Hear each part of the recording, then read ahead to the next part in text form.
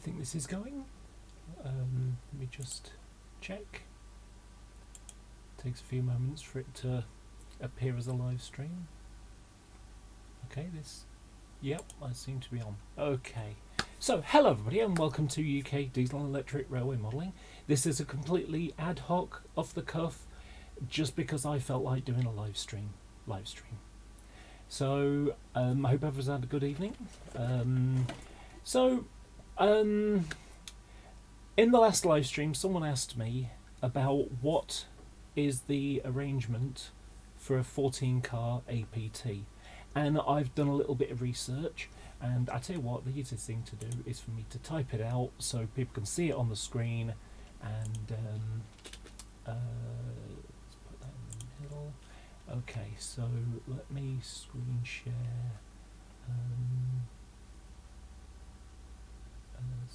Screen. Here we go. Okay. So,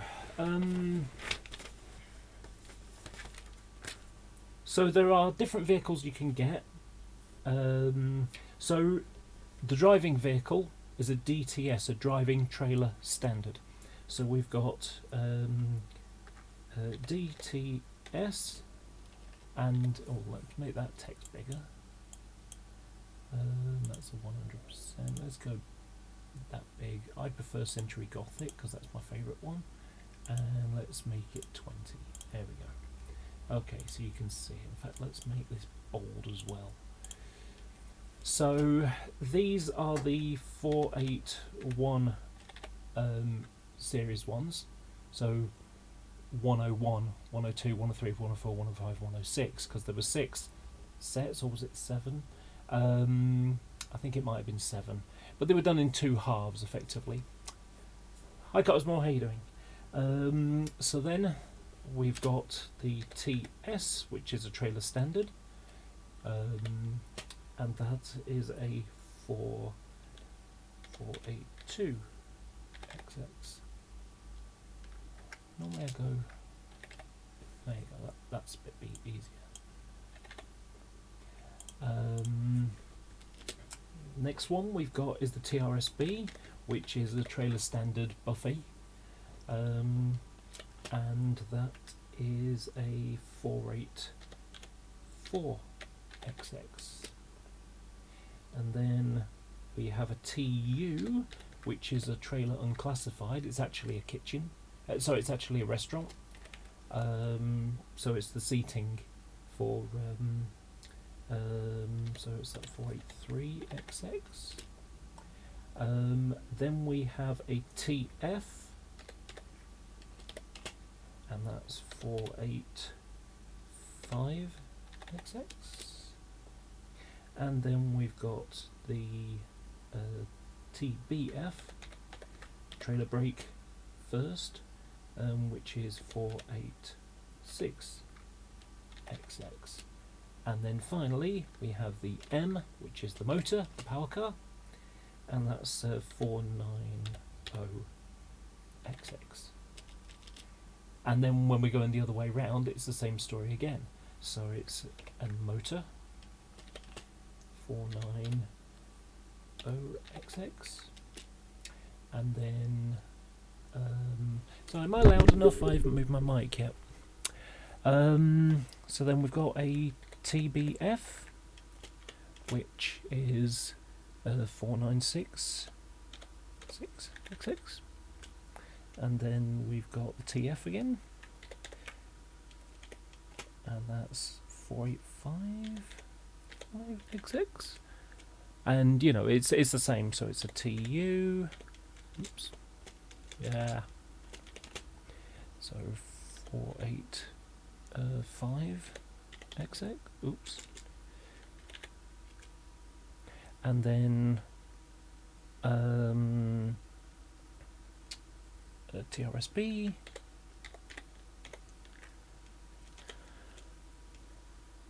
So it's a trailer restaurant standard buffet, and that's 484 XX. And then we've got the TS again, so a trailer standard, and that's 482XX, and then finally the second of the driving one. So that's the driving trailer standard, and that's 481XX. Oop. So let me show you what I mean of how it would be in number form. So let's put this here. It'll probably take a couple of seconds because it seems to freeze up on me, as you've seen before. So units, EMU, overhead, second generation, APT. So if I open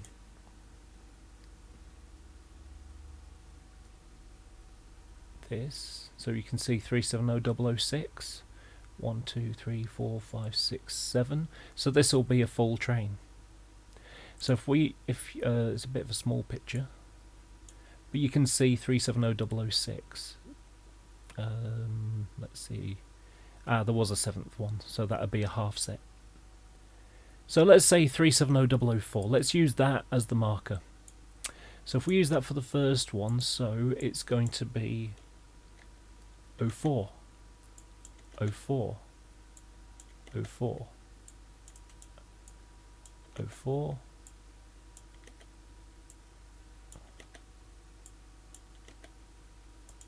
and so this will be 370. Sorry, 370004. And then if we were to take the last one, let's find another one. So let's take 006 here. So this would be 06, 06, 06, 06, and 370006. So I hope that's easy to understand. What I'll do here, I'm gonna create what is it? 1, 2, 3, 4, 5, 6, 7, 8, 16. So let's make a table. Insert table. I'm gonna make it so 2 columns, 16. I'm gonna make it 17. Okay, so let's move each of these. Let's make that smaller just for the movement's sake. So merge, drop that there, and so I'm going to put the numbers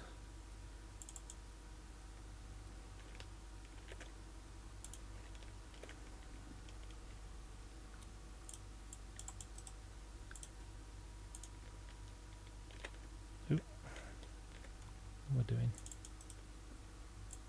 Just drag it down.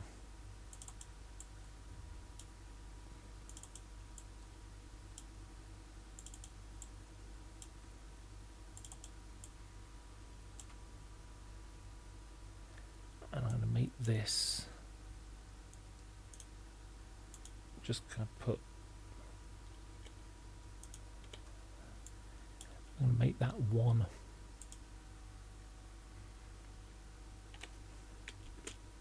That just makes it like a little line, look, to separate them.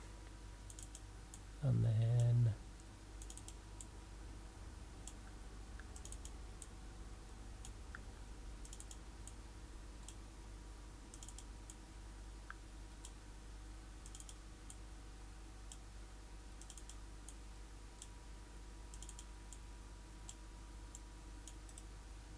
merge that. Rid of that. Unfortunately, I can't just take all the pieces and move them down. because it'll just stick them all in one box. Oops.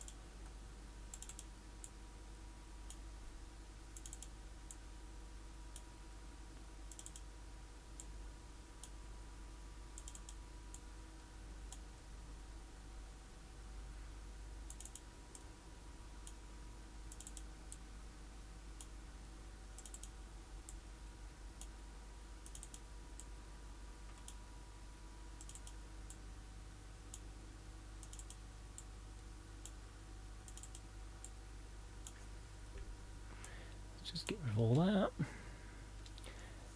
Okay, and so let's make that a bit thinner. That a lot thinner. There you go. So that's your formation. You know. So that's one half set. That's the other half set. So I hope that makes sense. I hope that's something useful for anybody who wants to buy the new APT, if they want a full train. What you can, what can happen with the shorter ones is that they delete a couple, some vehicles. So, for example, those ones could go.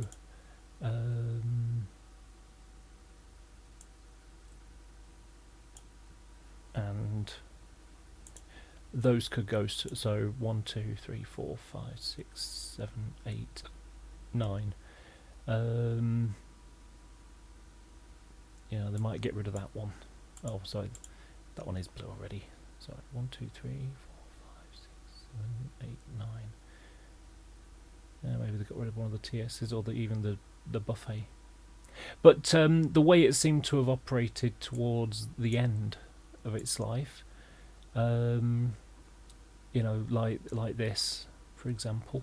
This is a short train, and what they would do is they'd use this as the passenger part and this as the testing part. But this is a short train, so that you can just about see the red on it. So that's the buffet. So there's the standard class driving standard DTS. There's a TRSB, TBF, motor, TBF, and a DTS.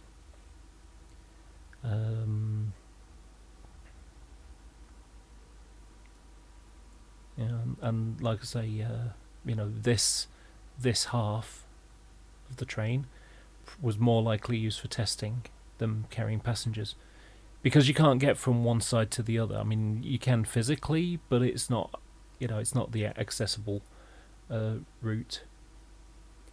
But you can see very short train there again. So what we've got here. So this one's a reasonable sized train, but again, very short on this part. That's a buffet car. You can see it's got some blanked windows on one side only.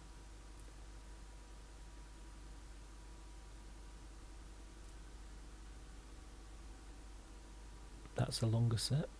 That's a long set. That, sadly, small pictures, but 1, 2, 3, 4, 5, 6 vehicles. Then you got the 2 power cars, and then 2 a trailer and a brake. So 1, 2, 3, 4. So 1, 2, 3, 4, 5, 6, 7. All 7 from one side end.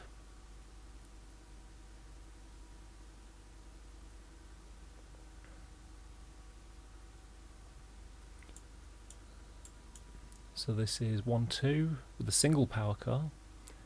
1, 2, 3, 4. So 1, 2, 3, 4, 5, 6, 7. That may be what Hornby is going to produce. A 7 coach train, and you can stick an extra power car in to make it an 8. Which is, if I get one, which I'm tempted to. I mean, yeah, it's 500 odd quid. But it's not like I need 10 of them. Now that's a full length train. Let's count. It's a bit fuzzy, but 1, 2, 3, 4, 5, 6, 7, 8. Oh, wait a minute. Is that one vehicle or two? That looks like two to me. Yeah, because the light goes up.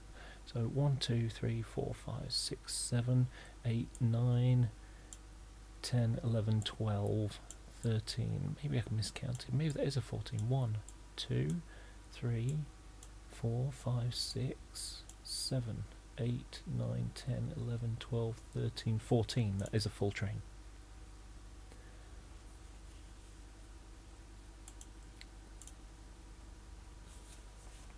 That's a short one. That's basically the old Hornby one, the Hornby set, but with an extra power car.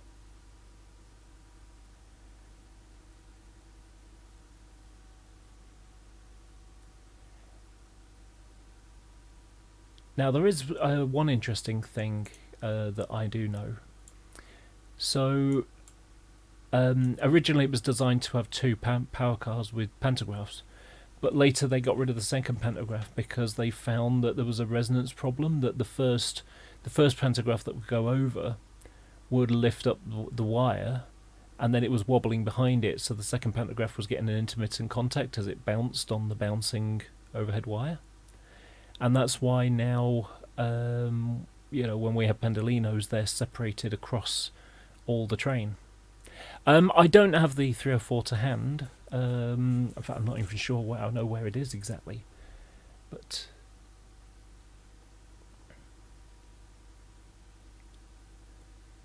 yeah, there's an interesting APT thing. That there's a bit of a myth on it. It made, you know, that it made people sick.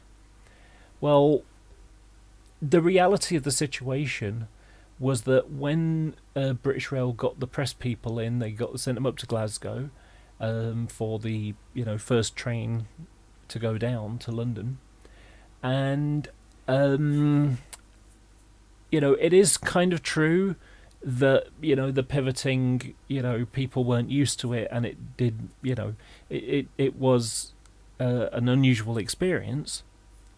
The idea that it made people sick, it was only because it was an unusual experience and they had been drinking all night at the expense of British Rail.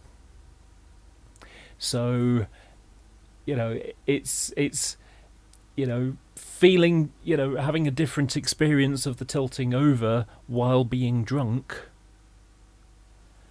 probably isn't going to make you feel unqueasy. So, you know, that is a bit of a myth that the train made passengers sick. No, it made the drunken reporters feel a bit sick. I do rather like this one with the little red stripe. It's a nice boundary line.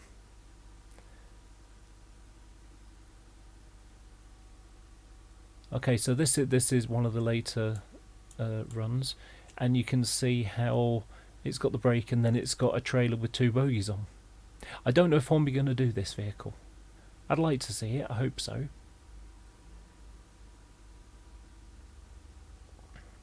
This is a nice shot. Going through Warrington Bank Quay. You can see 1, 2, 3, 4, 5, 6, 7. So that's your 7 coach train, plus an extra 3, you know, power car and 2 other vehicles. So this is the kind of train that I would like. 1, 2, 3, 4, 5, 6, 7, 8, 9, 10. I don't think I'll do it as 10. I think 8 will do me just fine.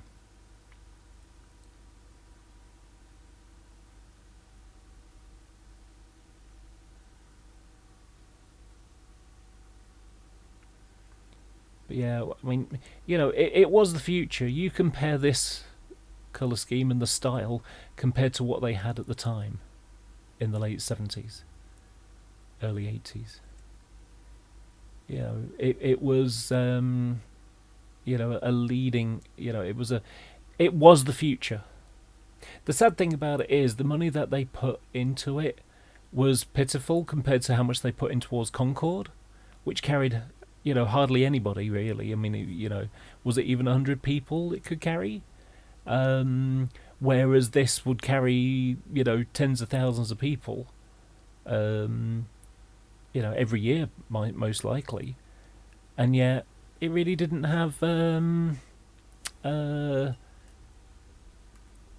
know, it just didn't have the input, the financial input. Notice also the drain and the conduit. Obviously, they're putting new cable in, which is the reason why the lids are off. But a drainage thing there. This is at Crewe. It's outside of Crewe.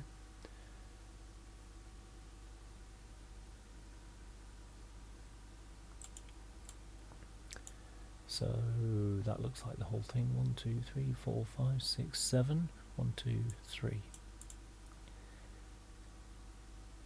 I don't know. It's tempting to do 10, but am I prepared to stick another, what was it, 60, was it 50, 69 quid each? So another 140 quid to make it a bit longer? Maybe. Probably not.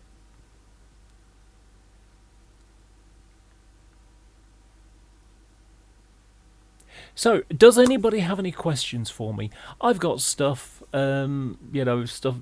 information stored in my head. In fact, I've got an idea.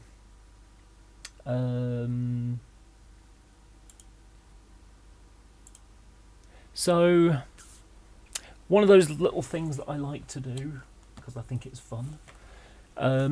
So I've got the 1992 combo book here, and give me a number of a locomotive, and I'll tell you what livery it was in, and often I can tell what sector it was in as well. So try me out, test me. I enjoy the challenge. It keeps keeps your brain working if you got to remember things and store things. And I just seem to remember weird, obscure stuff like what colour things were in 1993. What was I in 1992? Drinking another glass of my wine that I got for my birthday. So, has anybody got a loco they can think of? Got 10 people watching? Type in. You got a question? If you have a question about anything, if it's anything post, basically anything inside my memory, which was the late 80s right up to today largely. I don't know everything about the today stuff, because I kind of pay attention but don't focus on it because it's not my modelling scenery. It's not my modelling era.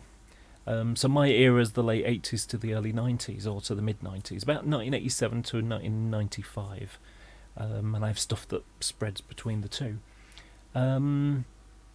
So anybody got a loco? Think of any loco, and I'll tell you what colour scheme it was in 1992. And sometimes I can remember what colour scheme they were throughout their lives as well.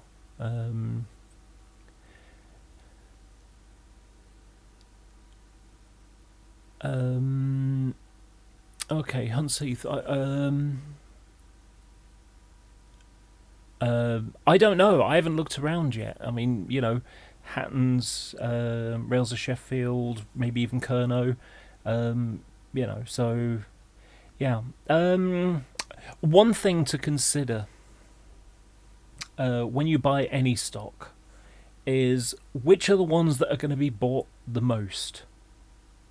So, for example, I have a stack of Hornby's Mark II's. I think I've got 32 of them. And the reason why I got them, originally I was going to buy a few Mark II's from, I think it was 9 Mark II's that are going to be Mark II's. And then it's like, okay, Bachmann are doing them. What's the price going to be? Well, the price of a coach was, £45. Was £33, and then it went up to 45, and then it's gone up further. And it's like, okay, when these come out, by the time Bachmann models come out, they're not going to be 35 quid. They're not going to be 45 quid. They're going to be in the 50 quid plus range. And there's no way that I've got enough money to buy, 20 odd coaches at that price. So I said to myself, right, okay, Hattons have now got Hornby's Mark 2Es, and they're at £17 each. So I'm going to buy a load of those and convert them into Mark 2Fs. And the only real difference between Mark 2Es and Mark 2Fs is the body shell is the same, so I don't have to change anything there. It's only on the chassis, the stuff between the bogies. It's got some, a different air conditioning system for most of them, and it's got the temperature limited one instead of the Stones system, and it's got a couple of boxes that are different as well. So, the idea is do a 3D print design for the boxes, and then just chop them off, file them down, glue on the other ones, spray them up, as well as modify the chassis because loco number 90011, that was in Intercity livery, as were the first there were 15. The first 25 were painted in Intercity Swallow livery, although the first 15, so 001 to 015, those were Intercity Swallow all right the way through until privatisation, when they went into Virgin colours. And the 16 to 20 were painted in res livery in 1991 into 92, and 21, 22, 23, 24 and 25, they stayed in Intercity livery for a while, until I think it was about late 92, when some of them got painted into Rofer Distribution livery, and then later the European version of it. So the first 25 Class 90s Intercity Swallow, 26 to 36 were painted in mainline livery, which has the tan colour at the bottom and there's less white on the ends. And then 37 to 50 were painted in Rofer Distribution. So, and if I remember correctly, it's going to be the code, sector code is IWCA, and I think 11 was the Chartered Institute for Transport. But let's have a look. So,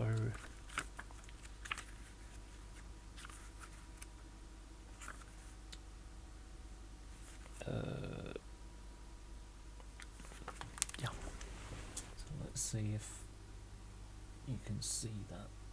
Come on, focus camera. There we go. 90011, the Chartered Institute of Transport, IWCA, based at Wilston. And you can see only one had been painted into Rail Express livery by then.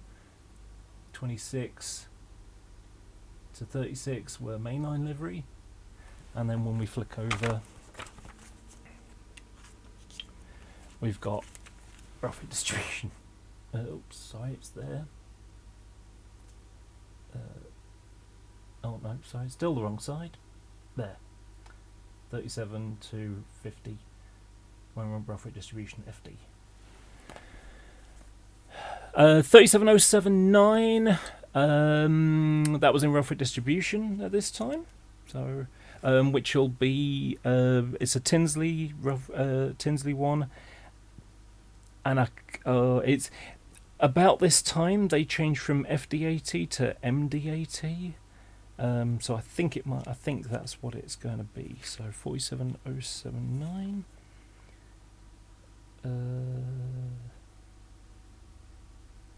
It's MD80, but yes.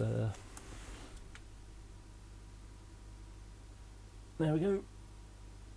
MD80 47079, Rofer Distribution, based at Tinsley. Any others?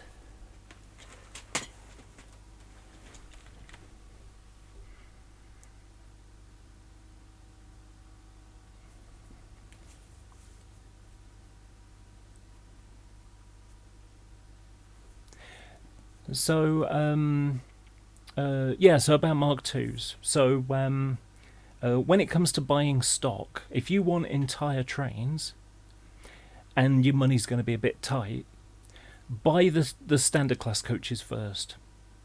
When I decided to,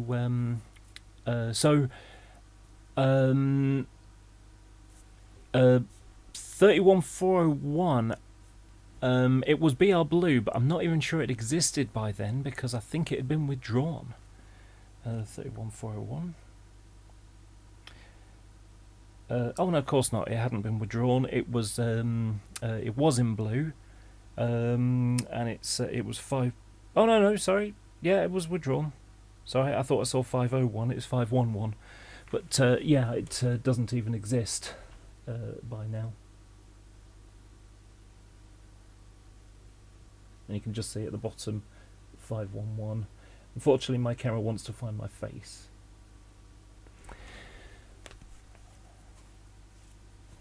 Well, actually, it was the other way round.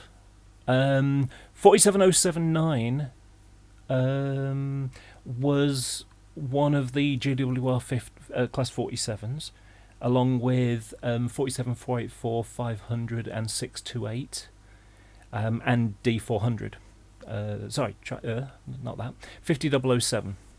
So those were locos done. They also had a GWR liveried Class 121 and 117 305. Not well. It was Class 117, but it was B305. Later went to Tyseley, which was still part of the Great Western Railway, sort of sphere of influence back in the steam era, and so that was painted in chocolate and cream. So 47079 is an interesting and amusing one because it carried loads of different subsector liveries. So it was the first Class 47 to carry the new Rotherham Distribution, Construction, Coal, Metals, Petroleum logos. It didn't carry coal, and it didn't carry no, it didn't carry coal. That was it. But it carried all the other ones. It carried if I can, oh, computer's hung.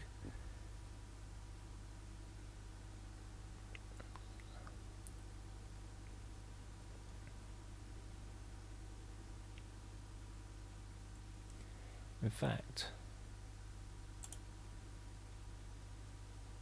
an idea could be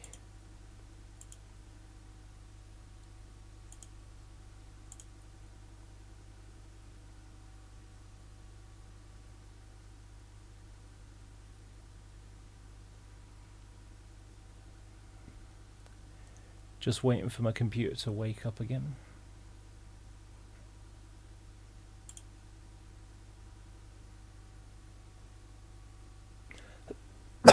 Excuse me.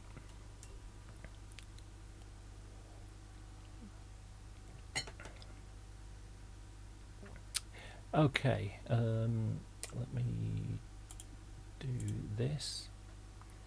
So it may glitch up again,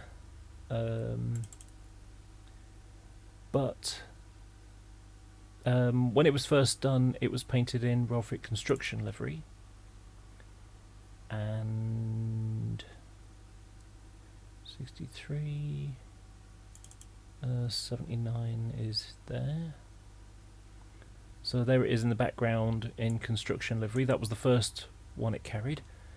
So and it carried that up to 87. So from 1985 until 1987, it carried the green livery. And then it got painted in construction. In fact, I've probably got a picture of it in green as well. It'll be in others. I don't have a picture of it proper green, but that's 3 of them. So that's to the left, to the right, 079 JG Churchwood, 628 to Daniel Gooch, and 484 Isabel King to Brunel. 47500 also carried that livery. And if anyone wants one painted, let me know, because I can paint that livery. So then that 47, oh sorry, I think I made a mistake. I think it was painted in metals first. That was it. 079 was painted in metals first. And also notice that it's got a flush end at the number 2 end. So I've got a body shell that can do that.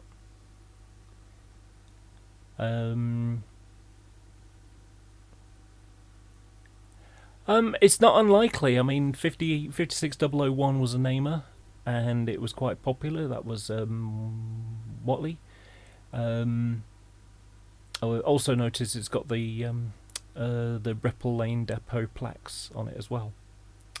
So metals. Then it went into construction. It was also in petroleum as well.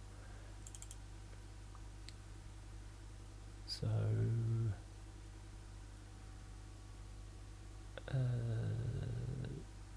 54.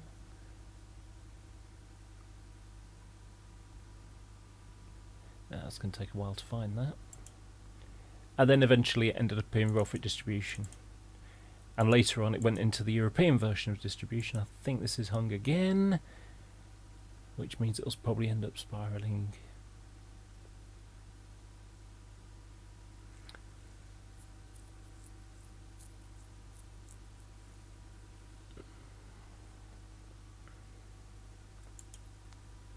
No, it's still hung. I hate this thing sometimes. Okay, let's try 47079.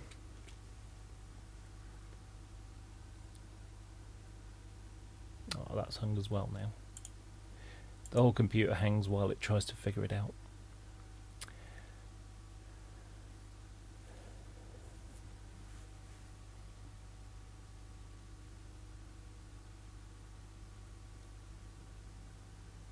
I'm going to drop that for now. Is it hung again? Ah, this is getting to be a real nuisance.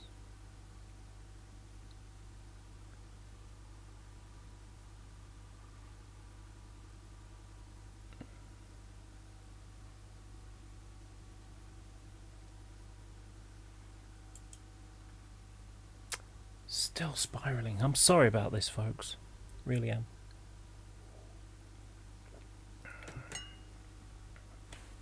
Tell you what, I'll take the opportunity to turn the heating off because it's I turned the heating on a little while ago just before I started and it's now warm enough in the room.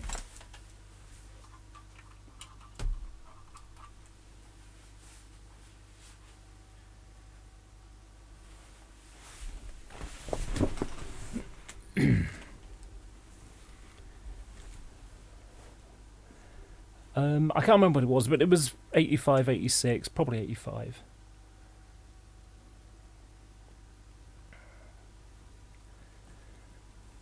Okay. It's not so much Windows 10. I think it's just the software because it doesn't do it on other things. So, it's what it is. I've got tens of thousands of photos of trains on my computer. And because I've reset my computer, the picture software that I use, ACDC, it needs to go through the database. So it needs a database to work from. Otherwise, it's got to load them. And because it's got thousands of, Rolfit distribution, it's probably got 600-800 photos on that page alone. I mean, let's. It's got 953 items in this section, and like I say, there are lots of pictures of them. I've probably got a picture of every single, loco around, and it's got to search them. Let's turn that off before it's done it again.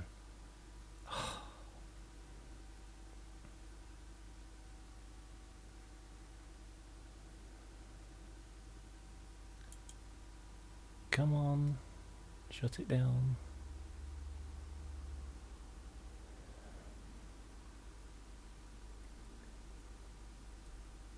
Effectively it's got to go through all the database to try and find the entry for this. Yes, in process. Okay, I've shut that program down now. So we'll be fine now. So, so King's Cross Interchange. You asked if I do motor conversions. I'm guessing you're talking about taking one of the Lima ones and sticking the CD motor. I can do it if you buy the parts. Yes, I can do it.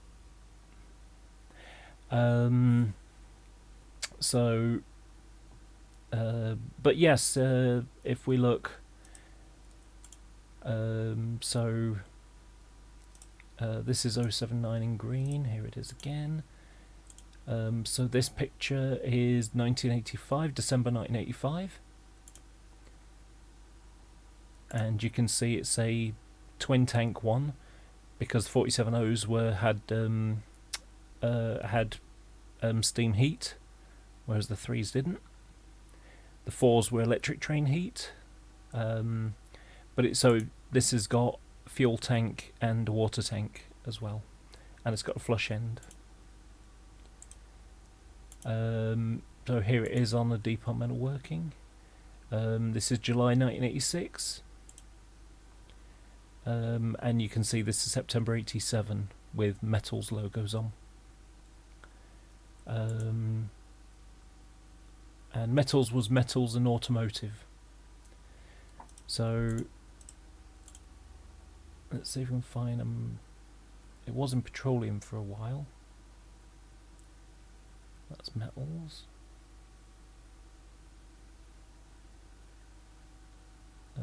But there it is in green again. A couple of greens.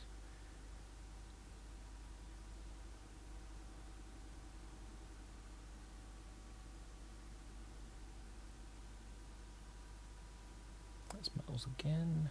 There's a rougher distribution.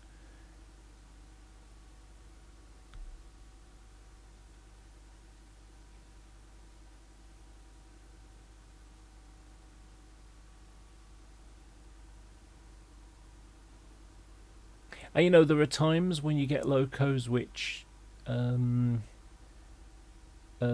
in one colour scheme but actually weren't applied to that sector. So for example, 37049 Imperial, it carried Royal Freight Coal logos, and it was the only split head code 37 with Royal Freight Coal logos. However, not long after it had been painted, it got moved to where Royal Freight Metals work. So even though it carried for a couple of years coal logos, but yeah, there it is at Crew Diesel with construction logos. An interesting fact for you, the blue that they use for the construction logos is the same as the Network Southeast light blue. That's tartan blue.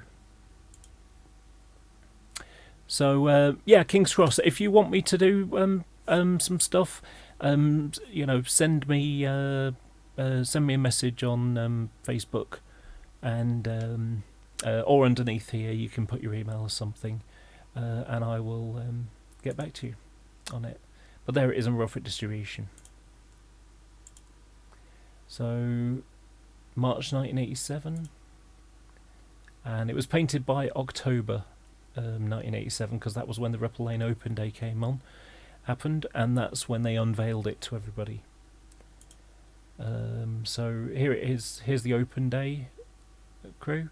Old Oak Common, 79 126 484. Okay, that must have been the that photo earlier was taken from there. But yeah, D400. Sorry, I don't know why I keep saying D400. It's because it worked with it a lot. Yeah, Unsafe, do you have the 47 in green? Did a model come out like that? I don't know.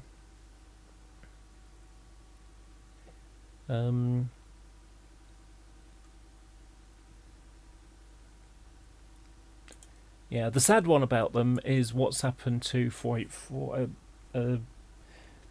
484 Isambard Kingdom Brunel.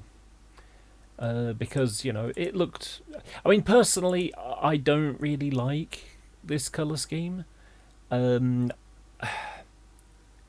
I don't like steam train liveries on diesels. There are two exceptions. That you know, D400. Sorry, I keep saying it again. 50007 in the GWR green, except for it wasn't the dark GWR green. It was like a slightly more apple shade that looked better. But this is in April 1985. But yeah, it's a shame because it's currently you know, looking rather forlorn at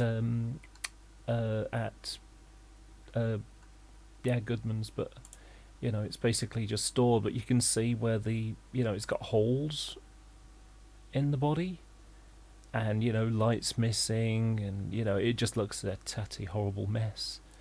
I last saw it stored at Glasgow Works. That was the last place I saw it. And amusingly, it was a oh gosh, made it all the way to Edinburgh. Look, oh please, Dave, Class 47. So it the last time I saw it, actually, there it is, St Rollock, so Glasgow Works. And like I say, it looked a bit of a state then. So it's a shame that, you know, it's one of those locos that's got a lot of history, but you know, sadly no one's taking care of it. 2007 last time it may have had something done with it. You can see this is how they plate up the ends, and they'd have the recess there, but there's no point in putting a recess in there if you're not going to use the marker lights in that way anymore. So they just plated it up because it had a collision at some point.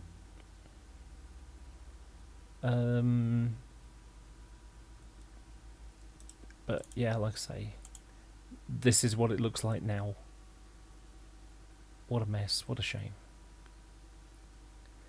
So yeah, sad to see preserved, in brackets, locos that are unloved. Yeah, it's just a real shame. Now one of the weird ones, 500. Oops, I hate it when that happens. 47500 was an interesting one because towards the end, and that recently got scrapped because it caught fire just outside Manchester, and it got towed into the Museum of Science and Industry area. Then it was taken away by a low loader back to Carnforth, and they recently chopped it up. But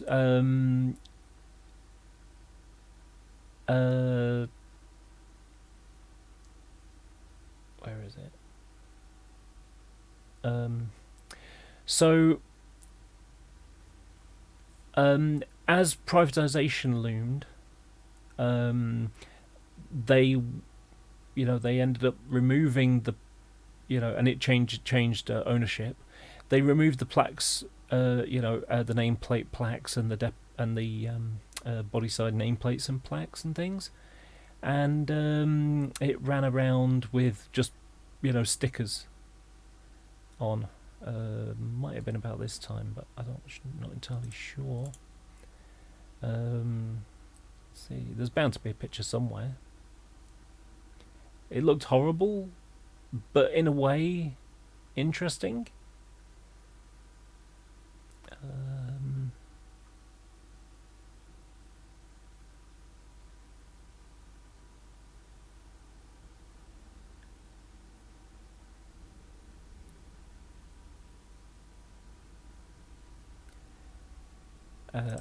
There you go. I think that's it. So I think this might have been the same time, but that's definitely it. So you can see how it's got 47500 stickers, still got all the paint job and everything, but you can see how patchy and weathered down it had become over the years. That'd be an interesting thing to model.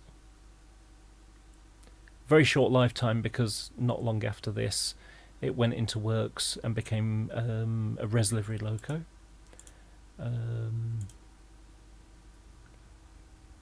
And you know, here like this, there you go. And during the work they cut down the cab at the bottom and you know, clip the horn covers. So yeah, and later it became a 47.7. So yeah, like I say, I can kind of remember bits like that.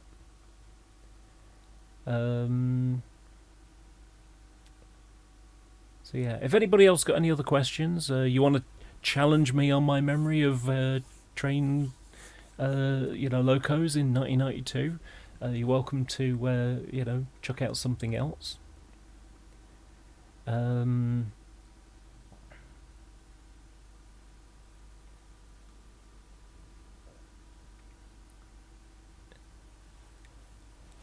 Oh, is it a I don't know what kind of rail freight is it. I'm guessing it's subsector 1 and the logo's all bleached out, because that was very, very common. Let's take 47 330.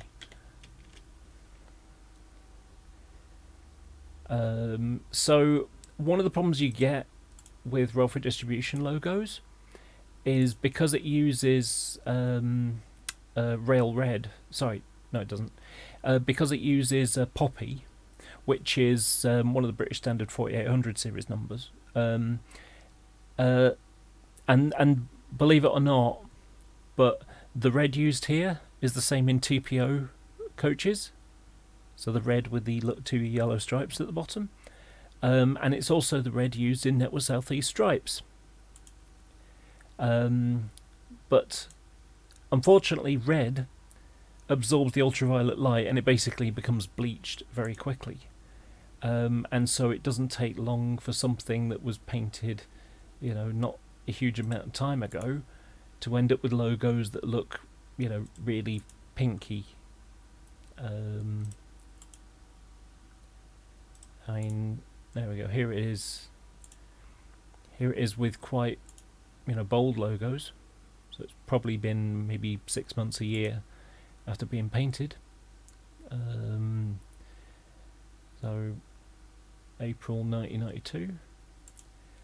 And then you can see they're a little bit pinkier there. See, they're faded. And that was 1991, so it must have been given a refresh.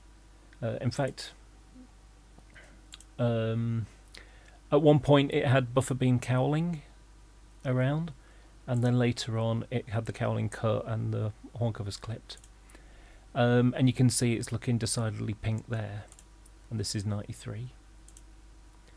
And then here it is in, it doesn't even say what year, it's certainly not in 2012, with almost gone. You can barely see the logos at all.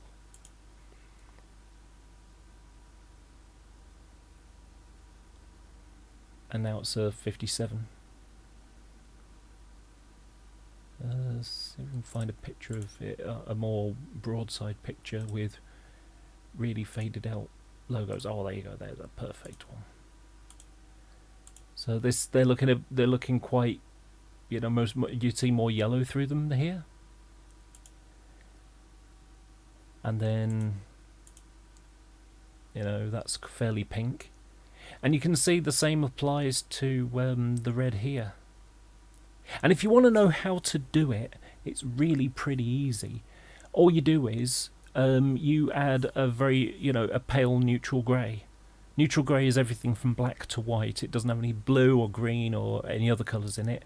It's just a, you know, a solid grey or black. Sorry, everything from black to white.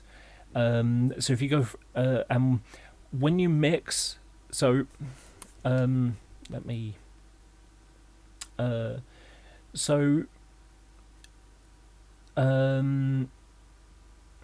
if you want to make blue lighter, you add white to it, and that'll make it lighter. But with reds, if you add white to it, it goes pink. But it's not pink. It's still a red. It's not a different colour. It's just the intensity of the colour isn't as there.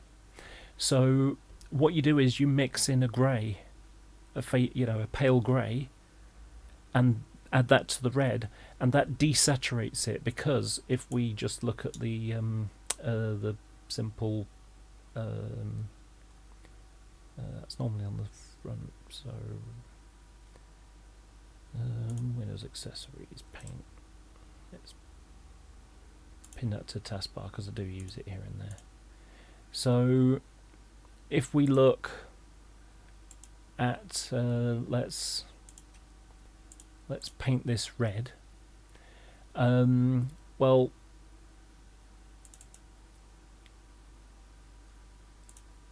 let's go for red again. But if you look, it fades to grey. You know, you see how it's more grey? So if I use this, and I'm just going to, use the, I'll stick a big border line through it. You can see how it's faded it. Let's tweak it again. Let's make it a bit darker. You see? So that's how you do it, and I've done it. I've done it in the past as well. At the risk of it crashing again. Let's see.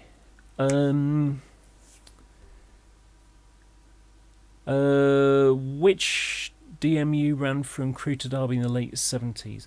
I'm not 100% sure, but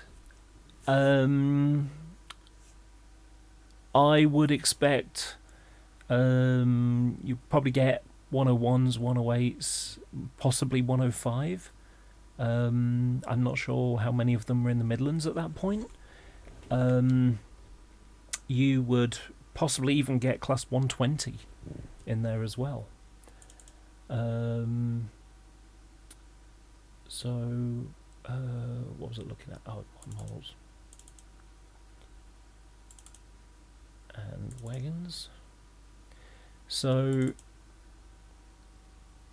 that desaturation effect, that's what I've done here. This at the top there, I started with the normal colour and then I faded it out, and then I used some wash and stuck it in nooks and crannies and things like that. But you can see how it's quite an orangey one. But like I say, I've just faded it out, and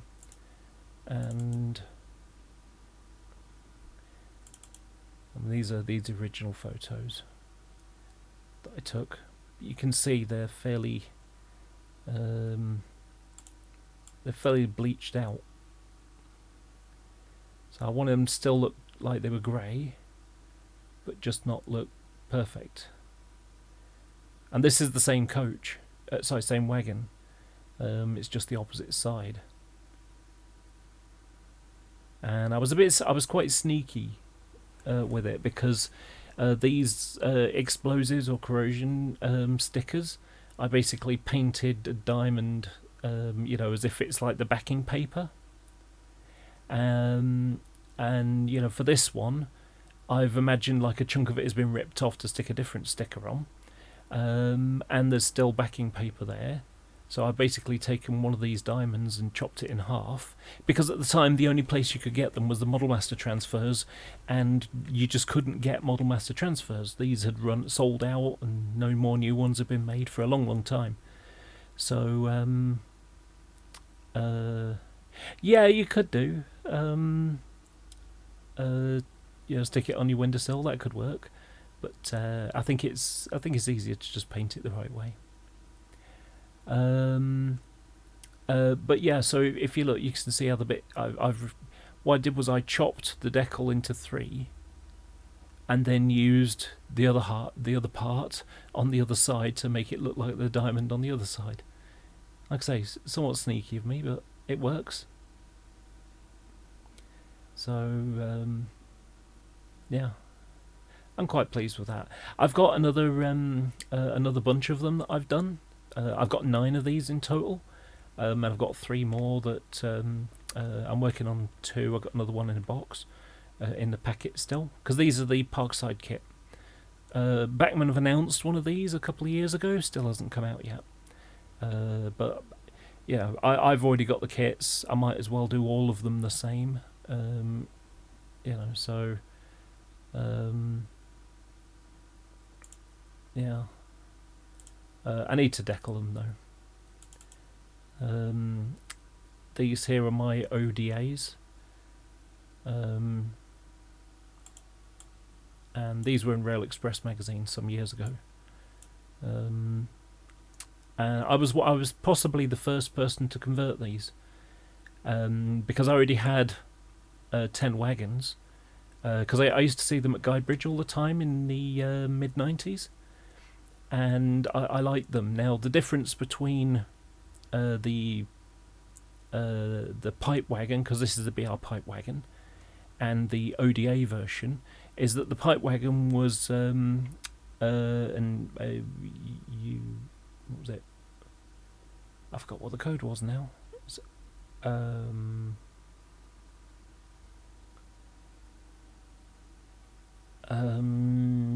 Oh, I've forgotten. It doesn't really matter. But anyway, the suspension system is different. So when Parkside announced this wagon, which is basically a new chassis to go with their Van Wide, the Steam era Van Wide, when they announced they were going to be doing the new suspension system, it's like fantastic, because what happened was they made several hundred of these, and then after they'd finished doing those, they moved on to 50 of these. So they took 50 pipe wagons, BR pipe, and converted them with the FAT 23 suspension system, and converted them into what became ODAs, which under departmental term is a ZDA. And so I did these, and I've got 10 of them. I loaned them out to Dave Class 47, so watch for them being on his layout soon. But yeah, the other wagon that I did was this. You've seen him on his layout over the last few weeks, and this is an RRA runner that goes with a long length. When you get, they go with BDAs, and when the load is longer than the head shanks, the buffer shanks, then the load can hang over onto this wagon. So I've got a load that goes over. If I my models, articles, so it's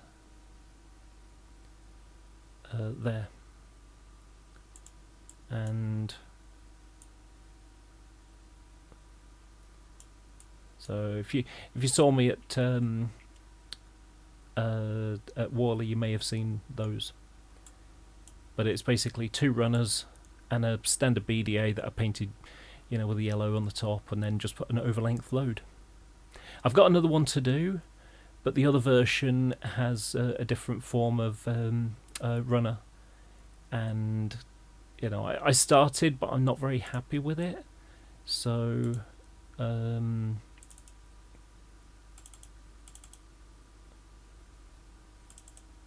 it's one of it's this.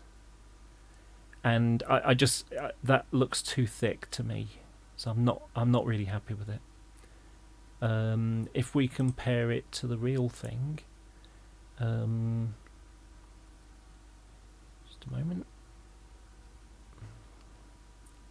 Let's see if the program crashes or not.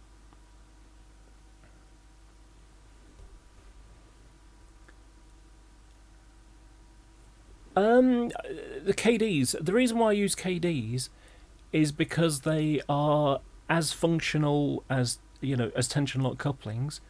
Sorry, they work like tension lock couplings, but they're a lot more functional. To uncouple one, all you have to do is just lift the edge. You don't have to do that sort of lift and twist thing, which can be a bit of a pain. But more importantly, where you've got the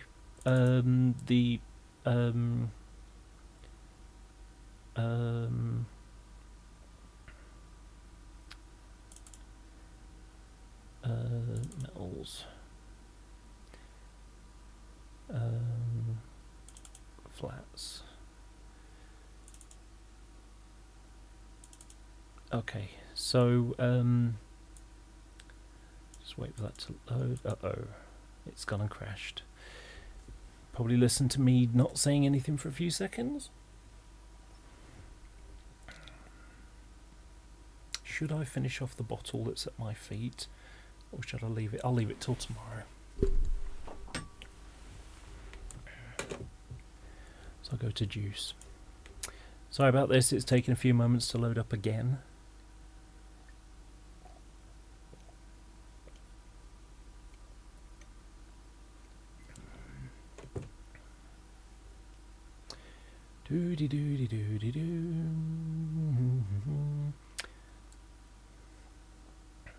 Once it loads up, I'll be able to explain the KDs a bit better.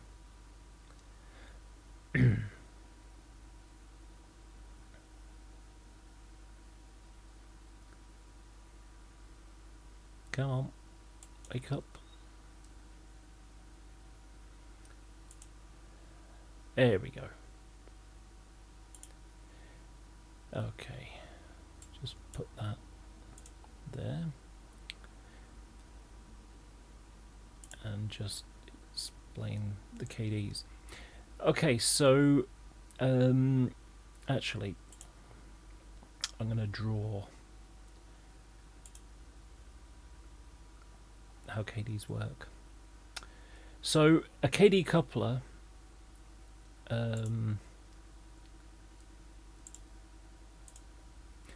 KD coupler has a knuckle sort of like this, and it has a piece that goes like that. Okay, apologise for the clumsiness of this. And it's got a hinge at this part, so this can open and close. Well, hanging from it is like a bar that curves up. So if we look at it, if we think cross section here,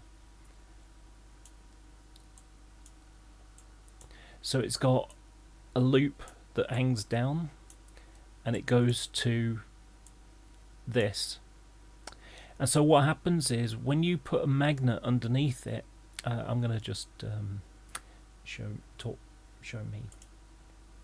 Okay, so it's kind of difficult to show. So you've got this piece sticking up here, and so this piece opens when you got the magnet underneath. It pushes the arm out and opens the knuckle. So as you pull it under tension, it will stay coupled. But if you stop on the magnet and push backwards, it will open. The two will open. I'm going to go that way. That will be easier. So the two will open, and then you'll be able to pull away. But when you push back on it, what will happen is, I'm going to go backwards again, the correct way again. So what will happen is, not only will the knuckle be open, but it will push the mechanism backwards. And so now you've got this piece here, and so you end up with basically two vehicles pushing on that. So you can push them into a siding and then just move away, and they will be uncoupled. Does that make sense? I'll tell you what, give me a second and I will okay, I've got a box around here somewhere which had the there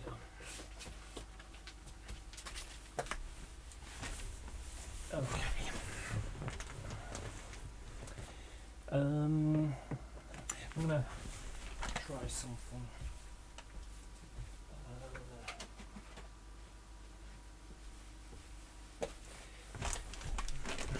You're gonna see how messy my desktop is. Okay.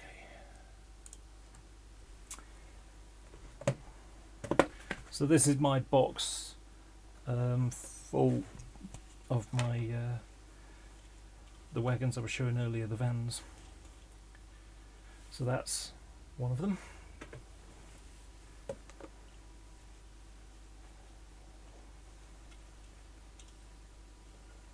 And that's one of the other ones where I haven't actually painted the I haven't got the, it's not finished yet. The only transfers that are on have been the roll freight logos, which I've kind of mullered up a bit. So let me just grab a piece of track. I've got fluid around here.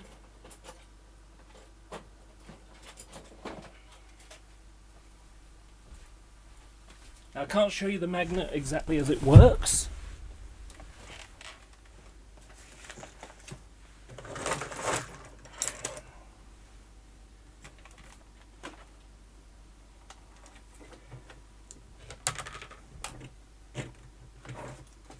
Oops.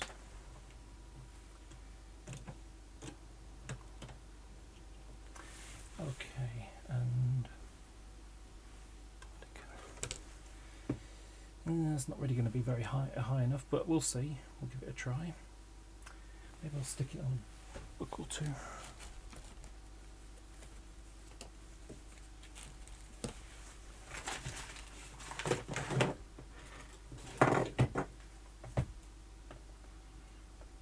Okay.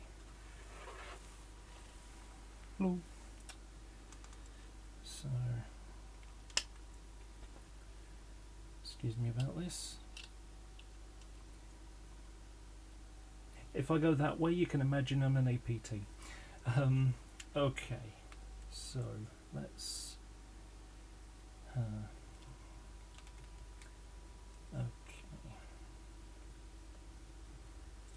Let's see if we can. It's not quite tilting enough, and I don't want it to fall over. And there's hardly any light down here either, which is not entirely not encouraging. Okay, right. I'll just have to do it the old-fashioned way, which is hold it. So that's looking down there. Okay. So these are Arcady couplers. So when you push into them, they will couple up. Whoop. Oh, I wonder if that'll work. That could work. Let me try using my glass and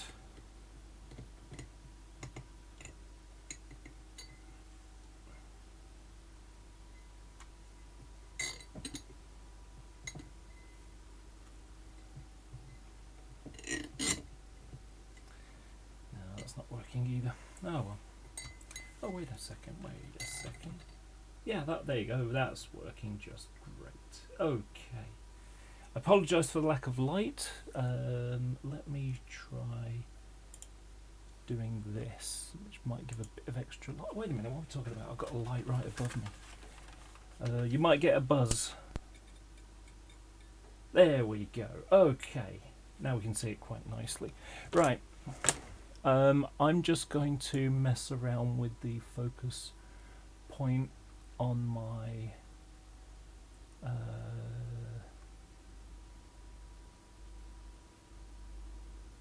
autofocus off, and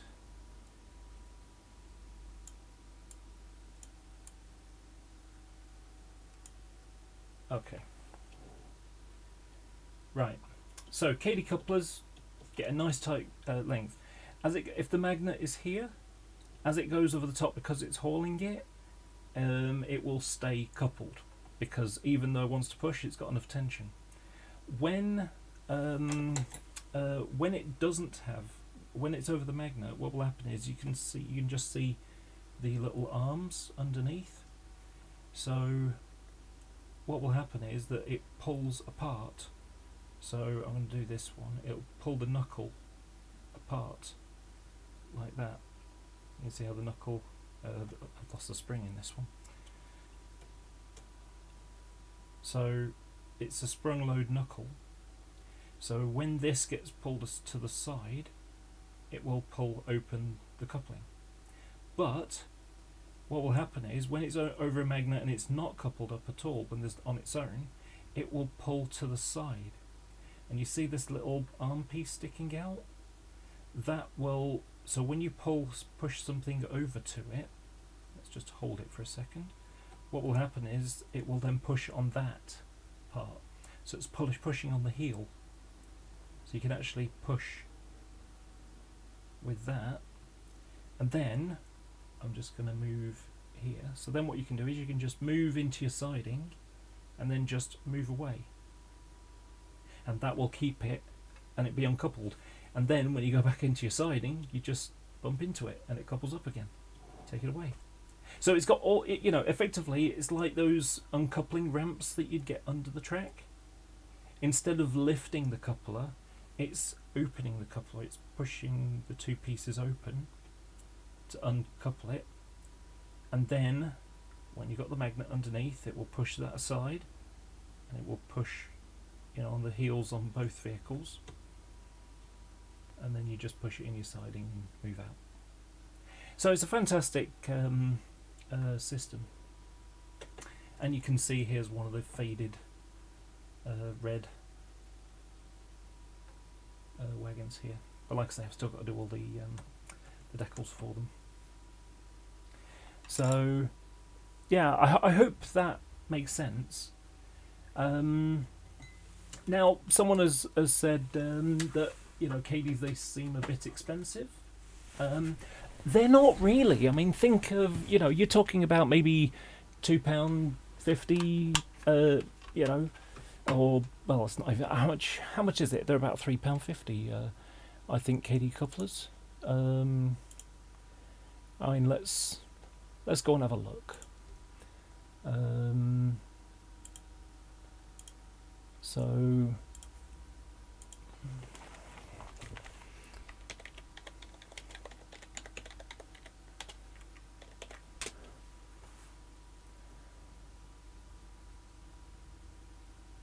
So Gauge Master, first one that came up.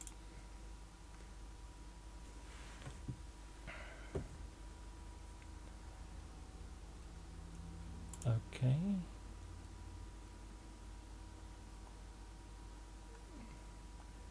See, I buy them like this, which is £34 for a pack of 20, but it doesn't come with the draft boxes. I've got loads and loads of draft boxes. But, yeah, I mean, that's £4.65.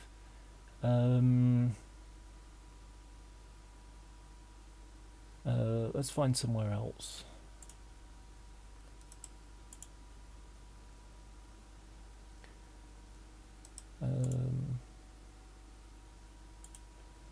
Peter Spares.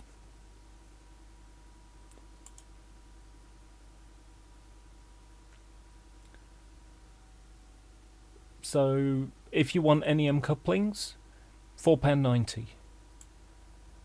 So that's £2.45, right?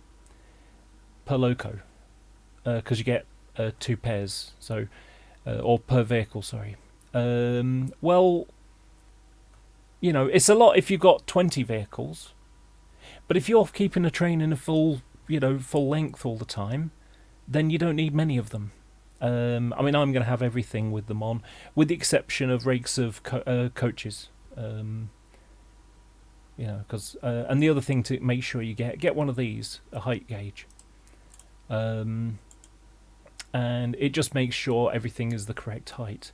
I have one of those. I've basically got a plank of wood with it on, and you know, that way I make sure everything is at the same height across the board. You know, but like I say, it's you know, I think it's a good system, and there's your underneath coupler, or you can just have a physical magnet under the track. You know, so you can either have this, which is a magnetic thing, or you can have one of these under the track, and you can ballast over the top of it. I've done it before. I've done it for a railway club. So, like I say, you know, it's a great way to have them.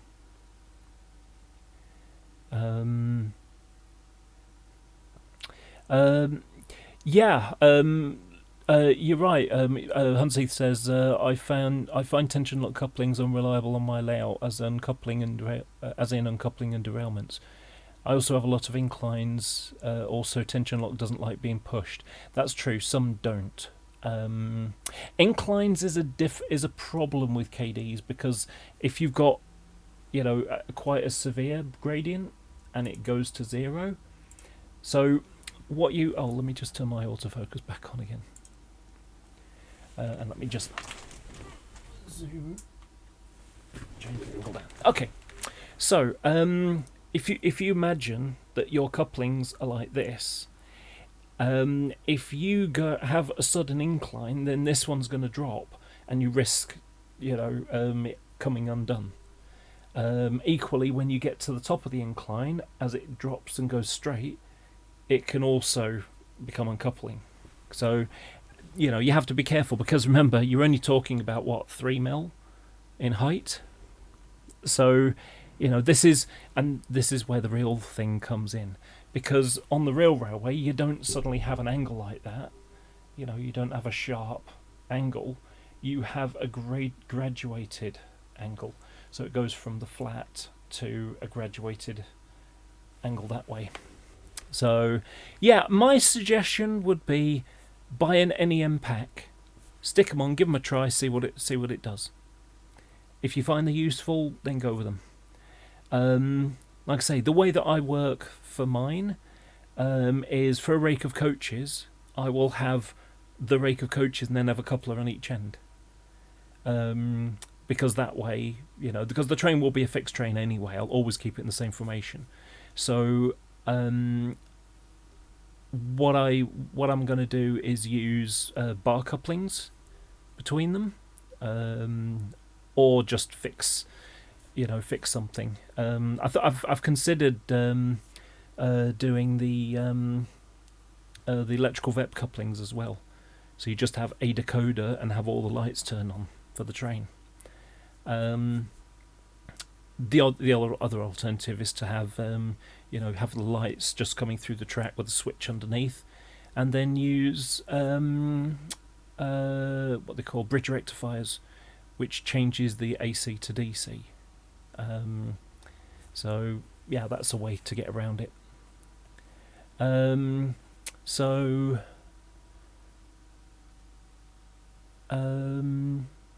Oh yeah, I was mentioning the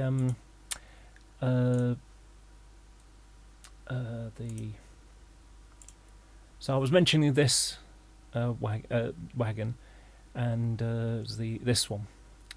So in order to make the 400 series runner, I used the VAA van chassis, which don't know if it's got both sides. No.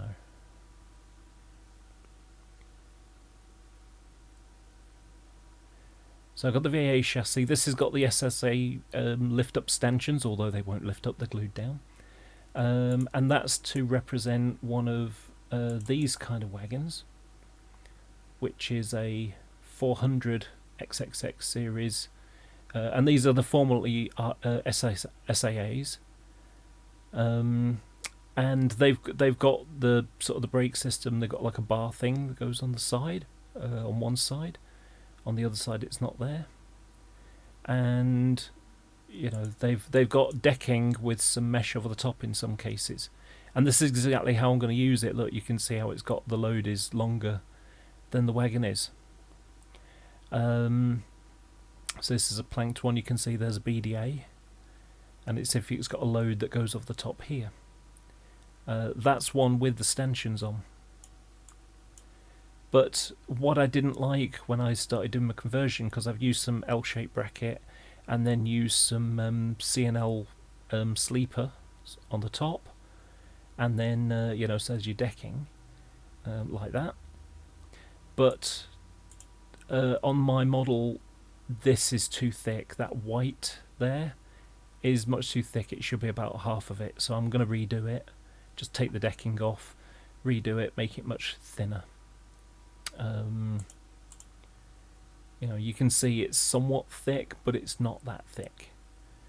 So, you know, in fact, that's a good example. So it's really not that thick, but I've got it looking much higher. I mean, that's the L-shaped bit where you have the decking on the top, but that thickness, if we compare the two, you know, it's probably about 0.5 millimeter too high. So, like I say, I'm not very keen on it. And the vehicle I'm doing is 38, I think it was. Oh no, it's 48, sorry. That's the vehicle it's going to be. And like I say, you can see how much yellow is there. It's not that much. So yeah, and also you can see how the stanchion there, it's sort of, you know, it's only going from there to the top of it, whereas on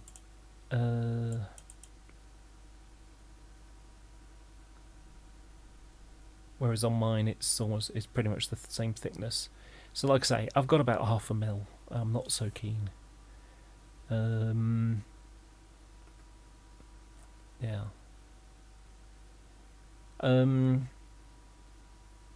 So let me show you my my model list. So out of all the things, you know, that I do, I try to keep my coaching stock in fixed trains. So let's take my cross country. Sorry, my Network Southeast Mark 1s. So this is a fixed train. I'm going to keep it in this order because this is how I saw it. I physically, you know, I actually have the bit of paper somewhere where I wrote down the numbers. In fact, I've still got a couple here.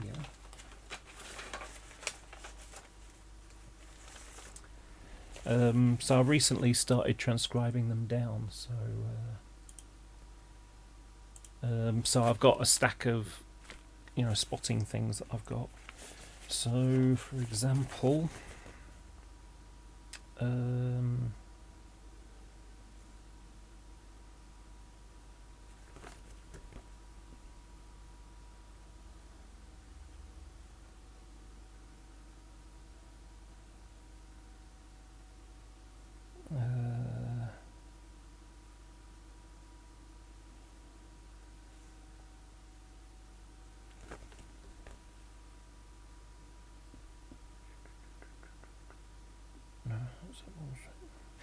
it's not on that one. It's not on that one.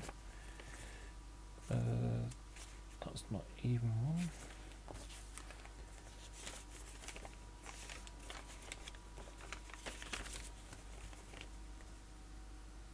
It's a parcels train. There's a long rake of taupe.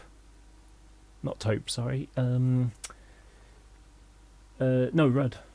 Yeah, it's a long rake of Rudd.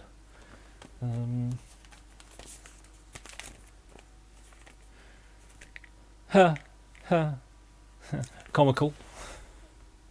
47079. That's quite amusing that I've got that one there.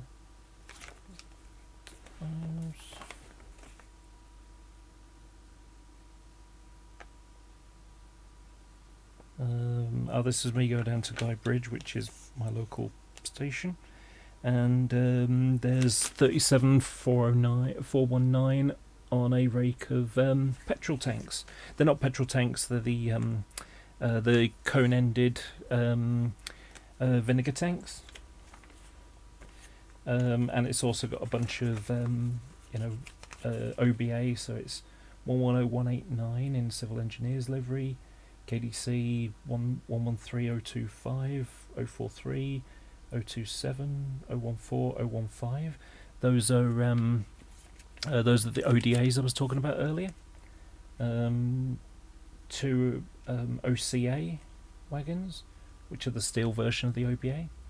2 in civil engineers, 1, 2, 3, 4, 5, 6, 7 RUD. So, yeah.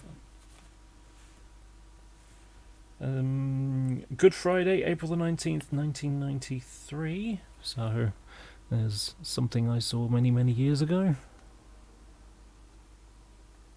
And you can see here, 47568 on a parcels train. You know, so I note things like that down. Rugby special at Wigan. 86227 on a parcels train.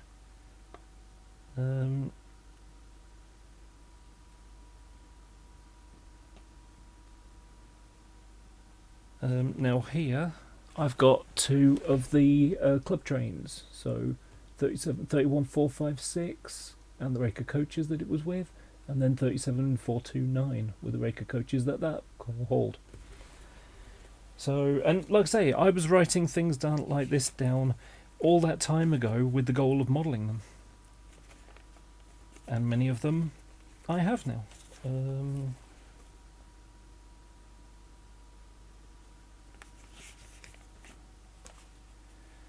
So sometimes I'll just note things like that down. So it's a Shark brake van, and it's a brown one, which is unusual because normally they're in civil engineers colours. And that's that's some wagons I saw down at Guybridge. Yeah, 47305 and Freightliner grey livery with FSAs and FTAs. So there's a couple of low liners, 1, 2, 3. Yeah.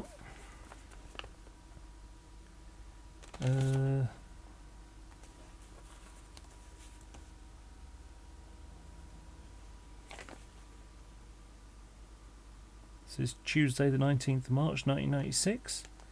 31512 on a ballast train. 47840 and 226 light engine. 9019 with no name.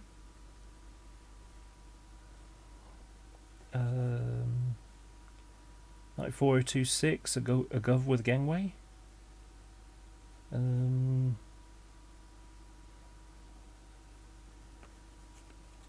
we go. Civil engineers. Civil engineers working, hauled by 20072 and 007, and there's another one 2104 and 190.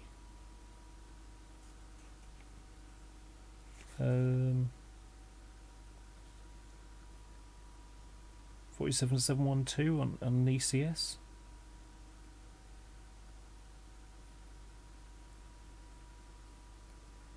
So yeah, like I say, I keep all these things just in case, but I'm pretty sure that one of the trains on this list is one of the ones that I'm modelling.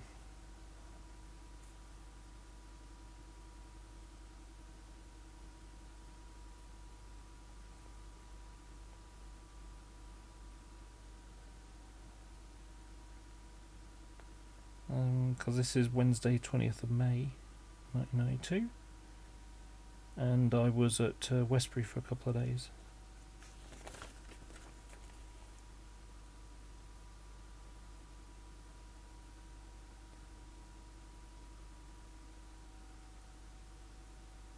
The annoying thing is, I know that there was a day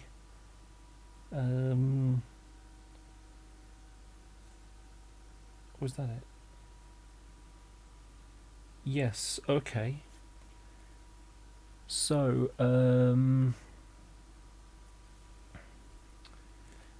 So let's see if I have the photo uploaded. I might do.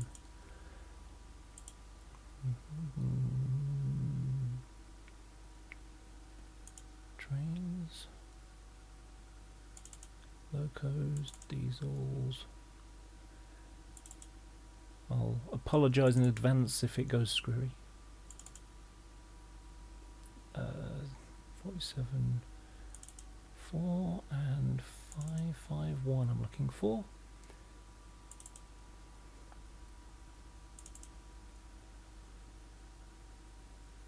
Okay, yeah, here it is. Okay. So this photo here in on the 20th of May 1992, that's at Westbury. I sat there for a couple of days, slept in a field nearby, and this is a Thames Trains. Now, this was the same week as Glastonbury was going on, so I used to hitchhike around those days, so it was a tough time getting down. And Westbury and isn't so far away. Westbury and Glastonbury aren't too far away from each other. But I had a train come in, and I said, right, I'm going to model that train. And it's a mixture of Mark 1s and Mark 2s. So we've got 1, 2, 3, 4, 5, 6, 7, 8. 1, 2, 3, 4, 5, 6, 7. Sorry, 7. 1, 2, 3, 4, 5, 6. 1, 2, 3, 4, 5, 6, 7, 8. Did I not write one down?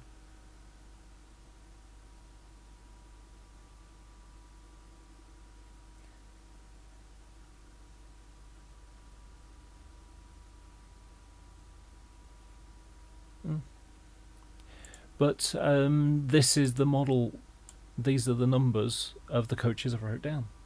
So I've got 5211, 5000, 5204, 14437, 35152. There you go. That's where the other one is. 4990 and 5347.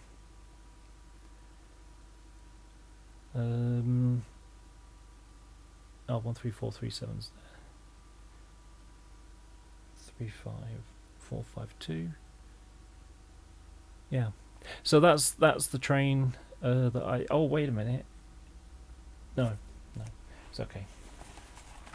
But yeah, that's the train that I physically saw, and so it makes sense to do it. Well, rather than have a KD coupler between every single every single vehicle, I might, and I'm going to be keeping it as one train, so I might as well use bar couplings, and then have a KD coupler at one end and a KD coupler at the other end and on the loco. It makes sense to do it that way. And so these are all the trains that I would like to do. Whether I do them all is a different matter. I would like to do them. The blue ones I've already got. So I've got a lot of stock, got a lot of coaches. And that's one of the things as well. A lot of railway modelers, they kind of do one Intercity 125 or maybe two. They'll do one train for their Class 90 to haul or whatever, but they won't do two. And of course you get up and down trains. So a lot of the time I'm doing two. There's so this one here, this is one of the club trains. So imagine a 31 in Ridge Railways hauling a rake of Ridge Railways Mark 2s. So you've got one or two sets. Well, I've got 4 locos in that can run them at the moment. Then there was a blue-grey set because they realised that they had enough blue-grey coaches to make a set, and so there was a picture in Rail magazine back in about 1993, and they put them all together, so that I don't know why it keeps putting the resolution really low. There we go. So yeah, these 3 trains can be run by a whole bunch of locos. So if we look at 31s, So I've got 410 and 418, both of which were in the RCKC fleet. 418 can also be used on parcel trains, so that's the reason why I got a second code. Really, that one should be there and that one should be there, but you know, because when Ridge Railways finished, when Rail Express finished with them for parcels, Ridge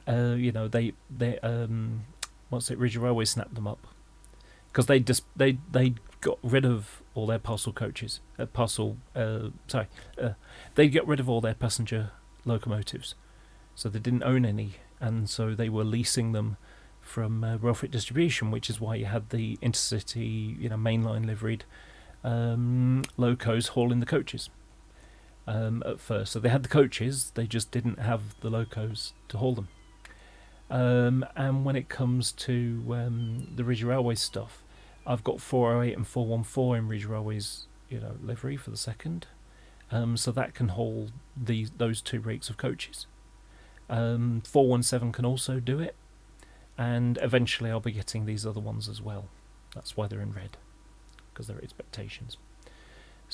So, and of course there was that picture of 47551. There it is on the model list there, along with the coaches that go with them. So, so that's for this train. And of course that can be used by one of the 477s or even a 50. Or the 47-4s, but anything Network Southeast can operate that train. Then I've got a Transpennine train. I'd like to do a second one, but I doubt but they were once an hour, so I can probably get away with only having one and then just swapping the loco around. The reason this one's in grey is because it's in the parcel coaches, so when I'm counting, I don't count an extra coach. And these are spare vehicles that I can flesh things out a bit. This was a train that I managed to get all the numbers from, and this was in, I think it was about 1990. And it's like, oh, these are SKs, formerly FKs, so the first class coaches, and they've just, instead of having the yellow stripe at the top, they got rid of it and they just got blue over there instead. So they have 7 windows in the sides instead of, that's it.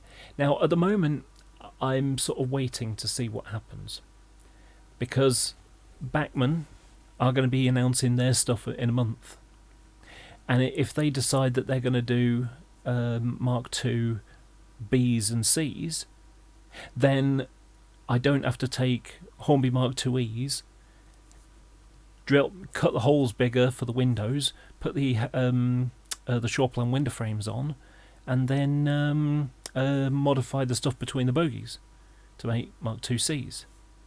And for Ds, you just file off the roof plate and then stick in normal ventilators, because that's the difference between the two. So if anybody else watching has a question or something, chuck it in the side chat and I'll respond to it. So yeah, these are spare vehicles for Ridge Railways stuff. So it's a couple of Mark 1 TSOs, which I've managed to get.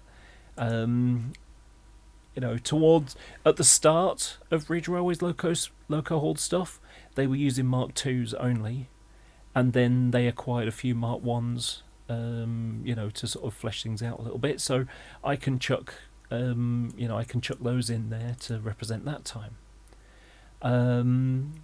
I've got this vehicle here, which was a Ridge Railways brake coach with, they painted the red stripe into the light blue. So let's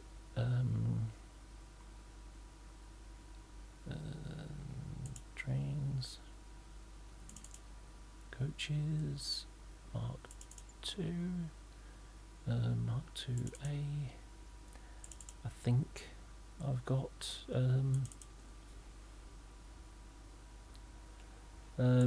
yeah, I don't know if I've got a full picture of one. I don't see one to hand, but you can see one here where they've got, I mean, it's still got West of England branding on it.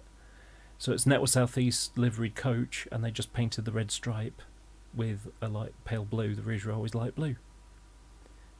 And this is exactly why I was saying the other day about the Hornby stuff. It would be great if Hornby did a blue BR Blue 31.4 with the electric train heating socket there.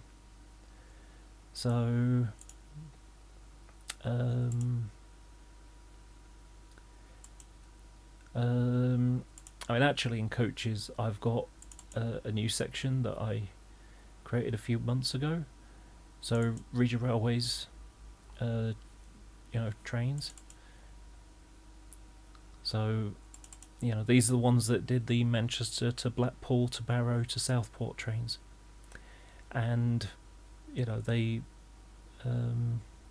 so here's a perfect example of a train I can do. So there's a Mark IIA TSO. There's that Network South East stripe, Network South East liveried but with a blue stripe brake, and two Mark 1 TSOs. So there's my Mark II. So if we look at the model list, look, there is that and those two, and I just have to get one of the normal Regional Railways coaches from here and make that train.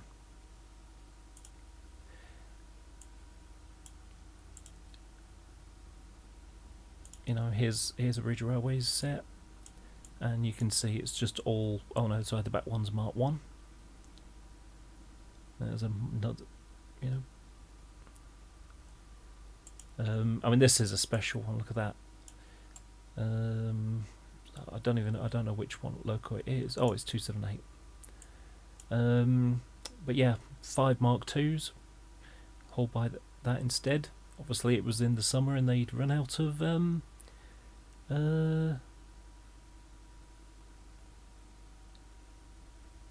but yeah.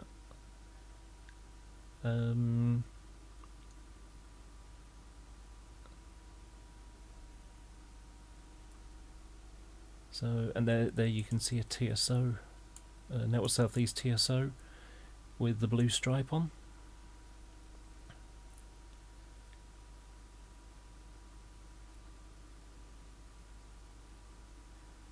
So,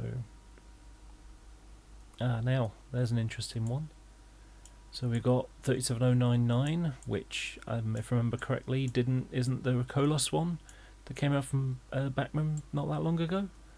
I'd love to repaint it like this. So there's a TSO, there's an FK, and where is it? There's my FK.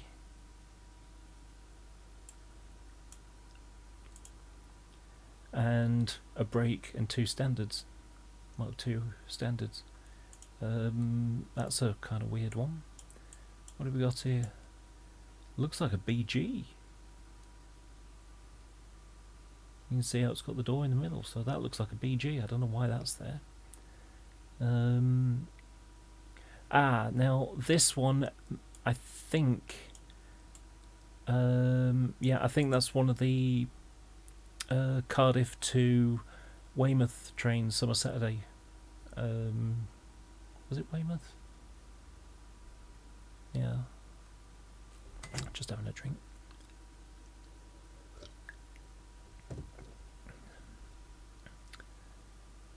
Yeah, I've got an interesting coaches. It's one of those things that people don't really look at that much.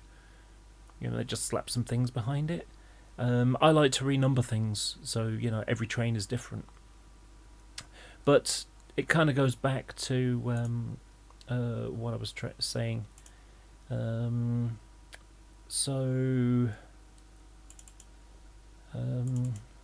have a look at these Midlands ones. So these are what I was talking about before. So if we look, you can see how 1, 2, 3, 4, 5, 6, 7 windows. That makes it and it hasn't got white over the yellow over the top. That is an unclassified or declassified. So it's a standard class first vehicle. So it's got the seating inside is all originally first class seating, and it's a corridor. And so they've basically declassified it. They have taken the yellow stripe off the top and said, right, first, standard class people can sit in there. You can also see that this one here and this one here have got the later toilet types, so that's definitely Mark 2C, as opposed to the sort of tall, windows a bit like this. But you're looking at 1, 2, 3, 4 Mark 2C TSOs. Sorry, SKs, used to be a CK, K for corridor, with a brake van on the end. This one is a Mark 2C, you can tell because of the vents on the roof. That's a Mark 2C TSO-T, can you see the little red stripe? That makes it so it's got a little buffet counter. Basically not much more than a can of drink and a sandwich. And then that would be a brake, you can just about make the brake parts. Then a transpennine liveried coach, and then a intercity liveried one.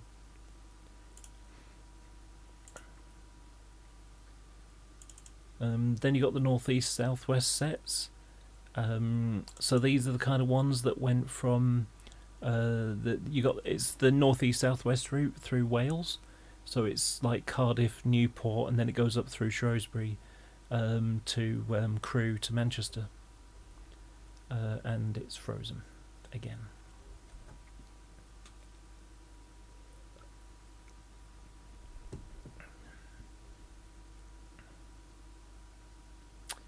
Just waiting for it to catch up.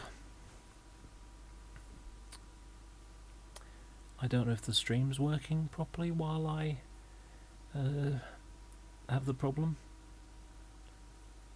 I'm not actually seeing anything going on my OBS.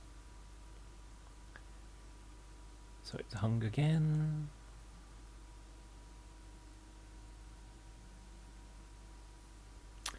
Come on.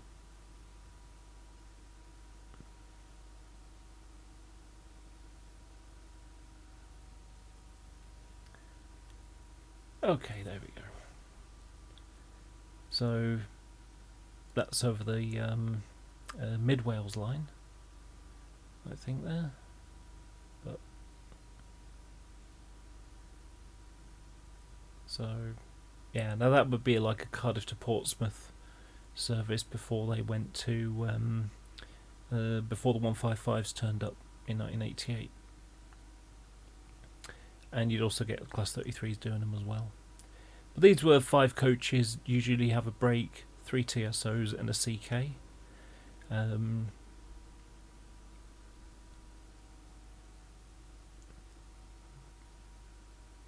That's 6 coaches.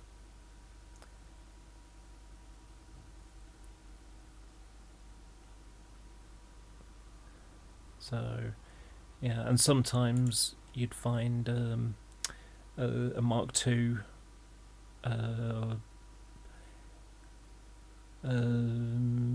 that's probably Mark II Z, because these are usually vacuum braked coaches, so you need a vacuum braked coach to go with it. So this is coming out of Shrewsbury, be heading down towards Cardiff. Just off here was also the line to Aberystwyth, that's where it leaves. So there, the first coach we got, 1, 2, 3, 4, 5, 6, 7, 8, so that's a TSO, but it's a TSO-T because it's got the red stripe, so that's got the little miniature buffet in it. And again, you can see how the roof vents for these first 3 coaches are small ones, although these are a bit chunkier. They're not the knobbly ones like you see at the back there. Those are Mark II Bs, or A's. These are A's because you can see there's a door in the middle. So that makes them Mark IIA TSO. That is a Mark IIC BSK, or possibly BSO, but I don't think, no, it's BSK. And then this is an interesting coach. That is a CK, so it's a composite coach. That's what the C means. K for corridor. There's a reason why an SK isn't an SC. You would think C for corridor, but no. C is for composite because it's got first and second class in each coach, in that coach. Sorry, and then so it's just basically you've got a corridor on one side of the coach. It looks, because I can see some seats there, it's probably on the other side. So you got the corridor on one side, and then you've got just the sliding, like Harry Potter you would get, where you got the sliding door, and then you got the seats all on one side of the coach. So yeah, that's just outside Manchester. Now, so to go back to my model list, so there's a couple of ScotRail trains. I wish I'd have got around to getting the DBSOs, but I haven't. So I'm probably going to end up buying them second hand and watching out for them, and probably paying too much money for them as well. But yeah, I want to get a bunch of Mark II Ds and convert them. Also, I do them up. I've got an E already. And then there's your second class. There's your there's the Mark IIIs, and then this is the CO, which is the composite open, so it's not a corridor.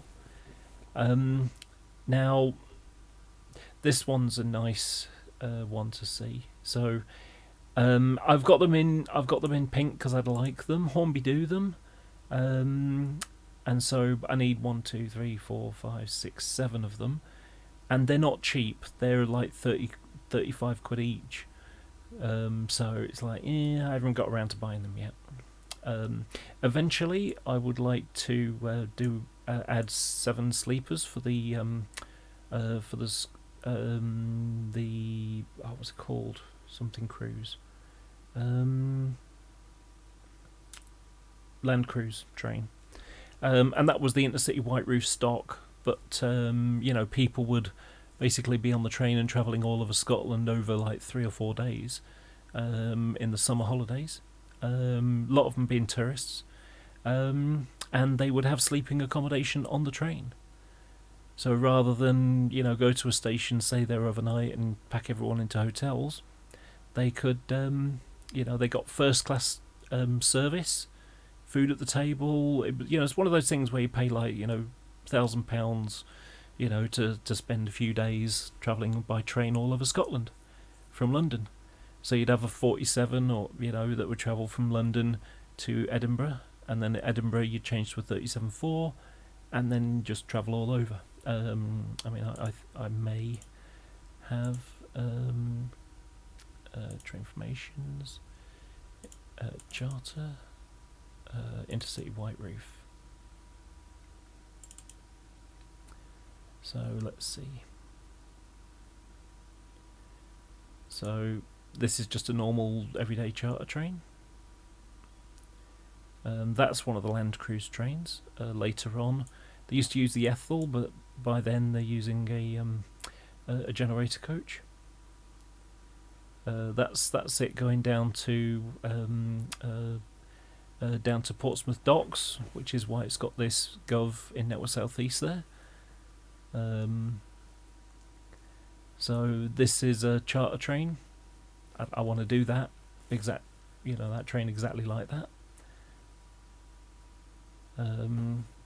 There it is, probably up in Scotland somewhere. There we go. There's one of the land cruise trains. It was an example. Pair of 37s, and look, you can see how it's got. There's the first class coaches. Sorry, the sleepers there, and you can see most of them got a white roof. In fact, I think they've all got a white roof, except for that might just be dirty. There's another one. So yeah, so there's the normal train, and there's your sleepers on the back. Same again. So there's your normal Mark 1 coaches, and then the sleepers on the back. So that's why these are on my list. Like I say, if I can get them, you know, I will try. The reason why they're pink like that is like, I'm not sure, but I've got them marked anyway just in case. And even if it's one of those things where, you know, you go to a show and you see one and it's like 20 quid or something, you think, oh, yeah, go on. And you buy it, and next thing you know, that one turns into blue. And then I just spend the next 5 years picking them up here and there. Or Hornby produced them and, you know, they were cheap. So it's like, okay, you know, you got the regular price and then they can't get rid of them anymore, so they just drop the price, and that's when you snap in and buy them. This train is one of the ones that I am most disappointed in myself for. So it's 10 TSOs in Intercity livery. By the way, when it says Intercity Swallow, that just means it's got the italic lettering on. These ones are haven't got the lettering on. But frustratingly, about 8 years or so ago, Hatton's had them for a tenner each. You buy a pack of 4 for 40 quid, and it's like, I don't really need them though, because I'm doing the white roof stock. And then later on it was like, you know what, I wish I had after all. So I've gone and added them to my list since. And that would be Charter, Intercity. It's going to freeze now. Terribly sorry.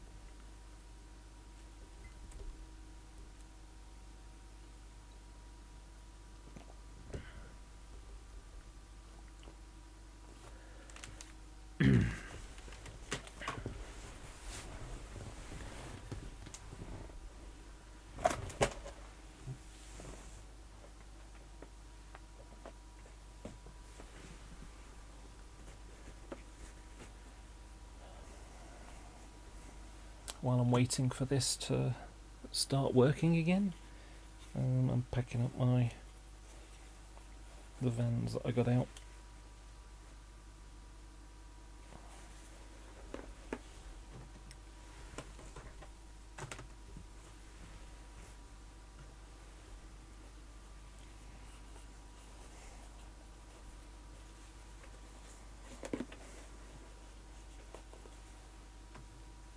Come on, computer, wake up. Oh, is it starting? Or is it still hung? There we go. Okay. So, did ScotRail push-pull make it down into England? No, they didn't. They only went from Glasgow to Edinburgh and to Aberdeen and, you know, Dundee. They did have a couple of ones that went up to Inverness very, very occasionally, but not very often. But this is an example of a train where those intercity coaches were used. Some have got window bars on. You can see this first one and the second one have got window bars, so it stops people leaning out the window. The middle door was usually locked up anyway. But yeah, if I wanted to do just a normal charter train, this is one that it can go for. So, you know, and it looks kind of cool. These aren't white roof stock, they're just shiny because it's been raining. But yeah, and what the trains usually were made up of was 4. So you'd normally get 4 plus a Mark 2B, sorry, a Mark 2D BSK. Was it BSK? No, BFK, sorry. And if we look at the model list, you can see I've got the BFKs. So it's 4 with a BFK, 4 with a BFK. In this case, they've gone and inserted a buffet car in between. But, you know, this one's a little bit different. It's intercity, but they've got SKs. And then a couple of standard ones, plus a couple of buffets.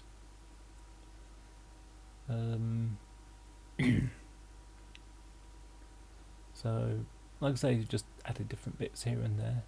But, you know, I wish I'd have bought them when I could, but I didn't. So I just, you know, oh well, I'll just keep looking at them, and you know, maybe now and again I'll find something. So, you know, or if I can just buy some, you know, buy some cheap and repaint them, that'll work as well.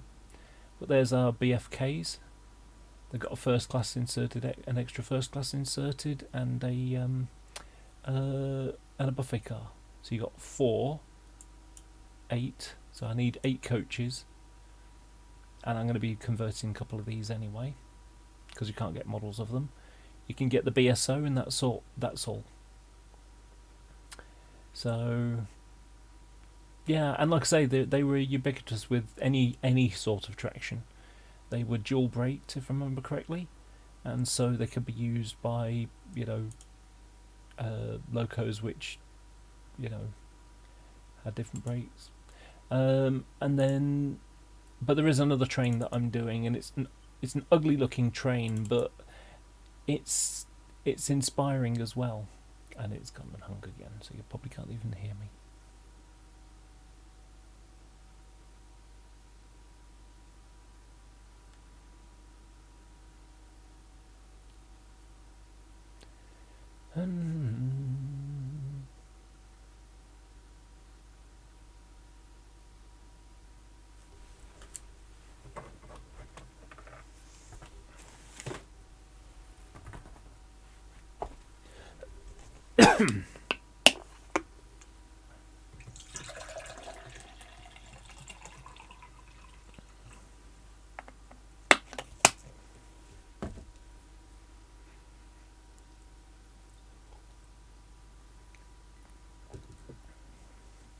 Come on, wake up, computer.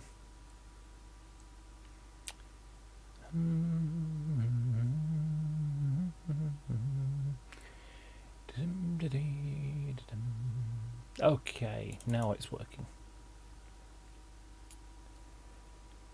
So, okay, so Graham Knight said the worn out push-pull 47s ended up on Network Southeast. Well, they weren't worn out, in fact. You know, still had plenty of life left in them, but and some of them had only recently, like the year before, had an overhaul, and it just painted back into ScotRail livery. 47701 was probably the last one, and that was it. Like I say, about a year before before they stopped using them. But the okay, you do get to hear that. Okay, I didn't even know. So yeah, so the other charter train, which I've got all the coaches for, I just need to paint them up, and that's the K-Glass charter train. So it was the Train Tours company, which was based at Manchester. The coaches were stored at Red Bank at first, and then when Red Bank shut, they moved them to Derby. Sorry, not Derby. Try again. Liverpool Edge Hill depot. And you know, but they're striking, and the idea behind the K-Glass thing is there's the K on the, you know, the joint between them. So yeah, and it's like, oh, those are a bit different. So yeah, I've got 9 coaches I'm going to do these with.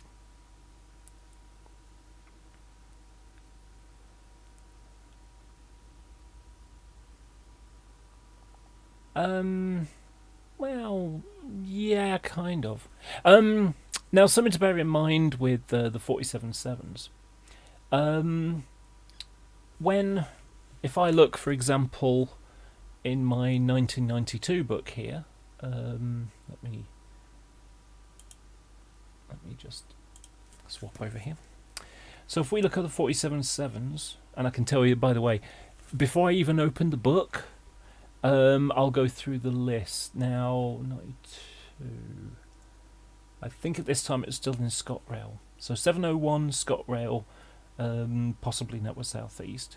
702 was in Network Southeast. 703 was in Parcels Red, so not Res, but the earlier version.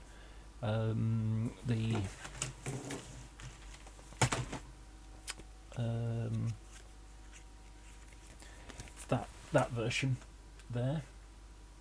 So it's PR or R or whatever the code is. So 703, 704 was in ScotRail livery.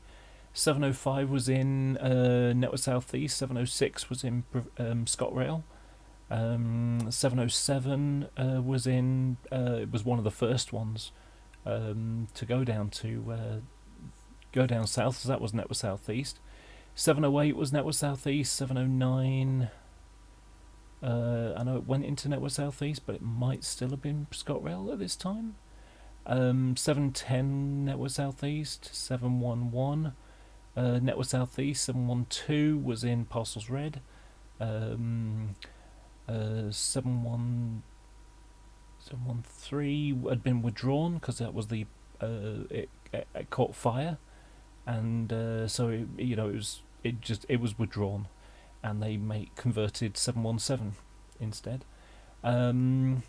So where was it to? 714 was in Parcels. Was in Network South East. 715 was Network South East. 716 was Network South East, and 717 was Parcels Red. 704, I'm pretty sure. I know that it went to Rail Express fairly quickly afterwards, but anyway, let's have a look. So,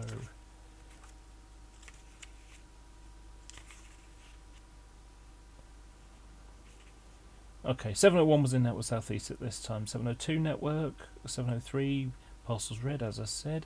704 was in Rail Express at this time. So they did paint it quicker than I thought. 705 was Network South East. 706 Provincial ScotRail. 707 Network South East. 708, 709, 710, 711 was Network South East. 712 was Parcels Red. 714, 715 and 716 was Network South East, and 717 was in Parcels Red. So I only got one wrong, but I couldn't remember whether it is or wasn't. And 704, I knew it got painted pretty quick, but I expected it was still to be in ScotRail livery at this point. But yeah, that's the there they are, at the top there, where my finger is, and on the bottom there, can't really see it very well. So yeah, most of them got overhauls as they went into those colour schemes. So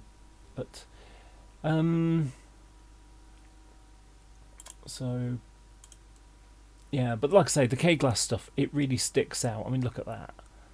You know, that's kind of cool in a awful sense. You know, that it's not exactly my favourite colour scheme, but it's certainly a standout train. And you can chuck pretty much anything behind it. At first it was vacuum braked only, but later on they dual brake them. So, but you know, there's D400 and 50033. The reason why you can tell it's 033 is because you can see the Glorious nameplates are below, whereas they'd normally be higher up. And when they repainted it, they realised that the Glorious was in just in line, so it made it look like Glorious Network South East. So, but as I said, you can stick all sorts of things. I mean, like you got top and tail 437s hauling 1, 2, 3, 4, 5, 6, 7, 8, 9, 10, 11, 12 coaches. Yeah. One of the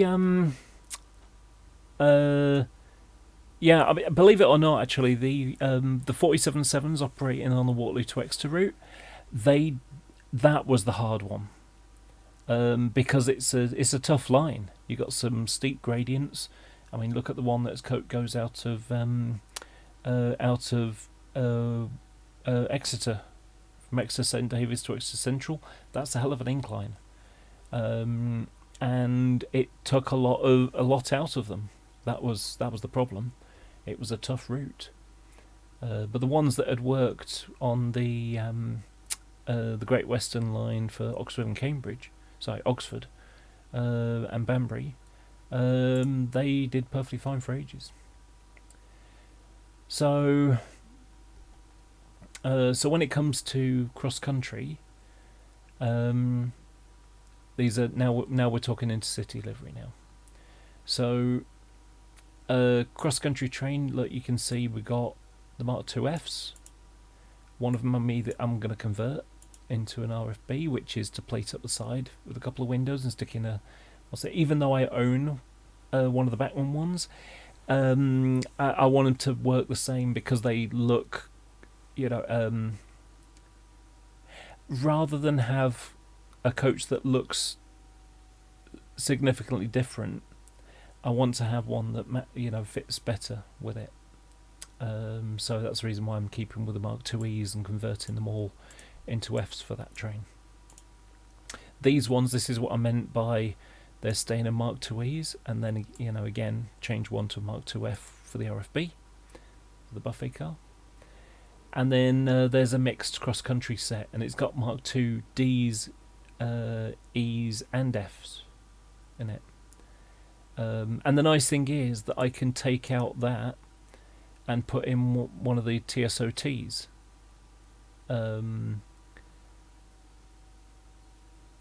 Sorry, try again. Take that out and put in a Mark I buffet car to make that work. So this is a Western Region one. Wait, maybe I'll do it, maybe I won't. I don't know. You can get Mark IID FKs for like next to nothing. And so just getting 5 of them, and then having a Mark II Mark IIA BSO on the end. That's a Bachmann one, and having a buffet car in the middle. That's easy to do. This is my East Coast mainline commuter train.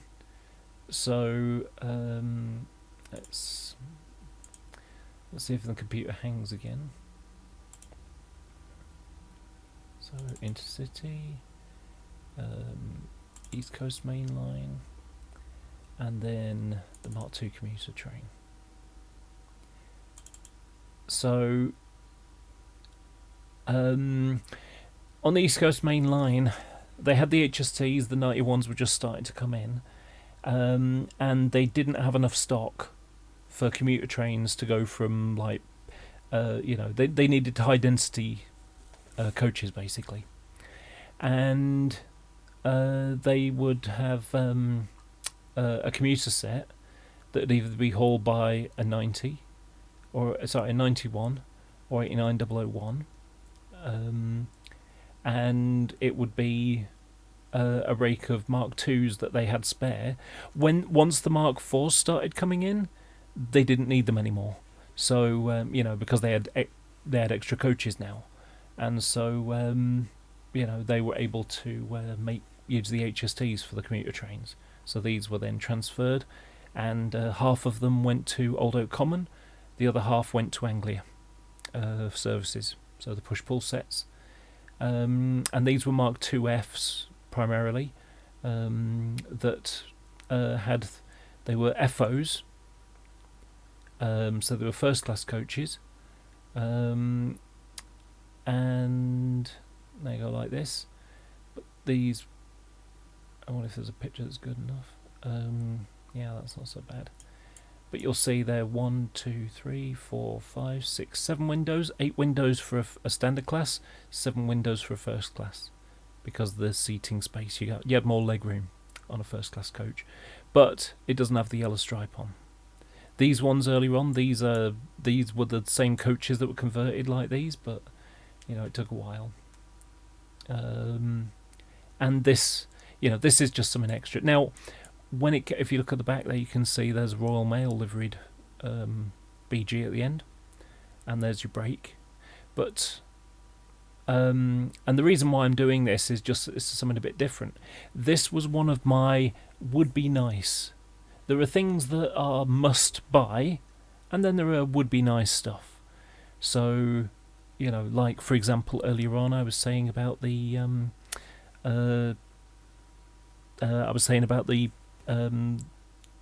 sleepers to add to the white roof stock.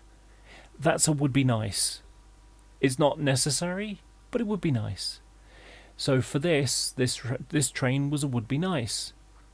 And then what happened was I went on Hatton's, and it was like, 17 quid for Mark IIs, for the Mark II's. And it's like, well, I can convert them into Mark IIFs. That's not a problem. It's only the interior that's slightly different. They've got smaller toilets than Mark IIFs. So easy conversion on the inside. You can't even tell from the outside unless you really know what you're looking for when you look inside. And the difference is between the bogies. There are some boxes missing and some alterations to things. And obviously the one thing I said before about how they've got a different air conditioning system. But, you know, that's what modelling's about. You do the modelling because, you know, yeah, I could buy the Bachmann ones, but it'd be hideously expensive, and I just don't have the money for that. But I do have £14 for a coach, not £54 for a coach. Or 40, you know, £48 for a coach, or whatever it is, 46 I think they went for in the end. Well, you know, 17 or, you know, nearly 50 quid, I think I'll go with the cheaper price and do some modelling. You know, make a 3D print pieces for some of the boxes underneath and just stick them on. Chop off, stick on, you know, fix the underframe. But, you know, imagine doing this train, you know, because on the East Coast Main Line, you'll get HSTs, you'll get Mark IVs. But having this in there as well, that's kind of cool. That adds a little bit of spice. Holbein 91 blunt end first. That was it going south. No, going north. That's it going south. So, oh, and it works with this Charter Mark 1. Sorry, Mark 2 B. Sorry, Mark 2A. So, yeah, oh yeah, later they had 90s doing them. So, like I say, it just adds a little bit of interest to it. And so that's what this train is. It's, you know,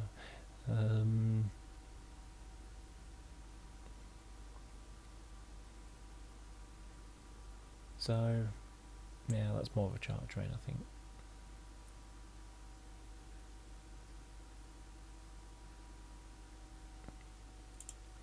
So, where I look, so like I say, when these coaches popped up on the internet for, you know, for 17 quid each, it's like, okay, yes, I'll have some of those. And because this is what I was talking about before. So, when it comes down to, if you decide that you want to have, you know, 3 trains or 4 trains, let's say 4, okay, and then on the West Coast Main Line I've got this train as well. So I've got 1, 2, 3, 4, 5 trains of Mark IIs. And, you know, well, some of them I can keep as ease and, you know, just sort of fix. There's a chassis problem with them where the body doesn't fit properly to the chassis. So you end up with this sort of line at the bottom. If I drag this one out.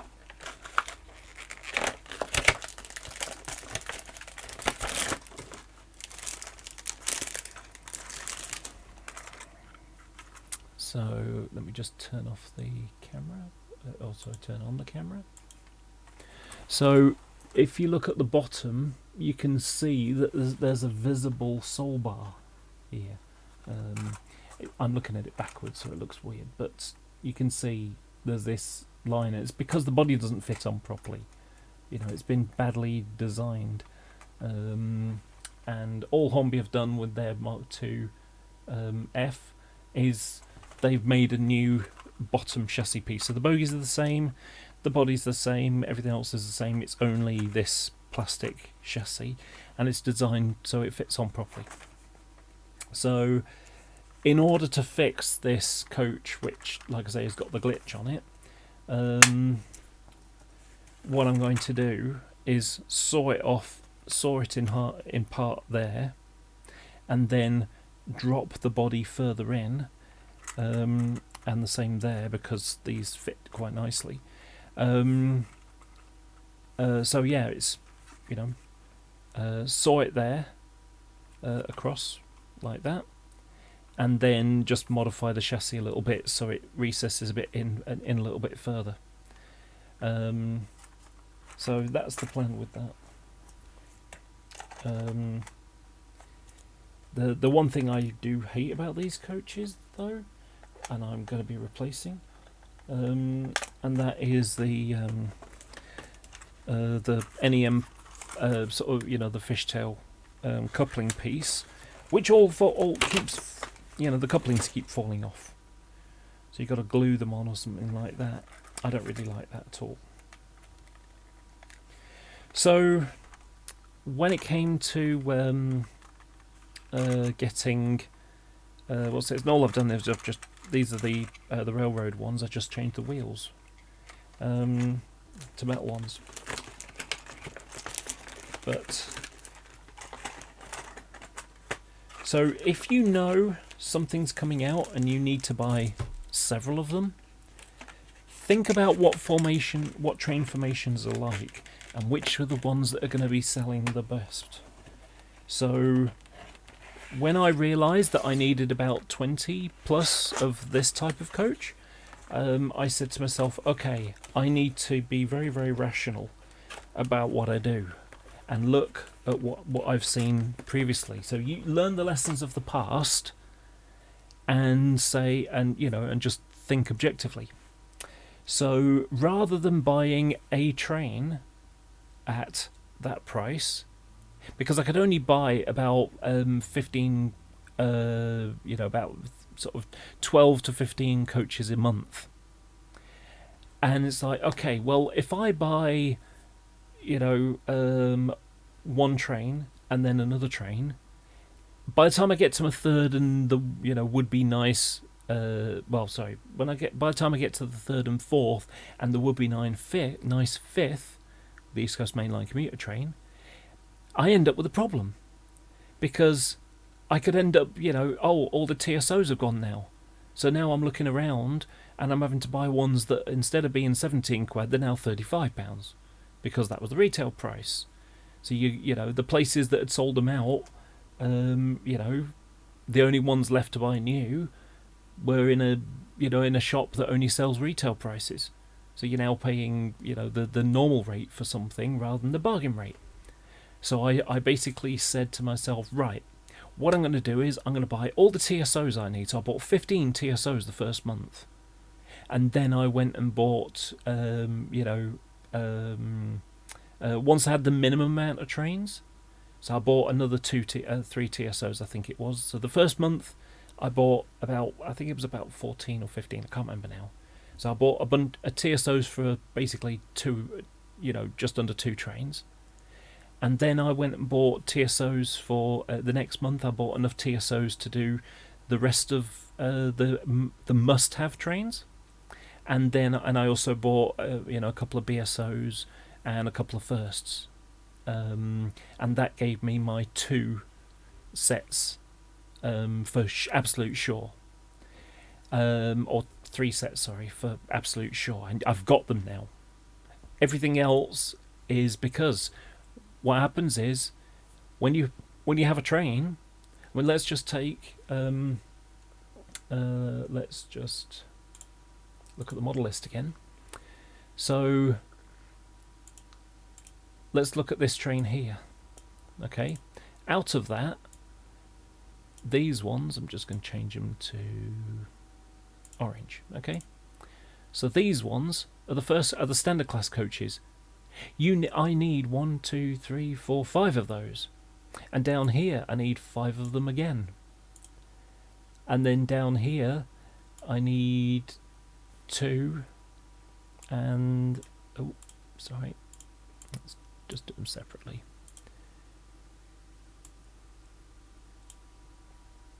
And that, and no, those are XFOs. And then that.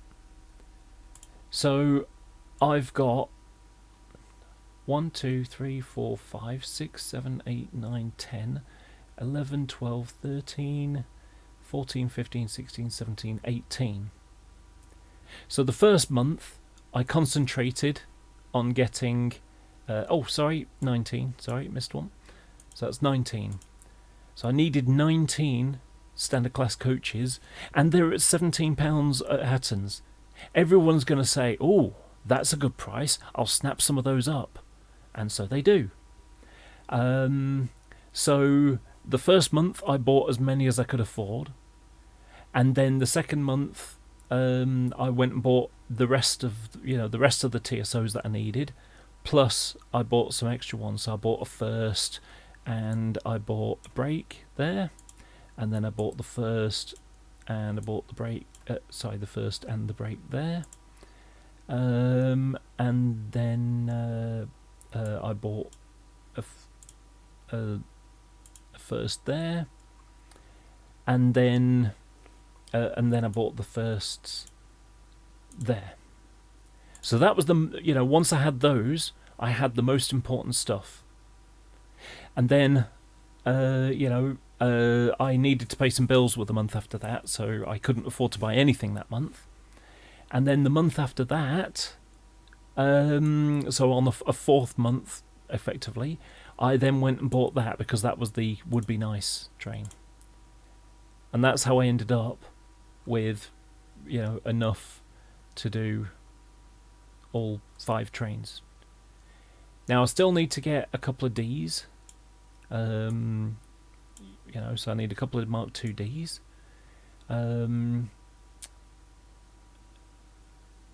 So yeah, that was basically how I went. Now I might, in recent months, because I have an eclectic taste, and this is a sort of maybe I will, maybe I won't kind of thing. So these are formations that I've seen, or have managed to get out of magazines or books or whatever. And these are DBSO sets on the Anglia line. So if let's see if I can get this to work.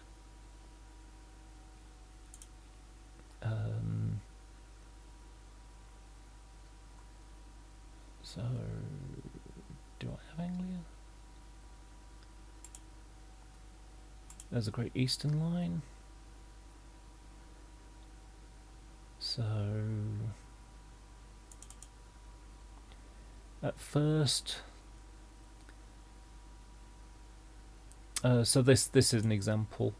So you've got a couple of firsts, you've got a Mark III buffet car, and then you've got a bunch of standard class coaches. This is before, but so there's an example. So that's the DBSO set. So there's your DBSO in the end. 1, 2, 3, 4, 5, 6 standard class, a buffet car. Sometimes they had Mark 1s, sometimes they had Mark 3s, and then 2 first class coaches. Now, like I say, these would be nice. I'm not really doing the Great Eastern as such, but I do like a number of the units down there, so if I manage to get them, then I get them. If I don't, I don't. It's not a vital thing. So, a part of me would be tempted to buy a few more, coaches. So there's more reason F. So I'm looking at 1, 2, 3, 4, 5, 6, 7, 8, 9, 10, 11. I need 11 Mark II E or Fs to to do those 2 trains. These ones that are in blue here, the reason why they're light blue is because they're a part of the this train here. Because all these orange ones now need to be put back to blue. I'll probably not even bother saving the file. I'll just open it. But because I've already got these, you can see the numbers. They're mirrored here. So now where I've written these in, these aren't accurate, because that part there is accurate by numbers, as is that one, but the XFO coaches, they weren't those ones. I've just gone and put those ones in because those are ones I've got, and there were Anglia ones later anyway. So the same with this one. So it allows, rather than spend extra money just because the number's a bit different, I can make use out of them already. I could, if I wanted to do Anglia, let's say I need 4 Mark II Fs, TSOs, I could always just use these ones up here. So I can do it. It's not really a problem. You know, it's just like, yeah, it'd be nice if I could, you know, if an absolute bargain comes up and I can snap them up and just say, oh yeah, I'll do that, whatever, you know, then I will. And I'm playing the long game on these as well, because if I can, you know, if I see one that's like, you know, 12 quid and you think, oh, I'll have that, and then you go to another show and there's no one for £15, you go, yeah, I'll have that one, and next thing you know, 5 years later I've got the entire train. Something that's on the list, you know, I would like to have a Pullman train, the intercity Pullman, which probably won't be in here, but it is in my Mark II Pullman, and sadly a bunch of them got scrapped. There were 2 sets, and one was vacuum braked and the other one was converted to air braked and survived. This is one of them. They're now owned by well, there was what was it, the Manchester, I forgot what it's called now. They were painted in a sort of plum colour, but you know, it'd be nice to have some of these again. They're one of those, if they come out I'll get them. You know, it's not like I need 3 trains of them, I need 1. And it's only 7 coaches anyway. So, yeah, it'd be nice to have that train. Hauled by an 86. Or maybe even a 91. That was a charter. But, yeah, they were used on a daily Manchester to London and back Pullman train. But when the Mark IIIs came out, they were better and more efficient, so you know, they used those instead. And the rest of the train could get them in as well. So, you know, they could get second-class coaches in there as well. So, yeah, that's one of those things on the list. But yeah, as I was saying, you know, buy the standard class coaches first. If you need a couple of trains and there's a bargain, buy your second class coaches first, because the first class coaches, people only need 1 or 2 of them. The buffet car, they need 1. The brake coach, they need 1. So you'll end up with, you know, all you have to do is go on. In fact, let's do it right now. Let's go on to Hatton's right now. Models, Hatton's. So let's have a look at their bargains. Okay.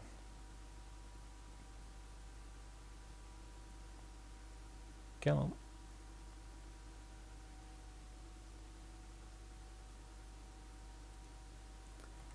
Come on, Hattons.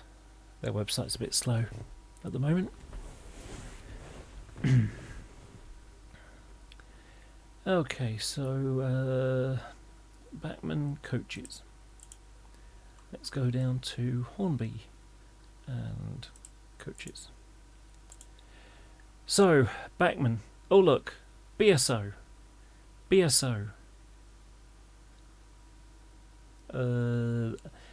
You know, this is the only standard class coach, and it's 33 quid, and that's a bargain. What, really? So yeah, you always end up with the brake coaches and the first class coaches sitting around later. That's not really fair to choose that one, but you know, a BG, I have one of those. I think there are only about 3 or 4 of them ever in it. But here are the Mark II's again. Look at that, 12 quid for the railroad one, which has got the plastic wheels, or 14 quid for the metal wheel ones. The paint job's not as nice either, but you know, I'm tempted to buy that. I'm really tempted to buy that. 14 quid. I could, you know, I'll show you exactly what I'd do. So let's look at this. Is there a side shot? There we go. Okay. So there's a BSO. Let me Mark II. So I've got all the BSOs I need for them, but I could do with a Mark III BSO in intercity livery, like like this. So how do I do it? Well, if you compare, let's drag this to about here and put that there. Okay, so the door is in the same place, the window's in the same place, it's just a longer window. These ones are in slightly different, actually this is slightly different in position, so that needs to be moved in a bit, I think. Let's have a look. So the door goes over the bit of the bogey, so that, yeah, this door is slightly over. You can see there it's a bit more, it's approximately there. So it's moved the door. That's a bit of a challenge, but not too hard. Basically you can chop the side out and then move the door in and then refit the bit of plastic that was there, or maybe even on the end. In fact, yeah, I think that's the way that would do it. Just use the razor saw to do the vertical parts, there and there, and then you know, just use a knife carefully angled towards the roof, and then just carve it away gradually until it comes off, and then you can just, you know, cut a piece there, stick that piece at the end of the coach there, and that's to do that. These should be at the same... Oh, sorry, I know what it is. It's because it's a BFK, yeah. There's more skin between these. But, yeah, maybe not, actually. Yeah. I think this is going to be a lot more work than I realised. But those are about in the same place, I think. It's a bit hard to tell. But,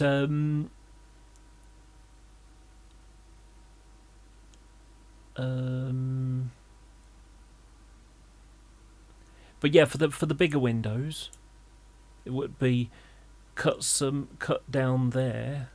I think the top is fine. So you just cut the window bigger, and then fit the shore plan window frame etches on, and just have to make some glazing. So, yeah, but those are useful coaches to get around. Equally, the same standard class coaches usually end up being on the the first class coaches. Now, these were tempting, and the reason they were tempting was before Cavalex announced that they were going to be doing Mark IVs. I was tempted to have a third train. Because at the moment, if we look at my model list again, I've got Mark IVs, there we go. So I've got 2 full trains of Mark IVs. So that's one train. There's the second one. Now, so if you imagine a class 91 at each end of those, well, one of the other types of oh, why has that not changed? Oh, it has changed. It's just over there. So let's go back to the formations. Intercity. Oh, that's that one.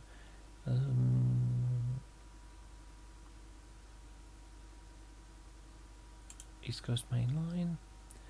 And one of the things that happened was the 91s didn't have the availability they expected. And so, as a result, they ended up using a Class 90 on Eureka Mark IVs on the King's Cross to Leeds sections. So they were quite common on that, and you get, you know, a couple a day. And simply it was down to the 91s, they had some, you know, they kept overheating and things like that. They were built to a budget, and as a result, you know, they ended up with some flaws, and eventually the flaws were sorted out with the 91-1 conversions.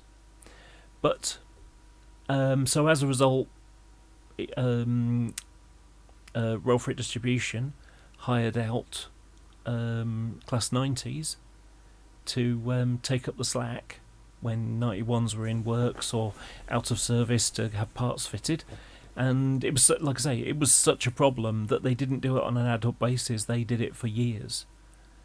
So it's like, okay, well, on my layout, imagine I got a fiddle yard with, 2 rakes of Mark 4s in. I can have one going clockwise, one going anti-clockwise with class 91s on it.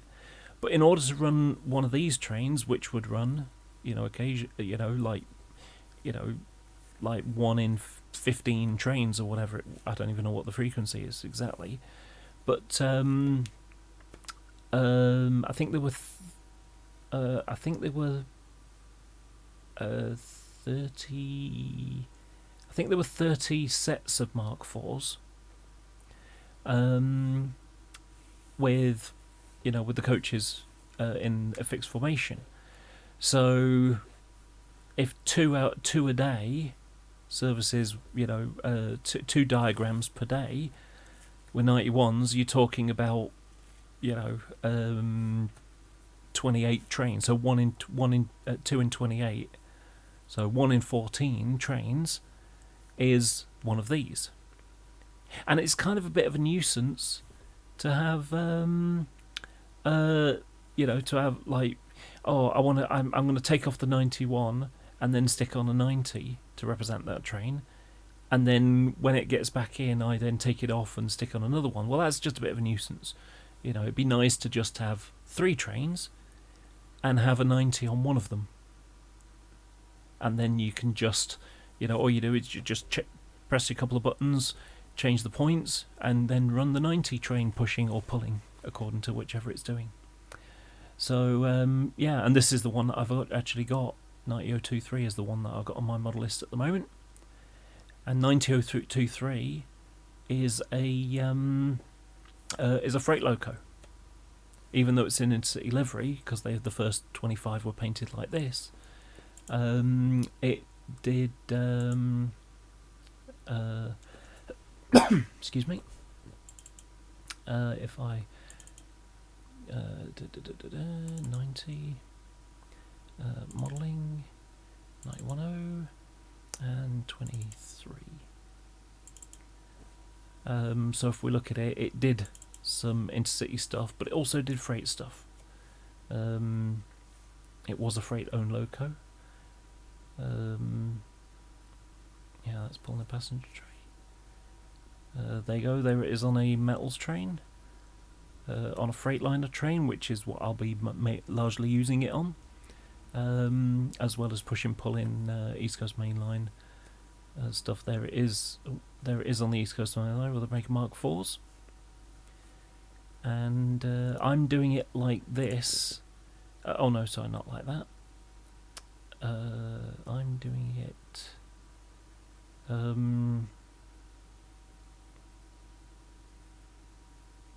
There it is, Mark 4s again. I think I missed the picture actually. There. I'm doing it like this. So this, if you look, the rubbing plate has been removed, and the Buckeye coupling has been removed as well. So it's got a normal hook. If you compare it to how it would normally be done, which is like this, with the drop head Buckeye and the rubbing plate, I'm doing it in freight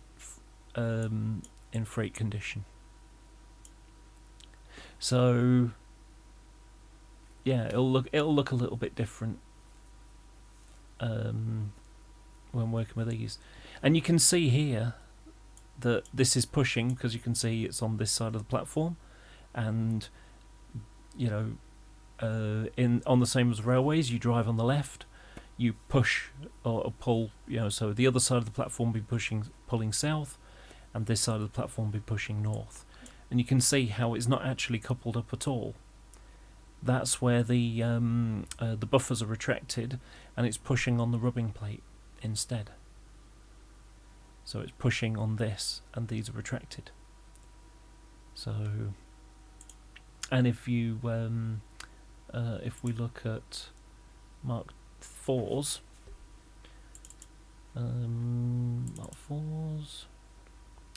details, ends. Oh no, that's not the one I want. No, just need TSOE. So, just going to use the GNER one for now because I see it's there. So this, oh, there's a TSOE there. I don't know why that's not in that section, not here. Okay, I'm going to move these right now. That one, and that one. Cut.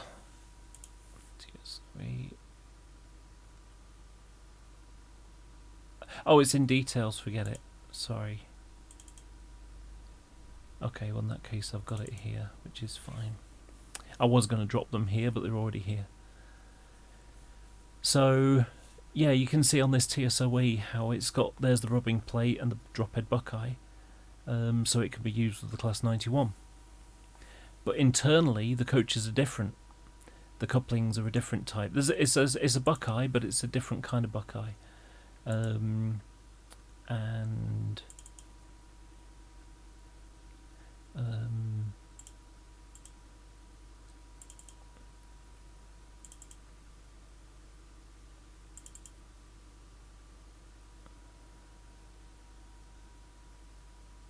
So there you go. You can see how it's a Buckeye, but it's got this lump, bit sticking out and a bit that goes in, and you can see the clip where it locks in. So yeah, the idea is that this will protrude into that in the next coach, and you can see how the brake pipes line up directly. And it's been designed so it does that they line up directly, because when they operate in the formation, you should have the toilet, because it's got a toilet at each end, at the end of one coach. At one end of the coach only. Whereas for Mark III's, it's at both ends. There's a toilet at both ends. Well, used to be anyway. So these are the brake hoses, and there's the levers to activate that. You've got the UIC, which is how the push-pull system works on this type of train, within the train. And then these are the electric train heating plugs and sockets. So that's the socket, that's the plug that's in there, and you basically pull it out of there and you plug it into there, because this is the output. This box on the bottom is the output. This is just something to clip it into when it's not coupled up to something, but the rest of the time it'll be coupled into there. So there you go, you see a little bit better. Annoyingly, I created a 3D print design for the skirting to do up my Mark IVs, because the Mark IVs had a bit of a glitch at the start. Let's see if I can find Intercity. Let's see if... Oh dear, it's going to freeze up now because it hasn't loaded up all these. Oh, it worked quite quickly. No, it's still frozen. Frustratingly again.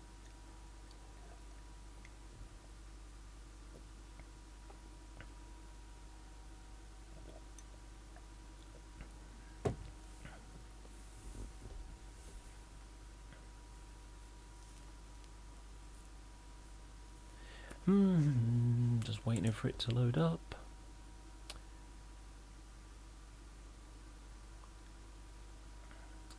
The only problem is it takes about, and it does about 10 seconds a second, so 10 photos a second to update the database. And when you've got tens of thousands of photos, that's a lot of seconds. It's going to take a long time to go through the entire database. And the thing about it is, it's not just trains. I got aeroplane pictures, and hundreds of those as well. But so if you notice, you can see that there's a vestibule, there's all your windows, and that's where your toilet is. So the toilet area is here, and if you notice, there's the toilet area there. So this this is the non-toilet end, is always connected to the toilet end, which is the reason why they've got the brake pipes all parallel. Instead of going over each other, they just join to the same thing. Have you noticed they've also got the red lights as well, so they could be pulled and just use those as the tail lights. But the main thing to notice, if you see how you've got the diagonal yaw damper, and it's basically stiffened up so it can go higher speed without wobbling around too much. Well, unfortunately, there was a bit of a problem with these, and they kept having horrible issues. And what they found was that they rotated the bogie 180 degrees, and that fixed the problem. So effectively, the diagonal piece was going that way. And I was told recently that that it was basically lifting up the wheel set somehow. So if you look, you can see now, a few years later, it's going outwards. The angle, it goes down and outwards rather than inwards. So look, there it is inwards, and there it is outwards. That's the original. But yeah, if we look at, is it going to freeze up? No, found it. So well into privatisation, they go out. You can see, so they're pointing outwards. Now, that proved to be a real problem, because Hornby's model came out very, very quickly after the real thing came out, the same year as the real thing was introduced. And unfortunately, they kind of, so bear in mind that back in the day, Hornby was still a toy train company, but the Mark IVs were very, very good coaches for their time. And wait a minute, what am I talking about? Easier for me to show you one, because I have to have one nearby.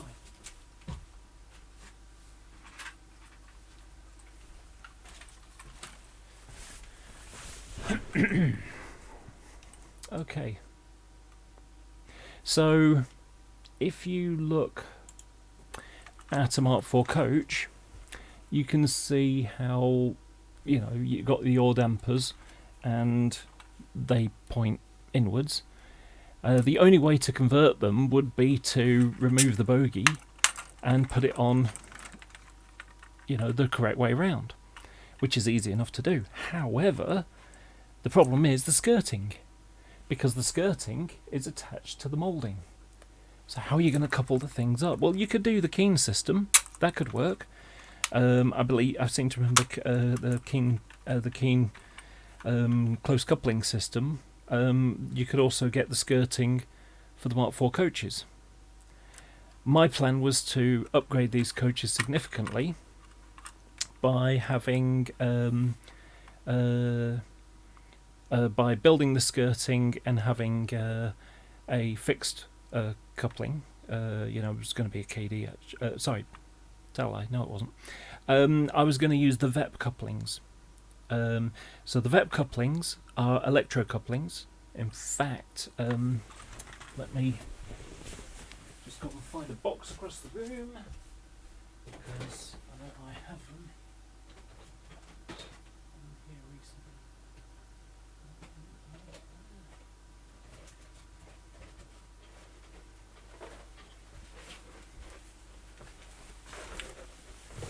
So I bought a stack of the VEP couplings. Excuse me. I've also got a Class 50 parts there for repainting. But the so the VEP couplings have got 4 wires, and in between they've got a plug and a socket, and you just lock them in. Now these are the ones that we used, that are used on the VEP, but the mechanism is the same one that fits on the Javelin and the Pendolino, and it's designed for close coupling. So, you know, it's kind of like, well, I could convert these to do close coupling, and then so between each coach, it would be something like that, and then you could just couple them up, you know. And so what the plan was, so the two outside, so imagine you got the 4 wires, the 2 outside ones can be used for pickups. So instead of having every single coach with a capacitor in it to make bridge rectifier and a pickup, instead of having a bridge rectifier and a capacitor in every single coach, I could have just have all the pickups going to the outside wires, and then on the inside have 2 wires, and that was for the interior lighting. So so you'd have like the blue common return. So effectively, if you think about it in DCC colours, so the outside wheels will be your black and red wires, and then in the middle you've got let's say white, and then no, not white actually, it'd be purple. So on the inside wire it'd be purple, and then blue for the common return. And so what happens is, all the way down the train, because one of the problems that you get with model railway stuff is once you run them on the train enough, on the track enough, you'll get dirty track, and that'll get on your wheels, and then you end up with the dirt getting on there, and it's not picking up as much anymore. So you end up with the lights flickering on and off as it goes through over the points. Well, my thought for it was that if I have the entire train picking up the wheels, so there's 10 coaches basically. There's 9 Mark 3s, Mark 4s, sorry, and then a DVT at the end. So what I could do is have the entire train of 9, and then when it gets to the DVT, the decoder is in the DVT. So you've got, out of the 4 functions, you've got headlights, tail lights, you can have the cab light, and then you can have the interior lights, and the interior lights run all the way down the train. So you end up with a great great system that'll work perfectly all through one train. That was the plan. And now Cavalex are bringing theirs out, and it's like, I don't know what I want to do now, because these are pretty good coaches, certainly for their time. They were excellent compared to the Mark III coaches that they had, which were an inch too short, so they could go around first radius corners. These were designed for second radius or more, so this was a step up compared to the train set in City 125s that we're producing. So you could get a really good looking train done, and I mean, every single one of these coaches I spent less than a tenner, with the exception of one of the buffet cars, which I think I paid £15 for. But all the rest were all cheap, and I'm quite pleased with that. Now, I just picked them up over the years. You'd see them in a model shop, or you'd see them on a second-hand stand, and you think, oh yeah, go on, I'll have one of those, and you just buy them on eBay, etc., etc. So my plan was to put skirting on, so it was design a 3D print for the skirting and the close coupling mechanism, use the VEP couplings as they are, and so that will give me my close coupling system, and then I'd be able to stick the bogies on the opposite way, and then just have circuit boards for the lighting and electrical system. I could still do that. Like I say, I've got enough couplings here for 2 trains, and it's still an option if I decide to stick with them. you know, I mean, you know that the Cavalex ones are going to be in the sort of 40 to, you know, they're probably going to be in the 40 to 50 quid a coach region.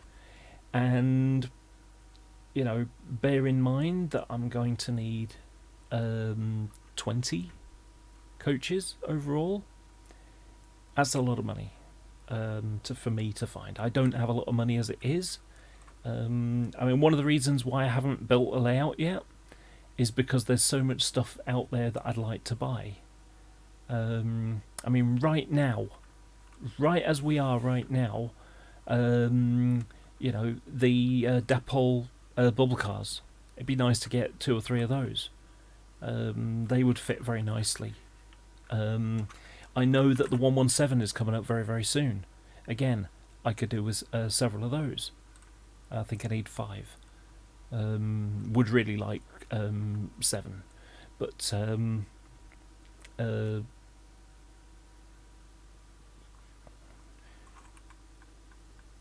no, sorry, tell a lie. It's I need 6 or 8.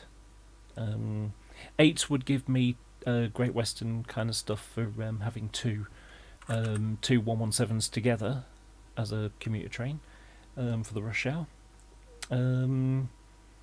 1 I can do them separately, but yeah, it just, you know, my problem is I've got, you know, I've got too many things that I like, and so one of the plans that I'm thinking of now is to have a small exhibition layout, which will be a Great Western thing, and then have overhead electrification to be able to do, you know, West Coast Mainline, East Coast Mainline, Anglia stuff, which is more to my heart, because it would be so much easier to just, you know, drop the West Coast Mainline and East Coast Mainline stuff, sell on the things that I don't need anymore if I decide to stick to one thing, and, you know, the things that I already have, Intercity 125s, I can already do those. So yeah, that would be an option, but like I say, there are things that I love, you know, and it would be a shame to not be able to do them even though I've already got them.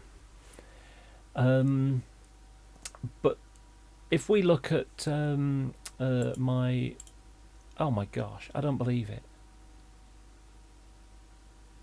I'm sorry, everybody, but there I have. I've been showing you this, and I was supposed to be showing you me. So I was holding stuff up and sort of waving my fingers around, trying to explain something to you, and you didn't even see it. How dopey of me, eh? So let me just explain this again. Okay, so in order to make this correct, I'd need to rotate the bogie 180 degrees so it fitted like that, and then, you know, do a 3D printed skirting with the VEP couplings, which are now here. So here's the VEP coupling, and if I pull it apart, you can see the 4-pin socket there. So I had the plug and then the socket, and you just push them together, and you can see how this, you know, this one's designed to be screwed directly to the coach, and that one has got movement in it so that it can be close coupling. So the idea would be that this would fit underneath like that, you know, be recessed into the body, so it'd be something. So this would be something like this, and, you know, like I say, let's pop the other bogie off. Come on.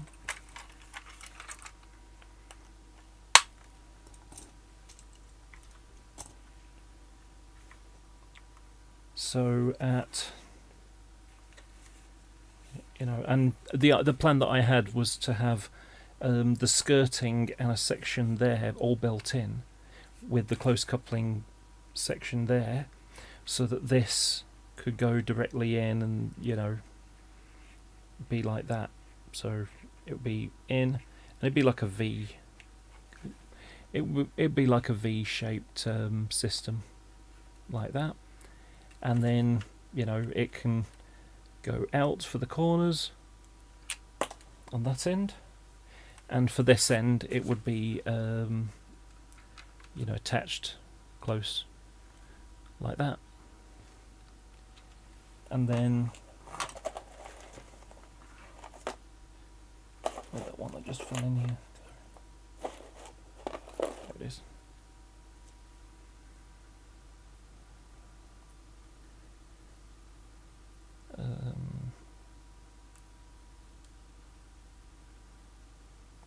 That way or that way? That's that way. There you go. And I was saying how I've got a box full of those couplings, enough for 2 trains, plus some class 50 parts because I was respraying one. Never got around to finishing that job either. Something I want to try and get done this year, get some jobs done. So when it comes to the wiring, as I was saying, they've got 4 wires coming off them. So the idea would be that if we can imagine the train like this, so there's your 4 wires. The 2 outside ones would be the pickups for the wheels, and then the inner 2 would be the blue common return wire there, and the purple wire for the 4th function, which would be for interior lighting. So what happens is, for the pickups, the 2 outside tracks go the entire train to the DVT, to where the decoder is. That's the pickups for the entire train, so that's 10 coaches with the pickups. And then the 2 wires go down the train with the common return. And so what happens is, when you have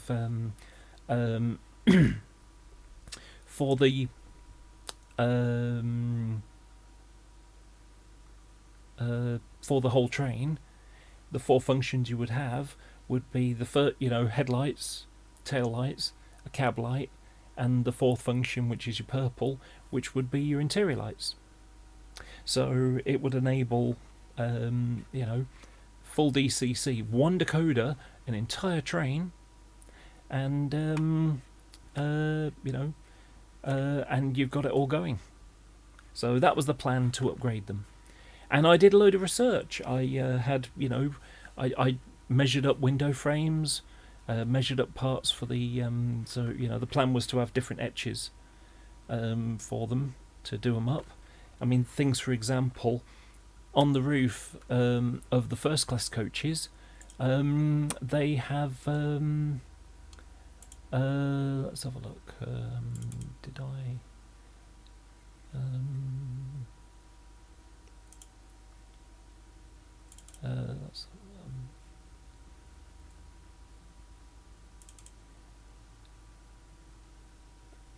I do have a photo somewhere. I don't know if it's on this now. It may just be a photo I've got. Body.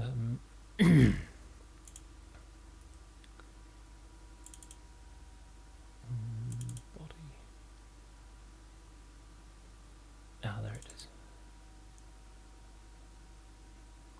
When it opens. So if we look here, this is one I took at Wakefield several years ago. What year was it? 2001. And this is before any refurbishment had taken place. But you can see on the first class coaches, they've got like a little square, which is the radio telephone thing. So they had a phone at one end of one coach, and just a public phone. This is before mobile phones, of course. They weren't very big then. And yeah, so it just had this little flat bit. So it's like, okay, there's a difference. And also some of the bits on the sides are a little bit different. So it's a part of the heating system.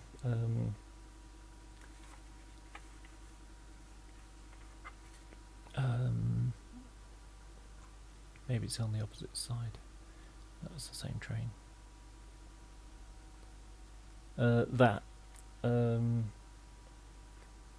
that's fine on there. Is it that one? No, that one's fine as well.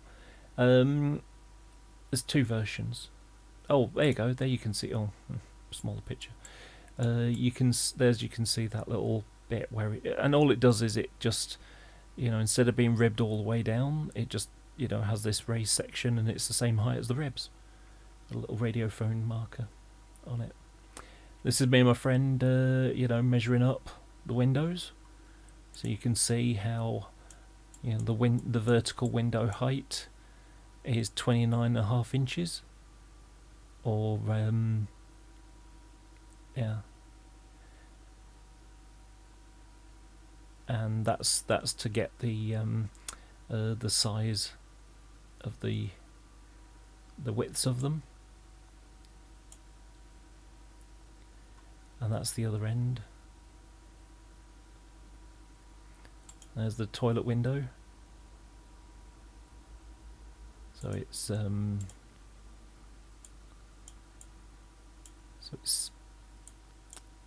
76.5 millimeters. Sorry, centimeters wide, and then there's the height as well. That's what I used to look like.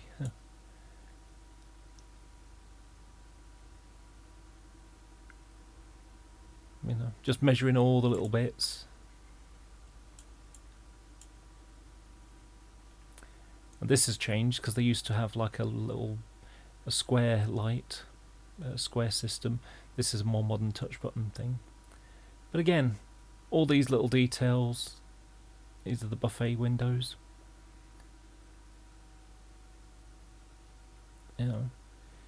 And this looks kind of weird, but basically it's measuring the length of the skirting by just laying it on the ground, and it's a rough estimate because it's a bit hard to sort of get underneath and measure that distance.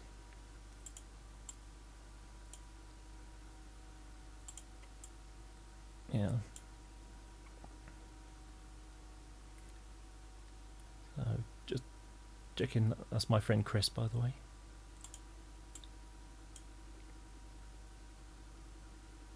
These are the DVT. They used to have a handle there, I think it was. But trying to make sure the windows are the right size. The headlights. All those sorts of things. So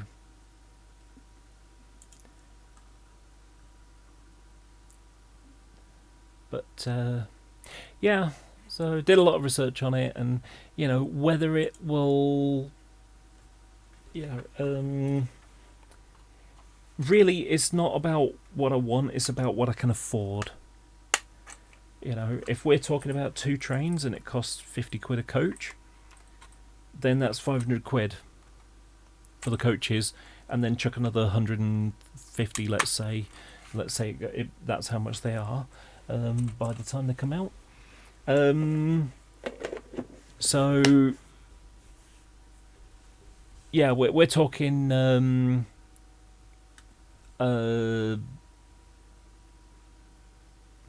we're talking 600 quid, 500, 650 quid. So we're talking 650 quid for a train, and I want 2 of them. That's over 1,200. That's £1,300 for 2 trains. I'd love to do that, but the cost of doing it is just, yeah. And of course the idea of having a 3rd train for the 90, no, that's not going to happen. Now if I, maybe I could afford 1 train and do up the 2 Hornby ones, maybe that could work. I don't know. I am rather disappointed to see that Hornby are doing a 91 as well, and they've got their pre-production one, and it's like, oh, are they going to bring it out right before the Cavalex one comes out? I mean, now we've got 2 companies racing to get to the finish line to get them produced. I wonder if Cavalex are going to say, okay, let's get the 91 done and then do the Mark IVs, because Hornby aren't doing the Mark IVs, we are. So if we can get ours out, our 91 out first, and not bother about anything with the Mark IVs for the time being, then, you know, we'll be able to get there first and make sure we get our sales. Because the problem with a little company like Cavalex, all they've done is some wagons so far. Yes, people are going to buy a number of them, but this is a breadwinner because people like passenger trains. Me, I like freight trains and engineers trains more, and units as well. As much as I love locos, I kind of love them all equally. You know, it's like a parent for their child. They love all their kids equally. You know, there shouldn't be a favourite one. Well, you know, I love locos and coaches, and locos and locos and wagons. But if you look at the rail railway today, it's mostly units with the odd loco, with the exception of a few places. Barnetby might be an example, but you know, with the exception of a few places, you'll see mostly passenger trains with the occasional freight train chucked in there. Whereas when we do our model railway stuff, we tend to do mainly you know, loco stuff with the occasional DMU chucked in, and that's the reason why I have so many units, and I haven't just bought one or two. I bought multiple ones for the job. So, for example, if we look at my 158s, so I've got 1, 2. Well, that's not really a fair one. So I've got 1, 2, 3, 4, 5 already. I'd settled for that for a long time, but now I'm thinking I'll buy another couple because the 3-car ones that ran the Transpennine line, along with these two here that run the Transpennine line as well, I would like to have a second 3-car set. And these two here are more the sort of Midlands, lower kind of parts of the country. So these ones are Transpennine, that's a core fleet, and then these one, and those ones are, you know, sort of further down the south. So, you know, those are the kinds of ones you get Norwich to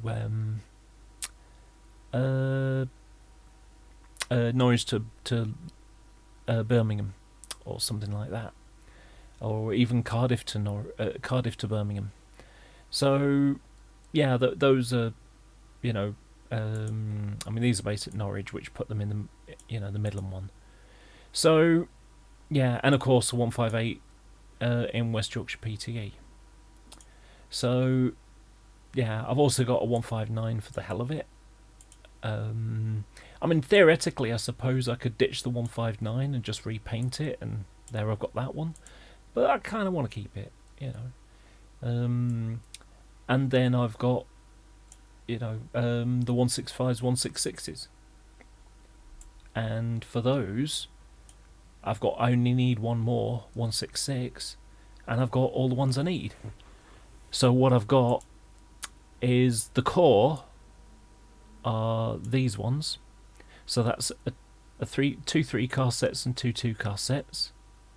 And then I've got a 165O, which a small number of them, I think it was 5, were borrowed from the Chiltern trains route, the Chiltern route, and used on things like the Windsor to Reading service.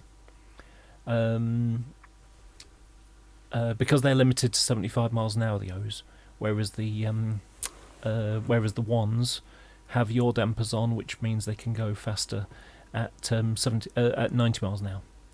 And then finally, I want two 166s. I mean, it's kind of ironic, really, because all of these ones are 166s, but I'm going to be modifying them to backdate them into 165s. and they need a lot of work on them as well. But I'm also doing extra layers of work because I have. Let's just wait for this to. Now, beware that it might crash again because it does. But I'm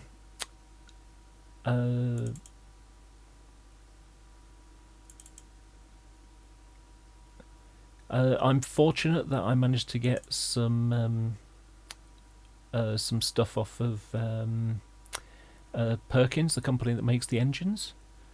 Is this gonna? Oh, it's stuck. That's what's wrong. It's jammed again. Damn.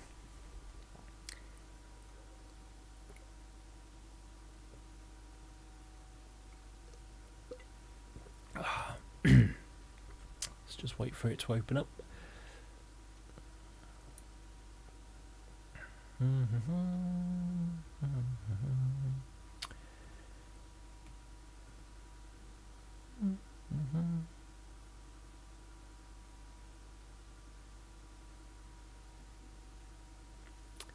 Apparently, according to my stream, it suggests I got 6 people watching. It's 2:30 in the morning. Why are you still up? I know I'm up, but you know.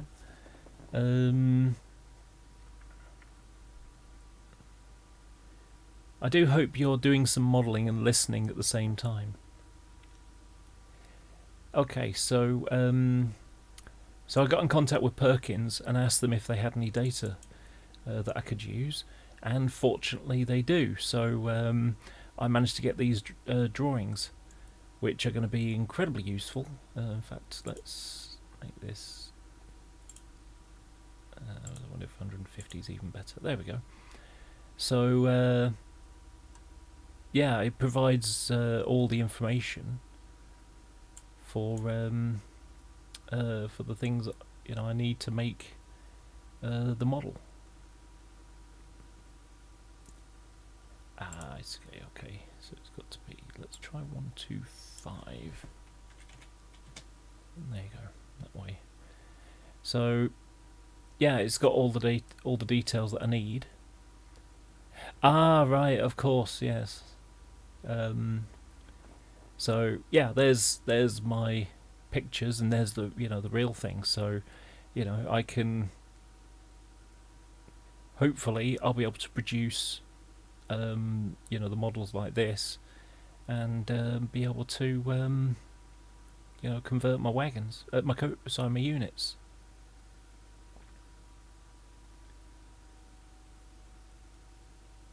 So yeah, it's all got some technical stuff in there, and it's like, oh yes, that's useful. Don't need all the interior details. I just need what things look like on the outside. So the lubrication system, okay, that's what that is. And when we look at the details for, let's just go over the O's for a second.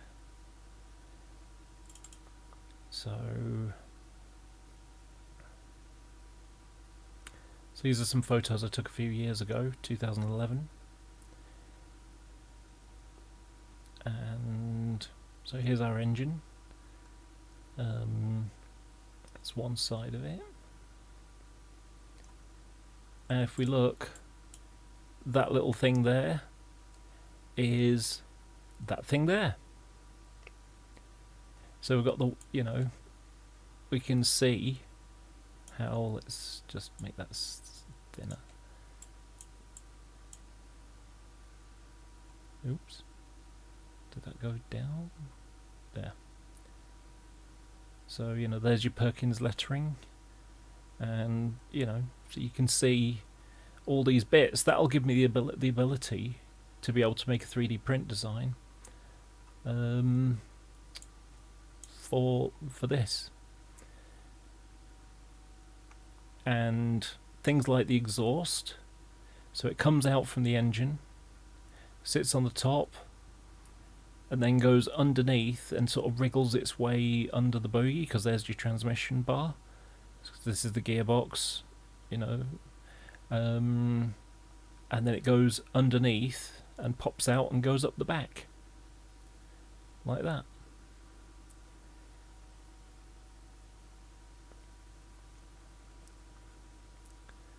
So if we look at the models, so let me go on the internet.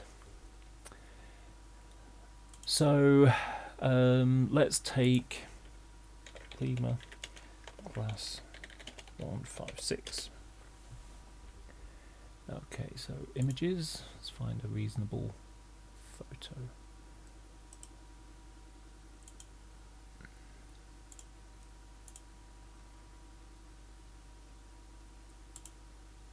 Okay, let's view image and let's just zoom it in a bit. And then I'm going to take, let's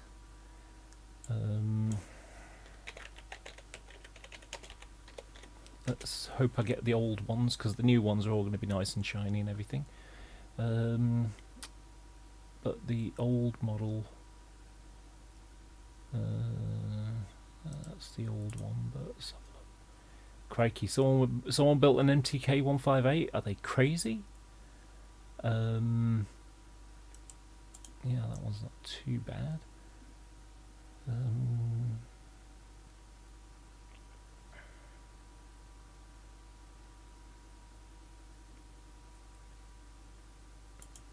Okay, let's have a look at maybe.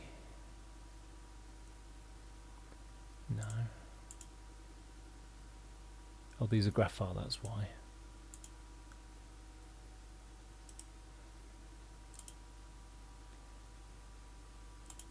Okay, that's a bit better.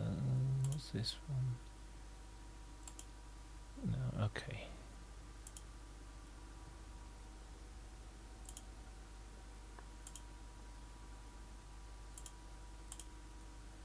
Not the best shot in the world, but let's have a look.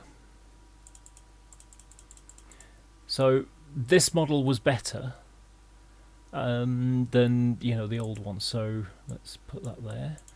Okay, now I'm going to look for Bachmann 150.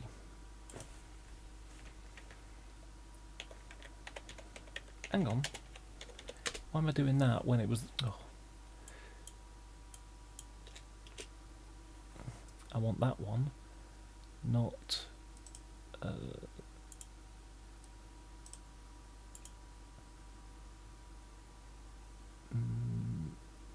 actually, that might be a good shot. Okay, who did that? That's just... Someone put it in one of Great Western colours. That's just silly.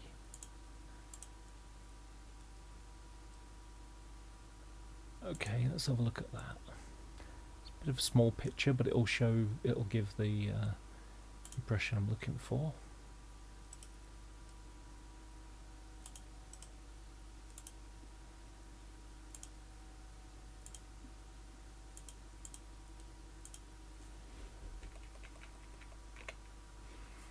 That's probably it.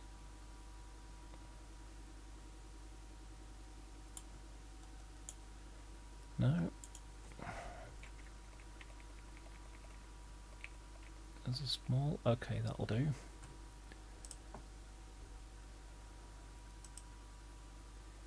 I've got to save it. I don't really want to have to save it. Let's see if we can find something better.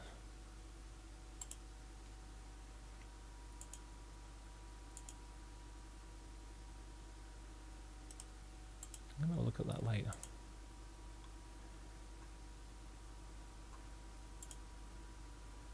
Okay, that's a good enough shot.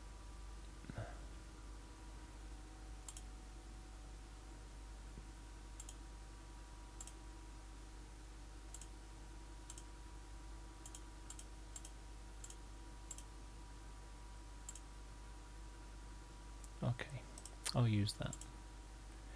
Okay. So, and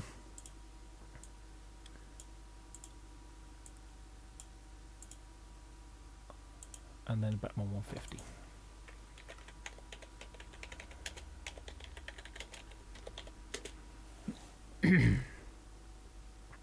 So I'm looking for pictures underneath this time. Oh, look, someone's converted one. Like I'm going to do. That might be good.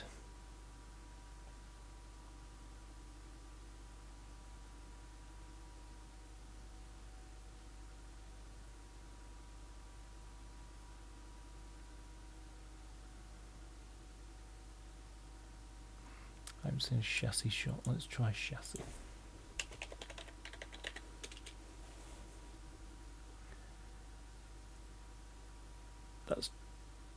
That's just right. That'll do. Okay. Let's view that image. Right. Okay, I'm ready to show you what I mean now. Okay, so let's move that. Okay. So this was made in the late 80s. They haven't gone and pushed this in properly there, but yeah, this was made in the late 80s. And back then, you'd have a ring-filled motor here, and then in here was a metal weight. So because there was a metal weight in there, you've literally, all you got is a plastic box with a bit of raised detail on, that's it. So it's not very good. But it's what we had. And then, so this is, like I say, this is the 80s. This is about 1989, I think it came out. Maybe 1990. And so then they brought out this model, and also the and also this. So this uses the same chassis. The only difference between them is, you know, the stuff, they got like a little clip on the side. It just screws in. So it's and it's like a sort of triangle section here. So let me just use paint to illustrate what I mean. So if we compare the 156, we think cross-section wise, so we're looking at the nose end and we're seeing what it looked like. So this was the Lima one, and it had some raised detail on the outside, like this. So not much depth at all, and that was that. When the so then you've got this, and this had so this one's got a central motor. You can just about see it through. It's the reason why the glazing's so dark. But it's got a central motor and flywheels and gearbox, you know, a bogie tower. All the wheels work, all pick up. It's really great, and had working lights. Although it wasn't designed for DCC, so it just had, you know, the LEDs upside down. So the yellow ones were like positive, negative, and then the red ones were negative, positive. And when it was going this way, then the white lights would be on, and when it was going that way, the red lights would be on. Very simple. Nowadays, of course, we want to plug a decoder in and have the lights working independently. It doesn't bridge between the two on this model, so you'd have to have two decoders to do it. But so this one, because it had the motor here, and it's sort of drops a little bit there, but because it's got the motor there, it had, you know, a plastic piece sticking up like that, and on the motor one it was a cast chassis, so it had a lump sticking down there as well. So if you can imagine looking at the paint picture, so let's just type in 15 Lima 156. Let's make it a bit bigger than that. Let's do that, and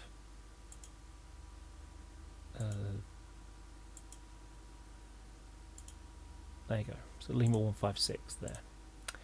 Then you got Bachmann 158, and you know, this is 1996, if I remember correctly, when it came out eventually. And let me put 1980. No, let's put 1990 just to be on the safe side. I think it was 1990 it came out. Let's just move. I don't know why I did it without brackets. Let's try again.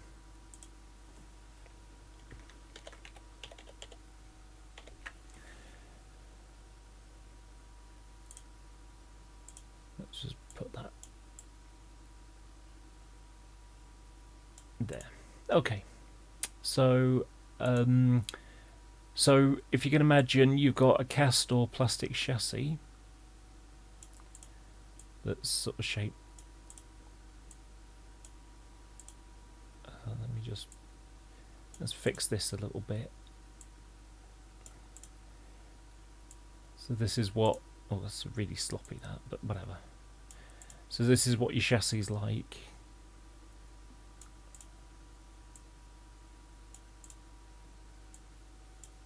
There. And then you've got a big metal weight that's sat inside.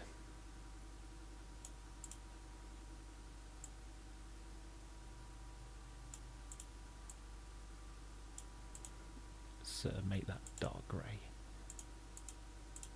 Okay. So there's your metal weight inside your plastic chassis. For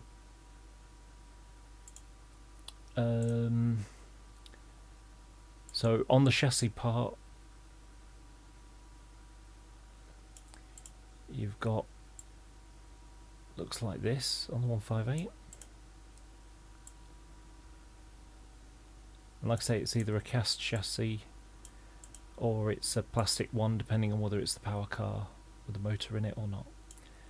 And then it had some clip-on side pieces. Actually, I'm going to change that. I'm going to make it, you can imagine them sort of going on and then screwing down. And so they were kind of shaped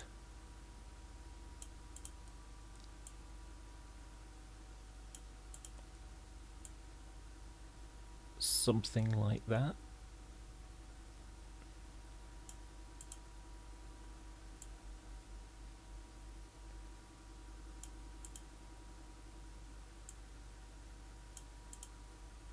You know, what am I doing?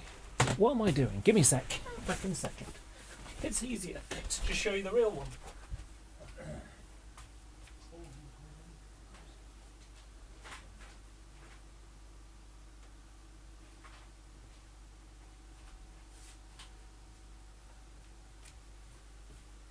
Yeah, I've had a couple of them in hand recently. So, where's the 156 gone? Don't think it.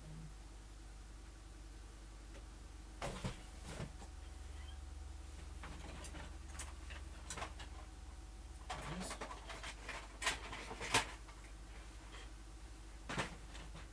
And where's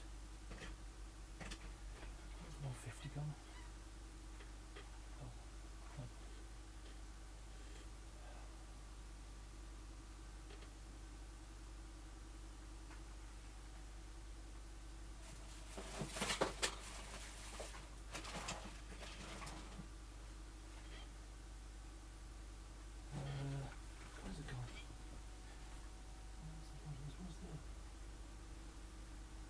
I don't have it to hand.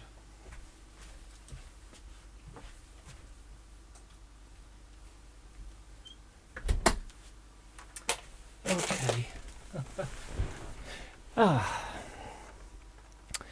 So let me just. Okay, so this is the 156. Now I've actually cut the plastic box off the bottom. Because I'm going to be doing this with a proper engine and stuff in there. So, you know, because you can get, there were some conversion kits, but, you know, you can't really get them very much anymore. But people, someone I know on the DME forum is looking to do one for the Lima 156. And, you know, it's like, okay, I think I'll buy them because I've already got 3 sets. And I don't want to pay 180 quid or whatever it is for the modern one that comes out, when you stick a reasonable decoder in and it works great. So then you've got the back one, and this is, I've already started converting, but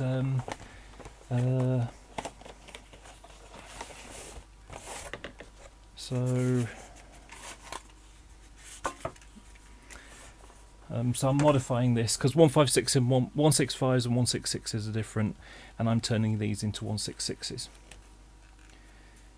So if I can just take the body off. The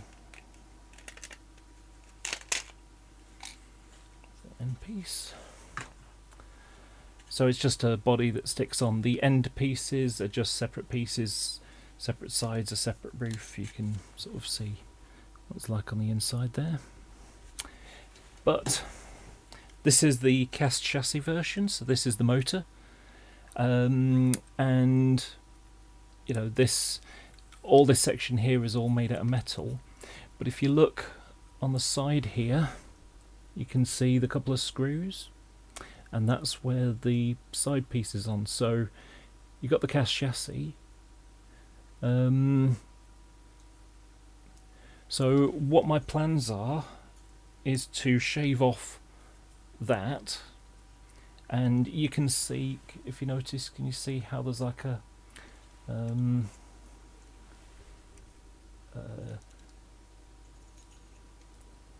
you can see how it's got a lump there, so it's dropped down. On the dummy vehicle, so the non-powered one,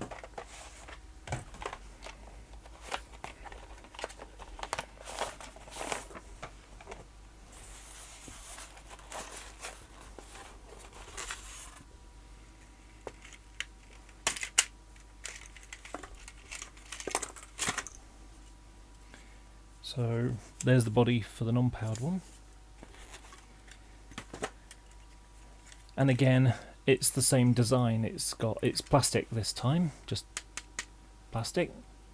And then on the side pieces, you know, they just screw on. So you've got a common chassis, and all that's different is the bogies or the side pieces that clip on. So between the 158, the 166, and the 170, they're all the same. Now, what my plan is to take this, because some parts of it are fine. The fuel tank is fine, the battery box there is fine, you know, some of the brackets and things, you know, some of the brackets, those are okay too. You know, some of the little lumps that stick out, I can reuse those. On the opposite side, we got the radiator here for the air conditioning system. That's good for some parts. You know, there's the radiator for the engine. You know, like I say, battery boxes, there's the fuel tank here. So all these components are useful, but I want to create more depth, because when we look at the 150 that followed up, so let's just change here. So like I say, this one has got vertical pieces. Same here, you can see how it finishes there, because that's what this model that I've just showed you, that I've stripped down and started modifying the roof. When you compare it to a 150, that's got a flat chassis, and all these are all separately components that, you know, stick onto it, glue down to it. So it's a much better quality model by comparison. And what my intention is to take this, you know, this kind of model, and, you know, because the motor's here, so it makes no difference about all the stuff under there. That can be scraped off flat, you know. I mean, look, you can see here, these are the air tanks for the bladders for the suspension system, because these are like big rubber bladder things. And they're, you know, they're like a couple of tanks. Let's not use that one, let's use that. Trains, units, stand by for it to crash. 156. and details. Okay, that started quickly. That's good. So, so if we look here, this is that same piece. So there's your bladders for the air, for the suspension system, and there's the tank, and you can see it's, you know, it's probably 1/2 meter deep on a bracket. Whereas when we compare that to where we compare that section to this, it's not very good at all. Let me zoom in. So yeah, that's not very good at all. That's not a tank. That piece going back there is the box of this going back. It's just a raised piece. Gets broken off easy as well. So the idea is to build all the to someone's going to do 3D print design. They've already got most of the work done. So this, scrape all that off, stick a flat deck on it, glue all the bits on. It'll look a hell of a lot better than the original. For the 158 and particularly the 166. That's got these, like I say, sort of triangular shaped pieces with a clip that screws on the side. And then the modern ones, I mean, if we look, there we go.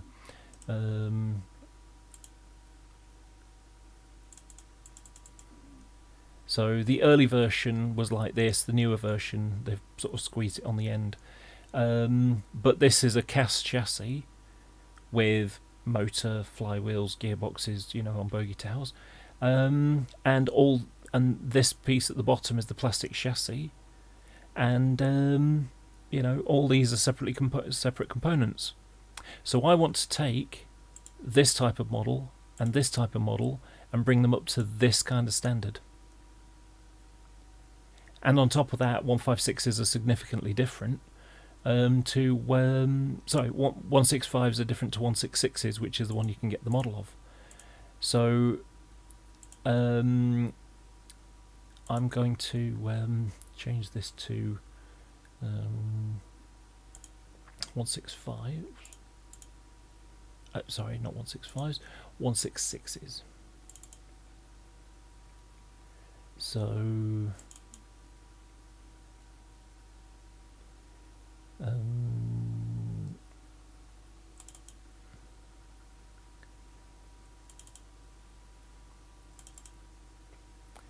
so I went down to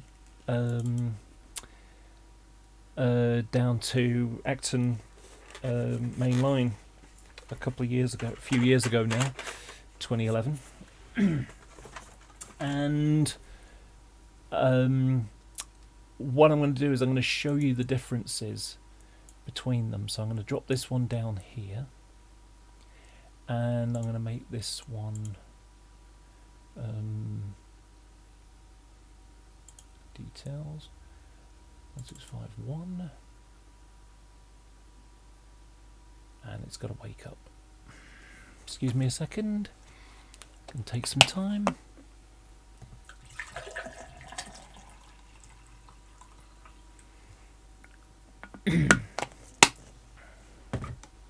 Do you know, I hate my voice when I hear it coming back because it sounds so bassy, and I want it to be less bassy.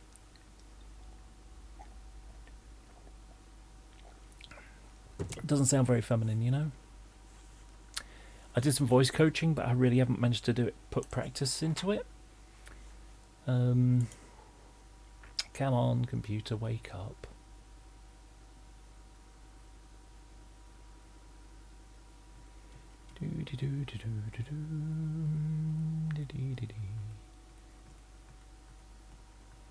Oh, it crashed completely. Thanks. Congratulations.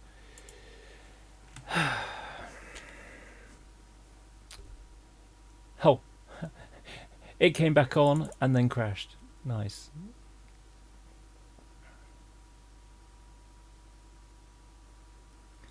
Let's try again. And because it opened before, that's why it's gone midnight, yeah.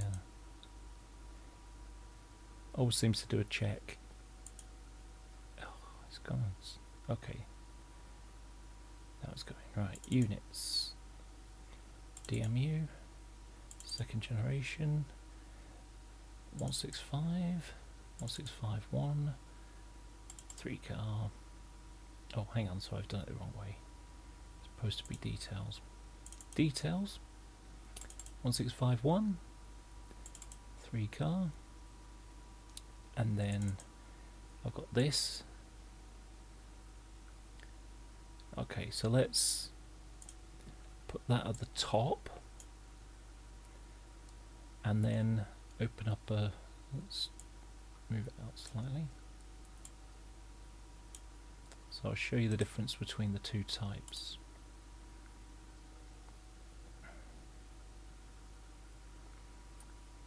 Then so the second one opens.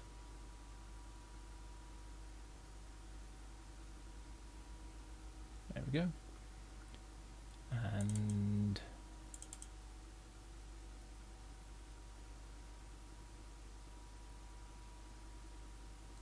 come on. Right, and then units. Oh, that's not DMU, not EMU.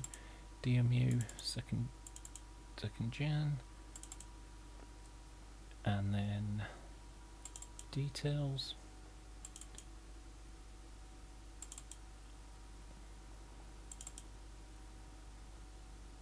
Okay.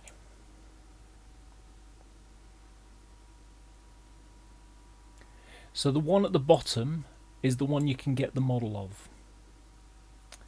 So I'm gonna I can't really zoom it in, but immediately you can see a difference here. So something to bear in mind, the 165s have got a first class section on each end. So the driving cars are both the same on the 166, which is probably the reason why Bachmann did it that way, because they realised that they'd have to have another mould, you know. So you've got the cab, which is on a separate moulding on the model, and then you've got the body sides, and then you've got the roof and the chassis and the end piece. But a 165, there's 2 car sets and there's 3 car sets. So a 165 has got a first class section on one end only, on both 2 and 3 car sets.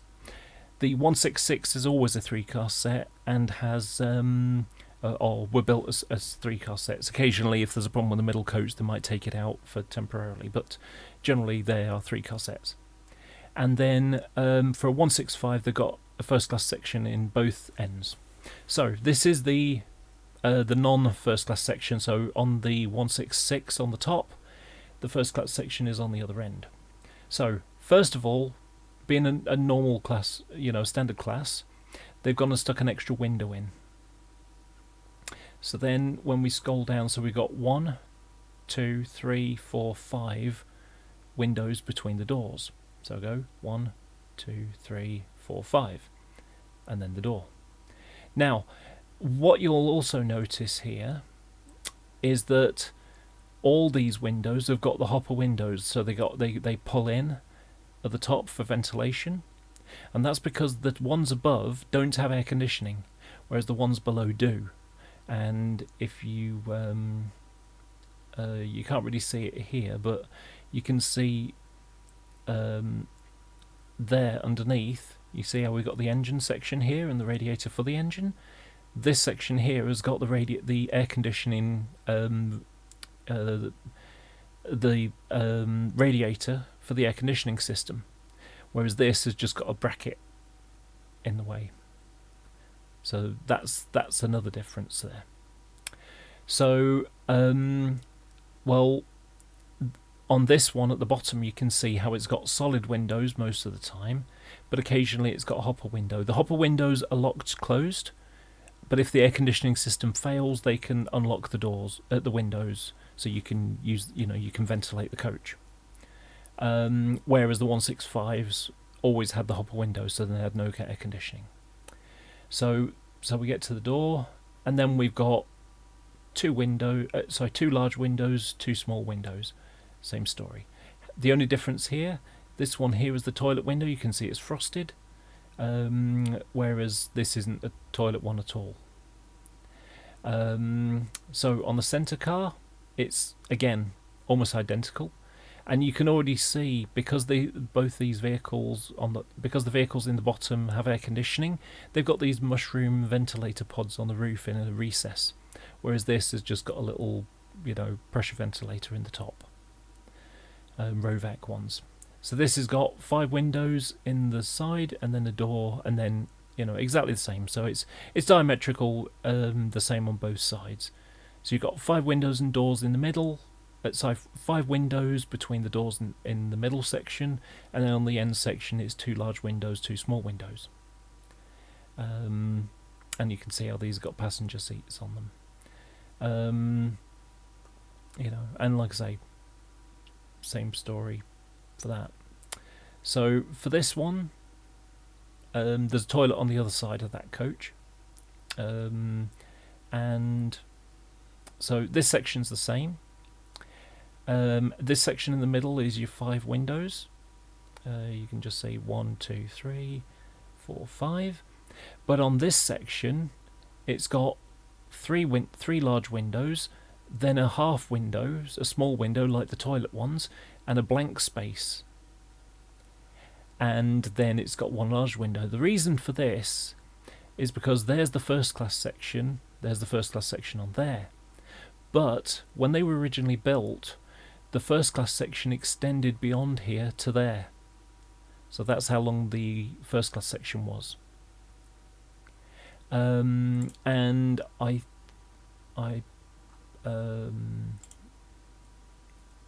just going to maximize this for a second, because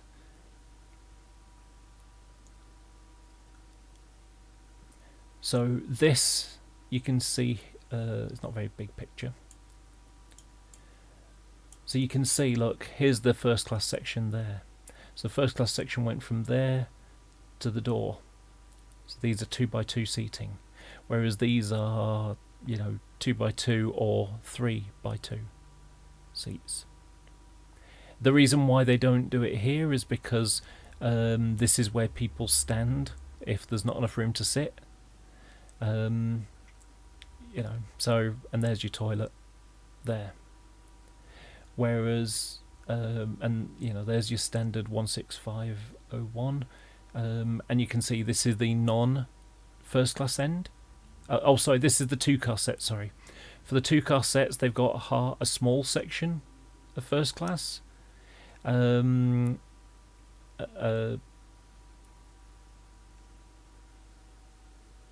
this is the normal one. So there's no first class. So imagine this the opposite way around. So the cab is at this end. Think of it 180 degrees. That's the arrangement for that. And then for that's the centre car, sorry. And like I say, no toilet. And that's what it looks like inside, as they originally were. So now, sorry, it's not the picture I wanted. And here in the UK, for the people who aren't in the UK, like Scott Malcolm, so this is the 2nd class coach, no first class section at the end. That's the power centre car, and then if you look here, you can see how it's got that blank spit, but you can just about make up the yellow stripe there in the white, and that goes up to here. So, like I say, in the modern colours, only that section is first class, but back in when they built them in 1992, 93, that's when the extension was longer, and there you go, you can see that a little bit better now. You can see that yellow stripe a little more clearly.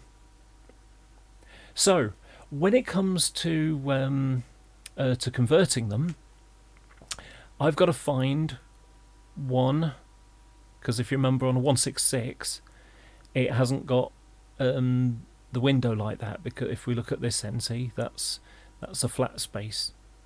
So for the non-first class end, I've got to find an extra window there, and in this section I've got to find a small window there. So you take out a large one, plate up this section, and have a small window there. So I need 2 windows plus the other ones on the opposite side.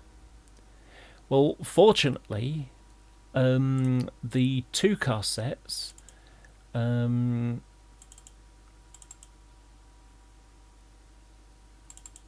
when we look at the 2 car sets, this is easier. So they got a first class section at one end, standard windows and doors all the way through, and then at the other end it's just got the small window there.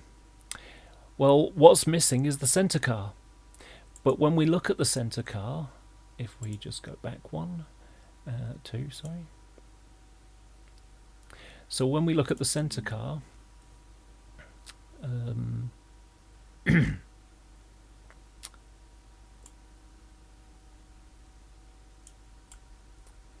we look at the centre car, we've got 1, 2, 3, 4 spare windows per side. So what you do is you take these 2 windows, and you know, the window there and window the opposite side, and you splice them into there. Of course, the only way to do it is to have a 2 car set and a 3 car set, which is the reason why when you look at my model list, I've got the core one, which is 2 3 car sets, 1, 2, 3, and 2 2 car sets. So the spare windows found on the motor standard coaches, they can be used to splice in, you know, the standard class coach.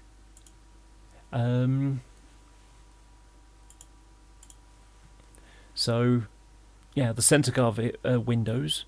So you got one and the second one. You know, you got those 2 there. They can be spliced in here and on the opposite side, and then on this one they can be used there. So you just have a blanking bit with some filler, and then you know, fit in the window there. So it's a lot of work. And then, as I mentioned already, on top,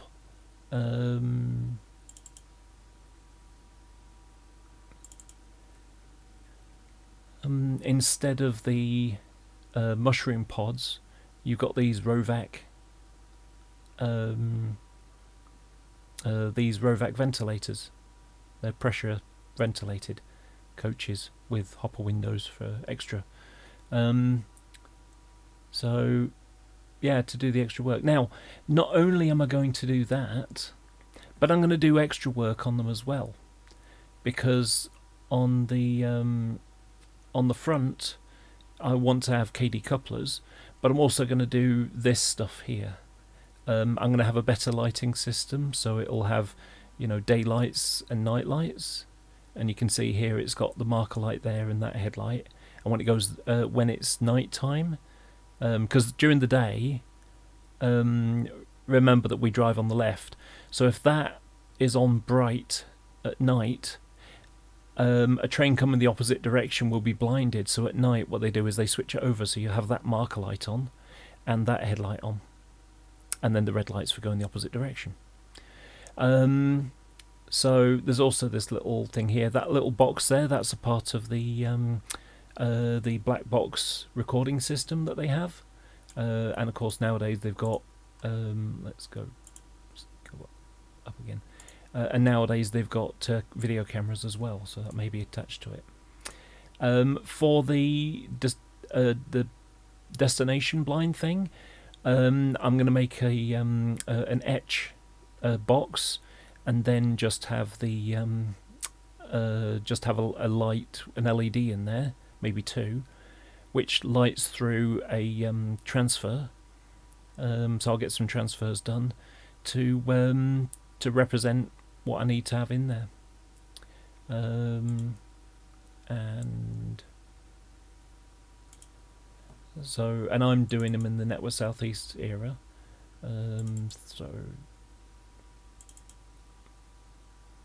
So like this. Uh-oh, I think it's hung. Oh no, it hasn't. Amazingly. And oh, you can see there's an example. You know, going to London. You can see there quite clearly. There's the yellow stripe going much further up the body. And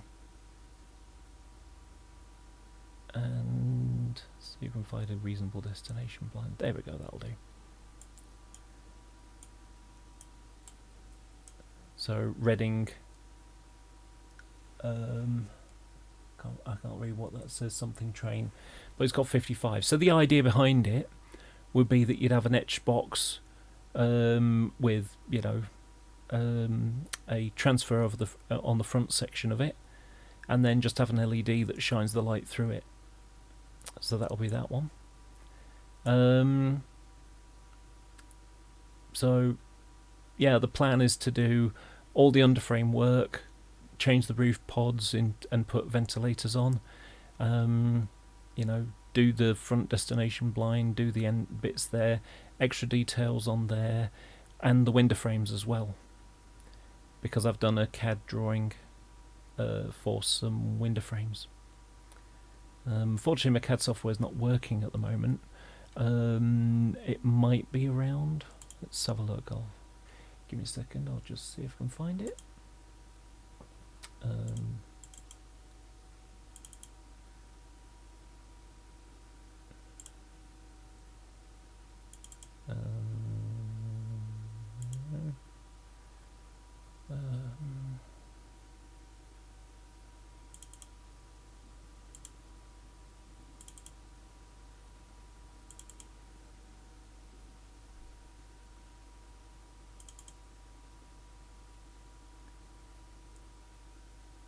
Okay, so I did an etch design for 165s with the hopper windows. I had an idea about having them open, you know, so you could have them open or something. It was a thought. You know, so be a half etch there, so you can just push them and have them opened. But I never really got beyond that. Never got around to finishing it. I've redesigned it so that. But I mean, it's really quite detailed. I mean, these are 0.1 mil lines, so it would be really fine detail. And the idea is, there's your front cab window. There's so if we that's a 166, but you know, similar kind of thing. So there's your cab window.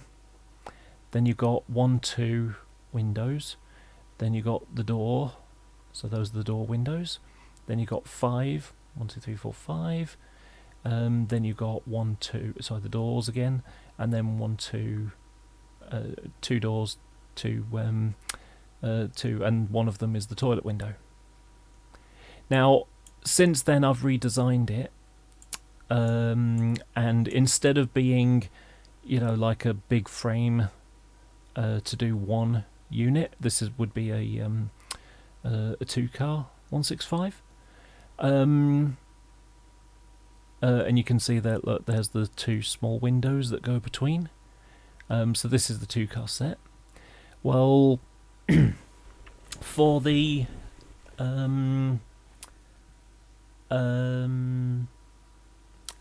I redesigned it so that it would have 3. So instead of being, it would be 1 coach worth of windows. So you'd have a cab window on every single edge. You wouldn't need them, but they're there. You'd have the 2 windows or 2 hopper windows. So two full windows or 2 hopper windows. And so let me just sort of point you to this. So if you look, full windows is 1, 2, 3, 4, 5. So the idea is you just have an extra 5. You have 5 full windows, and the hopper windows is 1, 2, 3, 4. So you've already got most of the windows already. So it's basically you get 5, and then you have the solid windows as well. Unfortunately, they're on a CAD file, and I don't have that file at the moment because I've just reinstalled everything, and I haven't got access. I haven't gone and put the CAD software in yet. But yeah, so the idea is that you have one etch that is for a 165 or a 166, and what I'm thinking now is that I'll extend that etch to have the components needed for converting all the underframe bits that's needed. So, any etches that might be needed on this section. There's a toilet retention tank. That's not on the model. Neither's this box here or that box there. So anything that's 3D printable, anything that's got a lot of physical dimension, that can be an etch. That can be a 3D printed part. Anything that's not, like that. So, for example, so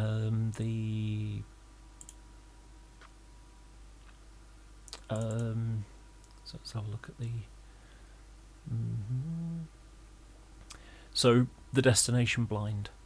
This here. So any of those little components, those can be altered. For the 165.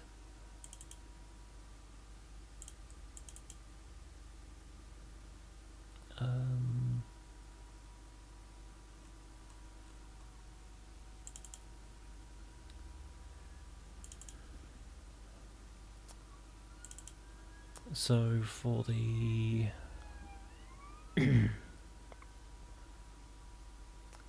for the 165, that bracket there, which isn't on the 166, that'll be an etch.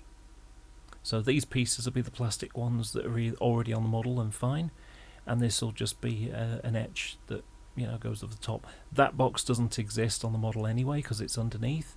And the radiator grill was there, so you don't see it, but it'll have things like the engine. But on the paint, if we go back to the paint thing,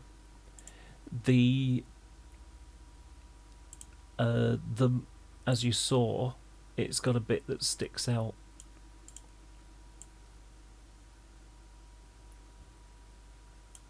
like that. And like I say, the component parts kind of sorry, it's not in the right place, and the component parts on it go like this and screw on. Now my plan is, and I don't know why I did that because it's a waste of time. That bit's good. Okay, so my plan is everywhere that doesn't need this, I'll shave it off. So where the motor is, things like that, I'll need it on. But the bits where I don't need it on, I'll shave off. So if we get rid of this middle bit here,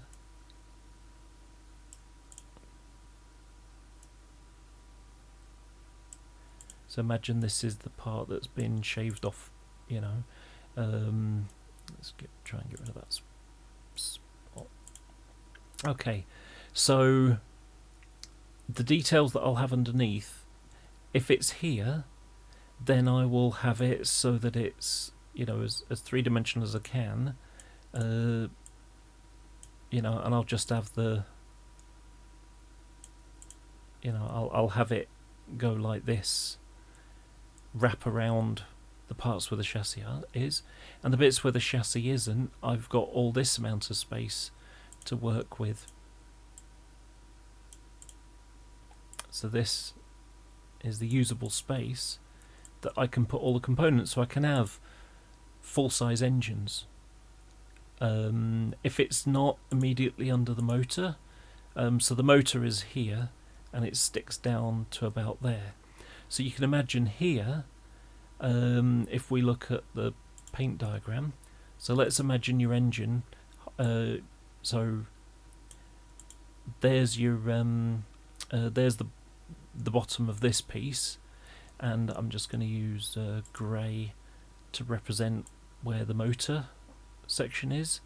Well, if we look here, I can basically stop the motor about here maybe. Let's say it's halfway through the engine. So if imagine, you know, if I can, let's change to black. So what I can have is an engine block that is shaped like this when you're looking at it from the side, of course. So I can have an engine block that's shaped like this and just have a recess like that. So this part is full all the way across. Bear in mind we're now looking, so we're looking at it from this direction. Yeah. So when you look at it this way, you're you know, looking at it this way, you're looking at it that way, and that's you know, this is where you're, you know, where you bit the piece of the chassis. So the plastic chassis, I can get rid of it completely because there's nothing under the plastic that, you know, I can't use. That's available space. And the bits that are on the actual metal chassis, the cast metal chassis here, that will be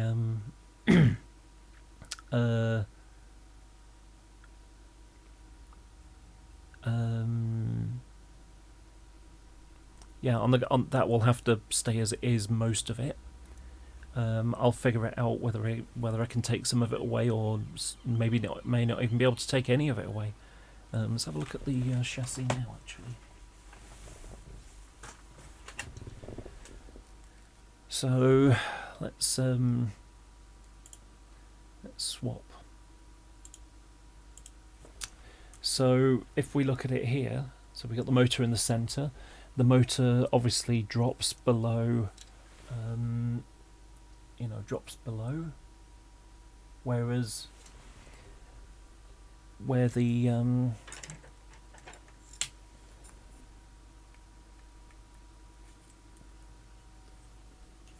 have a quick look here.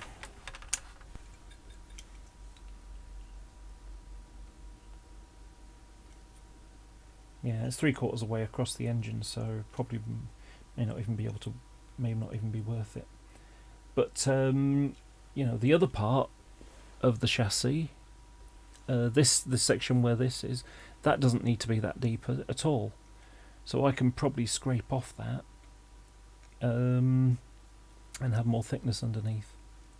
I may just leave it as it is and just shave it off this section. So from, you know, from here, that section I can have full thickness and just drill away the cast chassis piece, because you can see, let's switch that, so you can see here where the seating is, there's no real need for depth at all.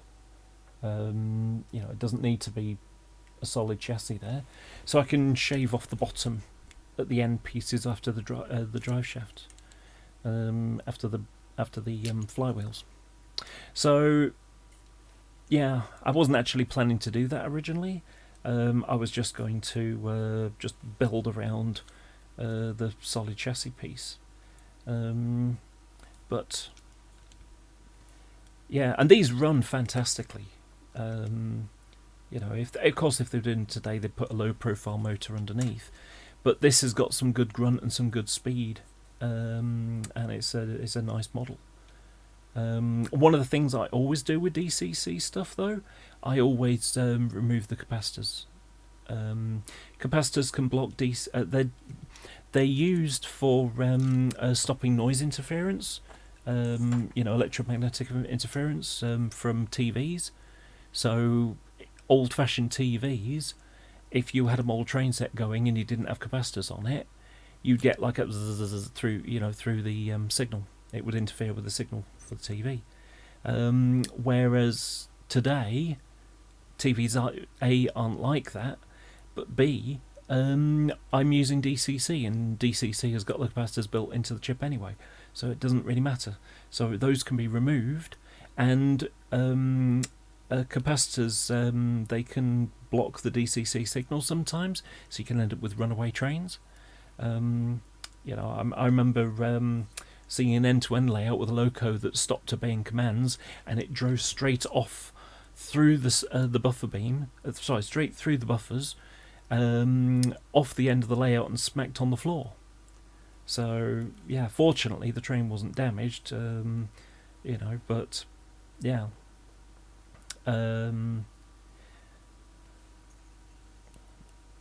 Yeah, but like I say, and the nice thing is that there's an angle on the ends, because this can be used in a 2-car 170 or 158, or it was used as a centre car in a 3-car 158, or the 166 or the 170. So yeah, since they've got these nice bogies, I really do wish that Beckman would bring out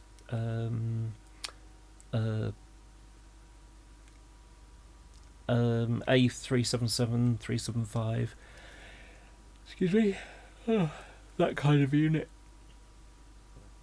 So yeah, and just to sort of show you the work that I've already started on this, on the roof, let me just turn this off. So on the roof, I got rid of the mushroom pods. Did I do it on the other vehicle? Ah, there it is. Yes, I did. So this is the centre car for the 3-car set. So what I've done is I've removed the pods, and I created my first little ventilator. Let me change the autofocus so it doesn't try to look at my face but looks at the model. Let me just position it first, and then where are you? Yeah. There you go. So I've got the first pod there, plus another little lump that's there. But yeah, that's the first Rovac ventilator there. Just these little low profile ones by comparison. Let me just there you go. So and I've drilled out the holes, and like I say, the toilet window was trimmed, and it can go in there like that.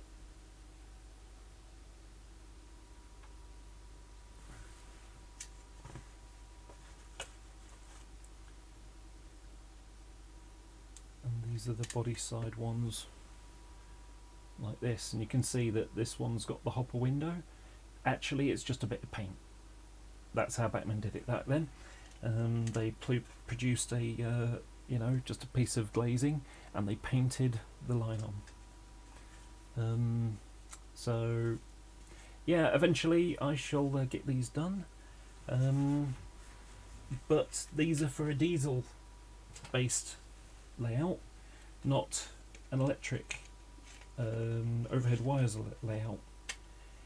And so it's like, you know, I'm thinking I could make a pretty good exhibition layout, although it may not go to exhibitions. It would serve two purposes. First of all, it would be, you know, like a working diorama, I suppose, of my work.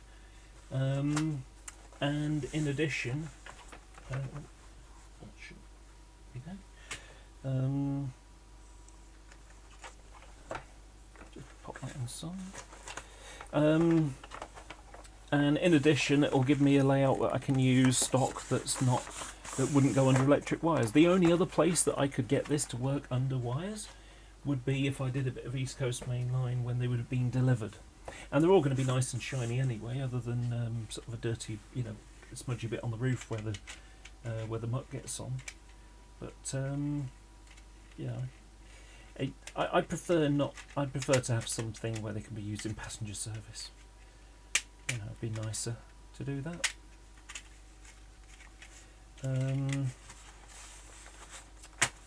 And you know, maybe this is a train that I should focus on this year. Knocking things over. Let me just turn my autofocus back on. Yeah, maybe this is a train, you know, a set of vehicles I should focus on.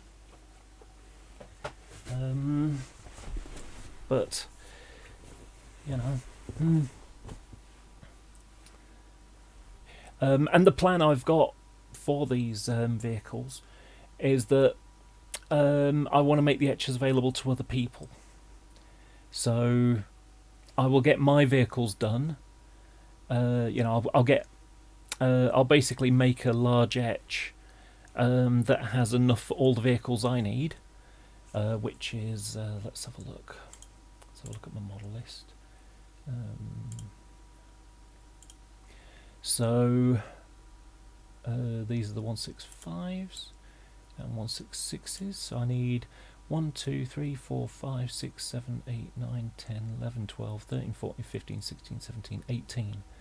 So if I can make a frame with 18 etches on it, maybe I'll make it with 20 so that I can yeah, if I make it with 20 so that if I make any mistakes I've still got enough etches to supply my own needs.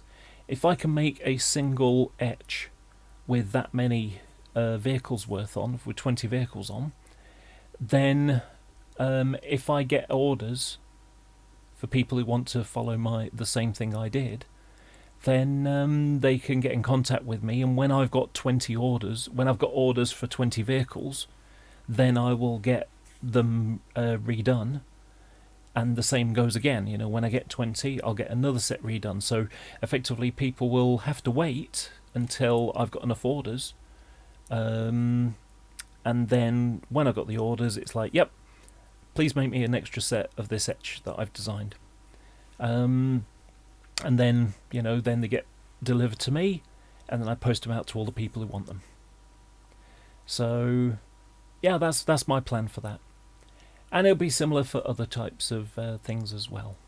One of the other units that I love is the class. It's the EMUs, but it's the class 456. Oops, sorry, wrong one.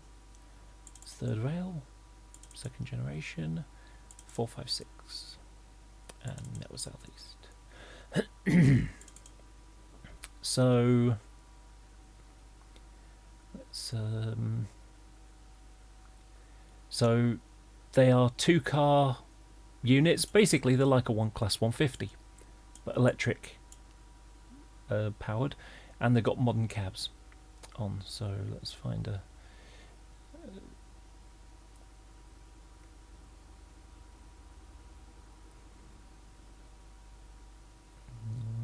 there we go, that's a good shot. Okay, nice, shiny and new. They had a bit of a problem with the routes that they operate on, or operated on when they were designed. They were designed for a driver-only operation, so they didn't need a guard, and the driver couldn't see the monitors, which, you know, would show if everyone was clear of the train. And so they ended up having to make a sliding seat so they could slide aside, look out the window, to be able to see whether the monitors were clear. Well, if we look, if we go to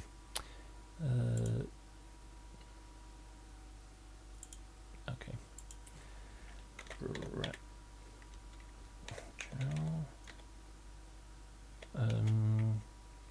plus 3, 2, 1. Okay, so images. So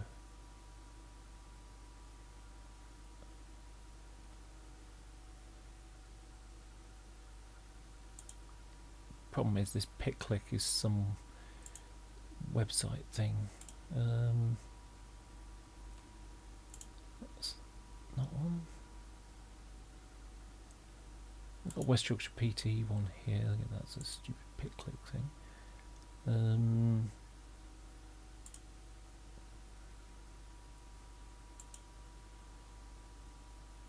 Wait a minute.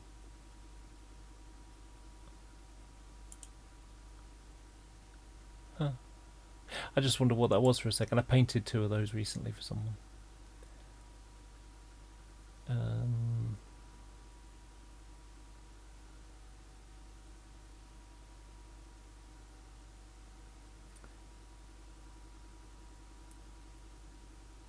Okay, I'm just going to use that.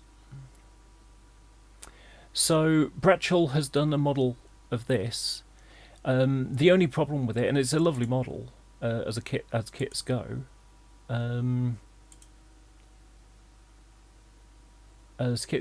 it's nice, it's good. The only problem is that he's done multiple other kits, and all the stuff, all the detail underneath. You get, you know, if it's a 3-2-1, then he supplies you all the detail because it's all under there. If it's any other unit, then you know, he supplies what actually is under there, and anything that isn't delivered. So you got to scratch build it basically. If you got a 317 or a 456 or 455 or any of the other units that's done, you've got to scratch build bits because the cost of doing them. And it's a small company, you know, he's one-man band, and so, you know, if everything was done, then it would cost a fortune. Well, so on the kit you get for this, you get the bladder tank pieces, and that's about all. So all this stuff underneath, I basically got a scratch build, and it's going to be a lot of work. And in addition, the 3-2-1, which is what this is largely based upon, so let me yeah,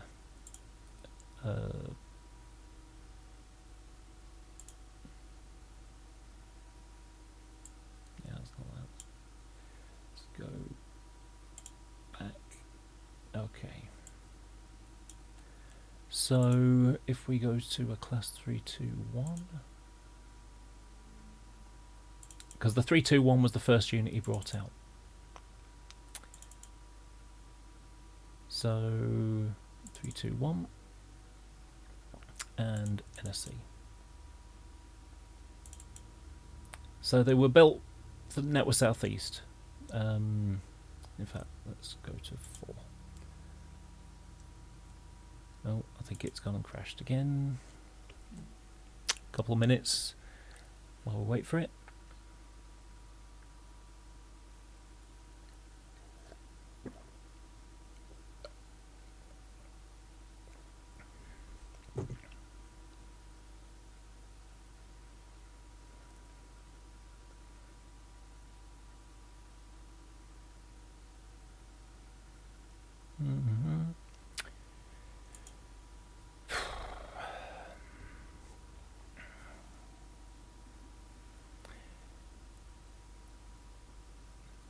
We're going to end up doing one of these days. I will get stuck into some serious modelling, and and just leave this program running, databasing, creating a database for it, because it's going to be a very slow progress.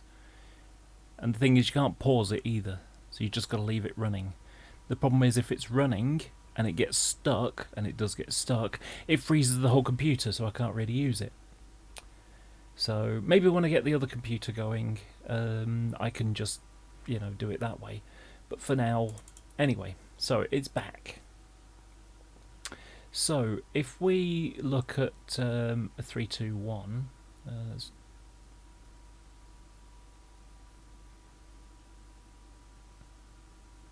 oh, that'll do.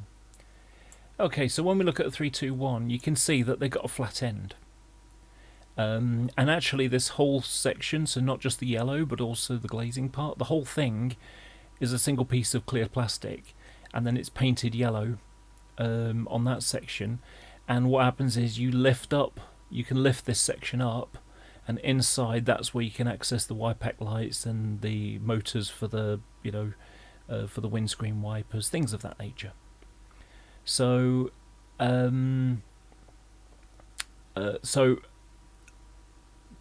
Bradshaw brought out the Class 320. Now, when it comes, the other thing to bear in mind, that these are Tyler couplers, the same kind of coupling that you get on those Mark IV coaches I showed earlier. They just haven't got the air pipes. And here you've got a push-down panel which has got loads of little pins in it. And it's like an accordion, kind of inside the buttons for the an accordion. And so when two units push together, this gets pushed down, and the metal contacts touch each other, and therefore you can have two units together like this is. There's a Silverlink one and Network Southeast one. They can join together and they'll work as a single train. Now on the southern region, they made a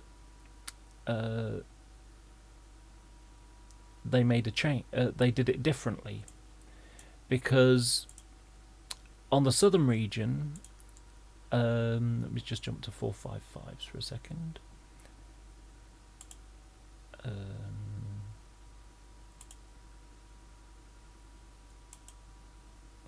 Uh-oh, it's just gone and crashed again. So on the southern region, they decided they were going to do it differently. I'm hoping everyone can hear me. So instead of having the push-down panels and just touching each other, they decided to continue with the early designs, which have the brake pipes externally, and then you just couple them up, and then you put the pipes together, push the lever up, and they'll work just great. Or was it pull it down? Oh, it doesn't really matter. Just waiting for it to start up again. I'm just going to make sure they made a change. They did it differently, because on the southern region, sorry, you're going to be hearing me. Let me just jump to 455s for a second. I'm going to see whether everything I just said was heard or not. Uh-oh, it's just gone and crashed again. So, yeah, okay, so it seems that you can hear me. Okay, so on the 455s, when they built those, they designed them so that there you go. That's how they used to look before the paint of Network Southeast. Interesting that they must have had a collision or something, and one's off for repairs. But so although they could have put that plate thing underneath, so they could multiple work them just by pushing into each other. With with Southern Region electric units, the modern variant instead of the Mark I based coaches, they decided that they wanted to have the pipes on the outside, so that in an emergency they could connect them to a first generation EMU and be able to move them out of the way or something. It never happened. They never used them like that. And so it was kind of a waste of time ultimately. But as a result, the air pipes are external. So you've got the brake pipe and you've got the multiple working cables there. And all you do is you pull out you pull the plug out of this receptacle socket, and then you plug it, on the, remember this is on the opposite side, and then you plug it into the next vehicle, and then the plug and you pull out of the receptacle socket and plug it into this one, and then you pull this lever down, and now it will be multiple worked. So it was a physical version. Well, so what happened was they had these class 455s and they wanted to extend them. So during the rush hour, you'd have, 2 units together, so that's 8 coaches, but the platforms were big enough for 10. So it's like, okay, well, we need some more, but we don't want to buy, extend the platforms. So yeah, it's really early for me. It's 4 o'clock in the morning almost here, Sparky. So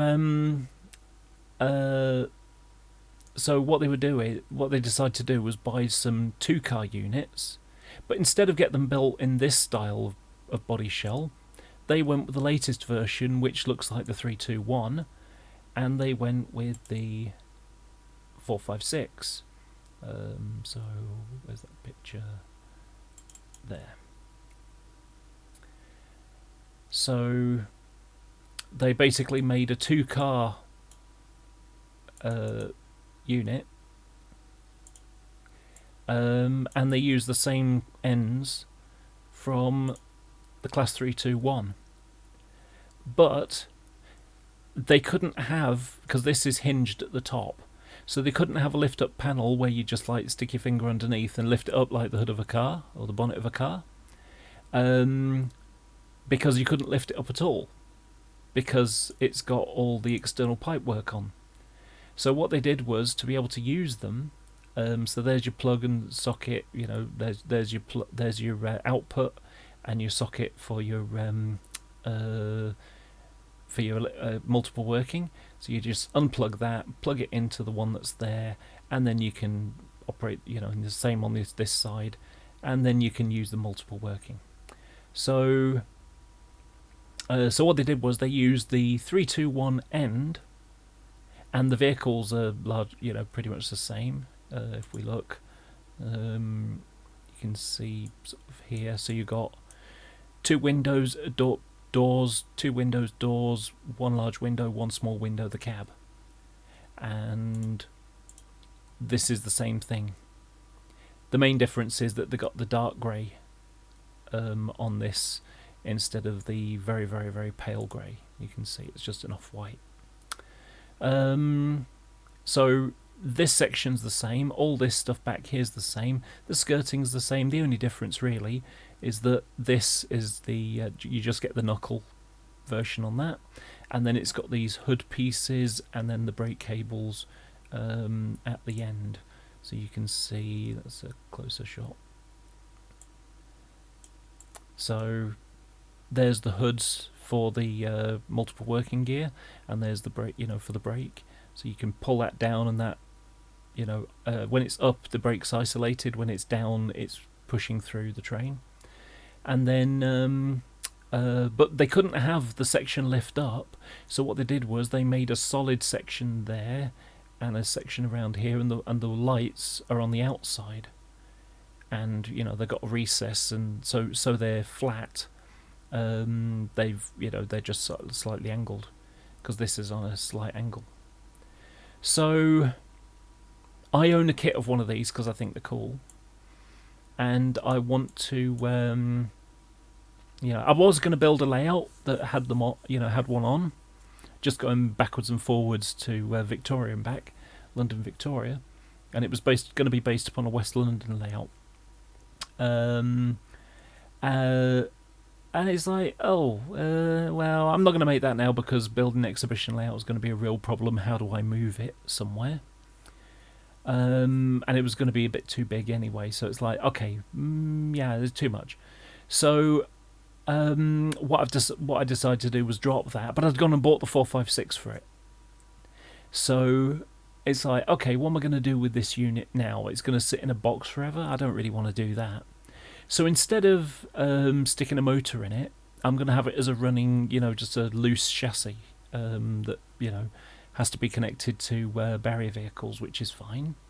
And I've got to scratch build all the stuff underneath. So that's going to be loads of fun.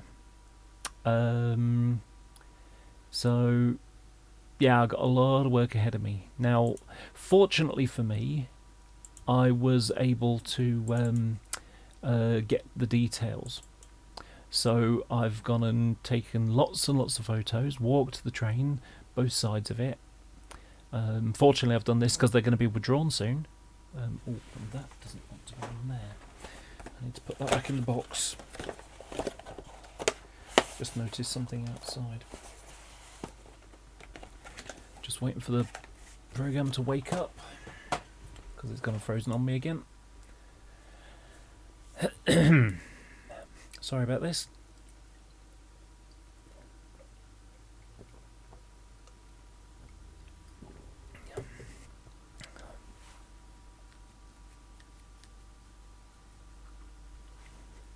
So, come on, wake up. All the pictures are going to pop up in a second.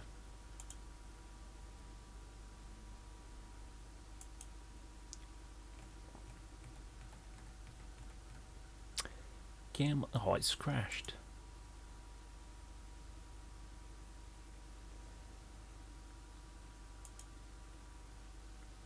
See, just as it comes on, then it goes off. So, yeah, let me just find the details for the 456 because it's gonna be a lot of work, but it's gonna be interesting stuff. And it's not like I'm doing 10 of them again.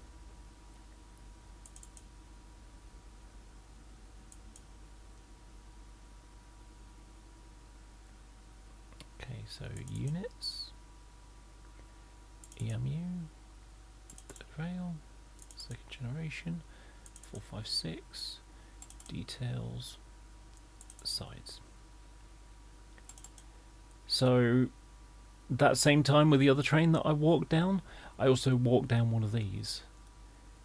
And, it's got the third rail. So things that I'm going to have to add to the kit.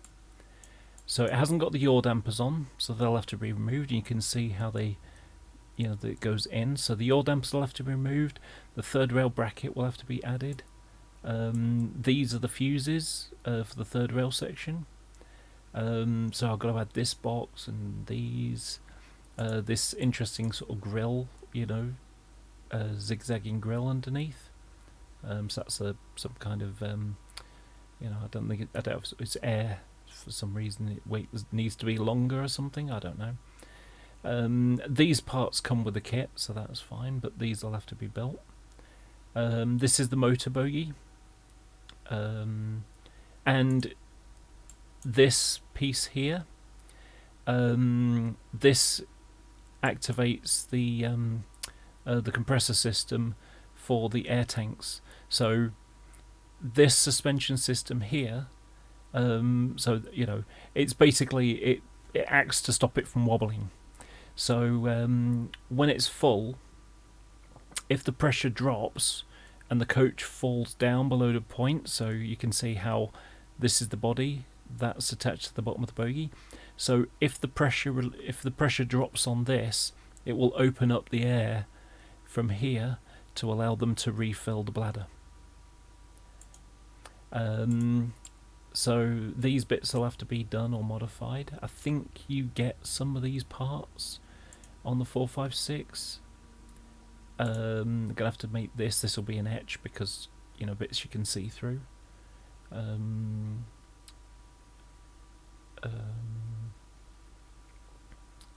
This is the opposite side. So you can see I'm going to have to build all this. There's your air tank for the bladder system again. another fuse. Fortunately, I've already got the fuses because I had a forcep. I sold the bodies, but I've kept the chassis, and the chassis have got these on. I don't need those for what I'm doing with the chassis. So yeah, so I got that. I've got to build this thing. Don't even know what these things are. They just are things underneath. And I'm going to have to build all these bits as well. These have also got bigger, chunkier axle box things. I think that's a speedo, but I might be wrong. So yeah, and you can see how this is a mesh. So it's basically a frame box with mesh on it. Maybe I can just get the mesh and, you know, make these vertical and horizontal parts, and then just stick a mesh inside, and then have the inner banks.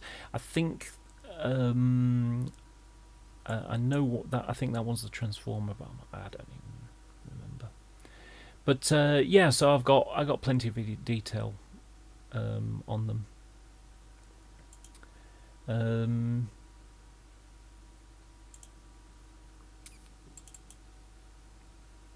And then I got all the end pictures as well.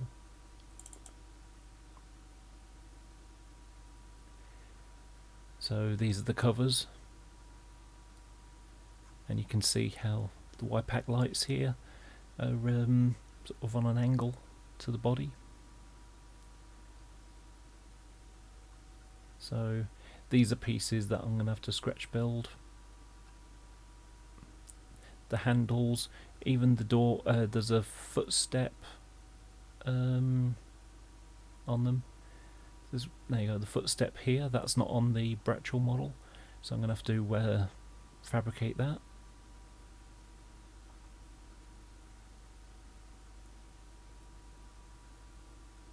That was an interesting thing as well. This is the lamp iron for if it needs to be towed somewhere, and it was designed so that it could, the center section, so the center section here is hinged so that they can access the windscreen wipers, but so you can lift up the section, and then this is on a hinge, so you fold it up and then close the lid so it's on the inside. And you know, when you compare what they're like normally, oh, it looks like they always left them out anyway. There you go, that's what they were like when they were brand new.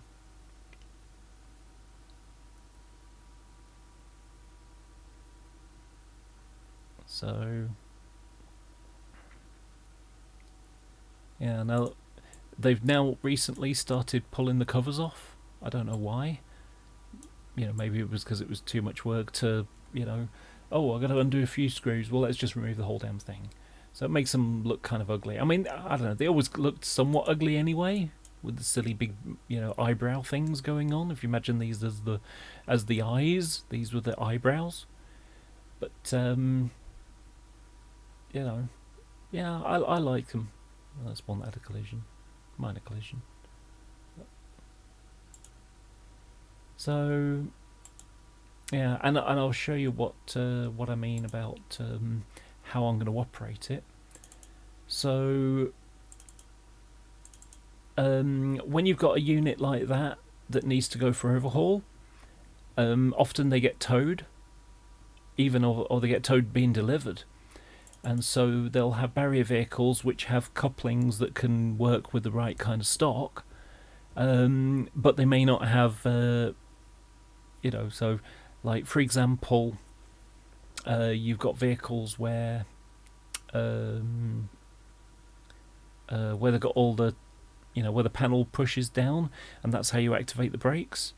Well, they can build they've got barrier vehicles where a locomotive hauling the barrier vehicle which hauls the unit and has another barrier at the other end, by having the coupling at one end and then a normal locomotive coupling and brake section on the other end, it can send the brake signal through the train.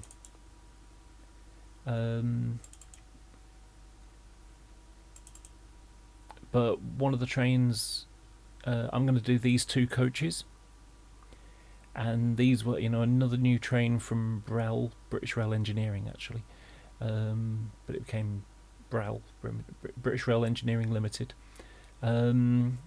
And originally when they did these, they did them for the 156s, which have a much thicker red band. Sorry, not 156s, try again. 319s and 321s that had a thicker band in the middle. Later on they modified it with a thinner band. What I think I might do for my layout, for mine, when I do them, is have it like this on one side, to do the sort of pre-1990-ish, 1991-ish period, and then post-91 I can have the other side, which is painted like this. And from, you know, because my layout is going to be like a roundy thing, you're not going to see both sides of the same train. It won't change halfway you know, when it's running around. So I've already got the coaches. All I need to do is the work to them now. And you can, you know, you can see there's one connected to a unit. There's a unit going off for an overhaul. So between them, and you know, you can see all the pipe work on them. So you've got electric train heating socket. You've got the air and reservoir pipes, and they used to have. You can see there. They used to have the multiple working equipment plugs as well. So yeah, that's how I'm going to have it operating, and it was still then there. So that makes life easy. And fortunately, on this one, so. This is a photo I found recently, which I thought, oh, there's another picture of one. It's very hard to find pictures of them.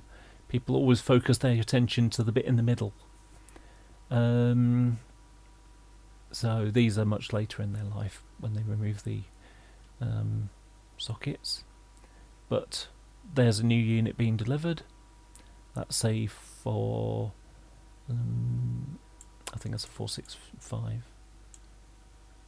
Might be a 365. Bit hard to tell. And then that is how I'm going to operate it.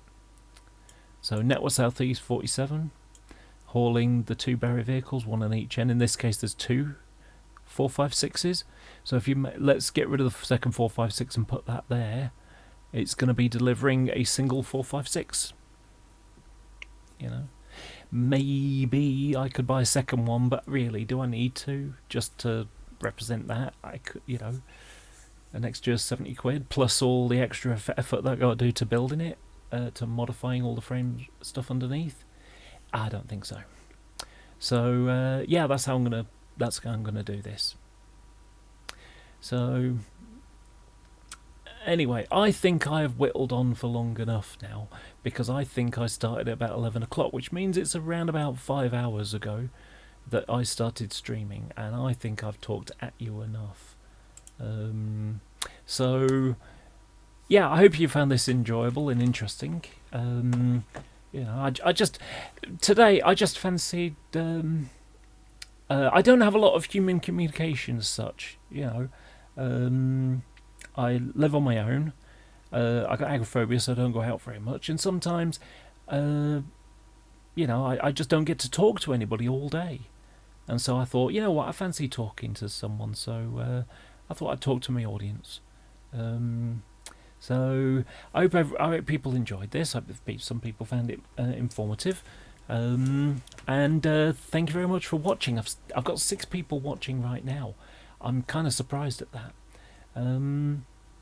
But you know, and the silly thing about it is the 5 hours that I've just spent streaming, I could have spent 5 hours doing some proper modelling.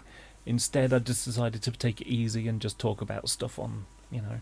I do apologise for my computer, you know, the computer hanging up a bit. It's not the computer as such. It's, well, I suppose it is all computer, but it's the picture software that I use. And because it's got to find, you know, 96 photos on one page, and it hasn't created the database for all those pictures yet. So it's got to load up all those thumbnails, and instead of just going blup blup blup blup blup blup blup blup and loading all the separate ones, it just hangs and then goes and pops them all out. So yeah, that's that's why that keeps happening. Like I say, what I really need to do is just start the database going. I mean, I'll give you an example of what I mean. Let me just flick it back. I know I said I was going, but so if I go to Tools and Database and do this,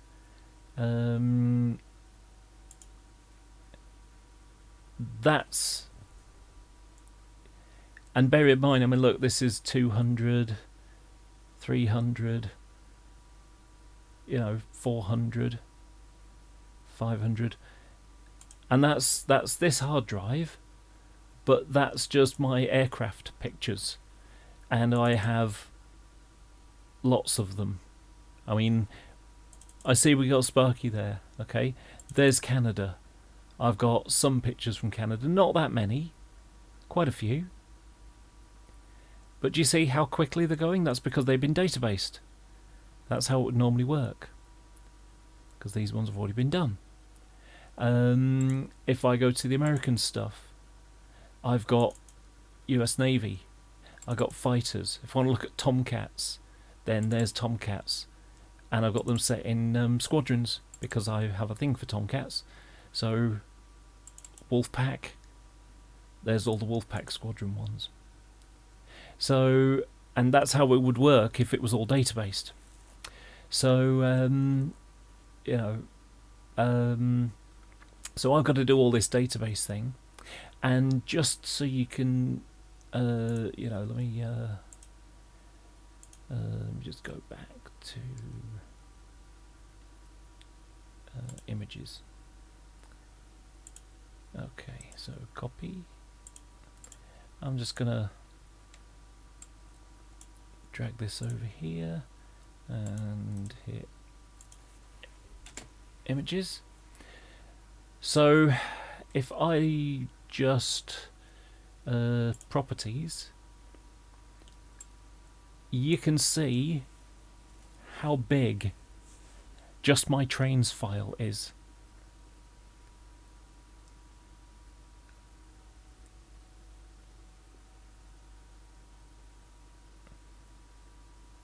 I mean, you can already see 13,000, 14,000, 15, 16, 17,000. And this cataloguing system that I have with all the folders, so I'll have 456s in Network Southeast, in Southern livery, in the one that was in Connex livery, and now in Southwest Trains livery. I've got let's take class 47s, 47Os in old rail freight distribution, rail freight petroleum, rail freight construction, and so on. I can have 50 folders, on in the class 47 section alone, and it just makes it easy to find them. If you've got one big folder called trains, and you want to find that picture of that loco in 47709 in petroleum, you might have to go through a couple of thousand people to be able to find it. And you can say, look, 74,000 in 1,440, So yeah, it's quite big, and 84 gigabytes at the moment.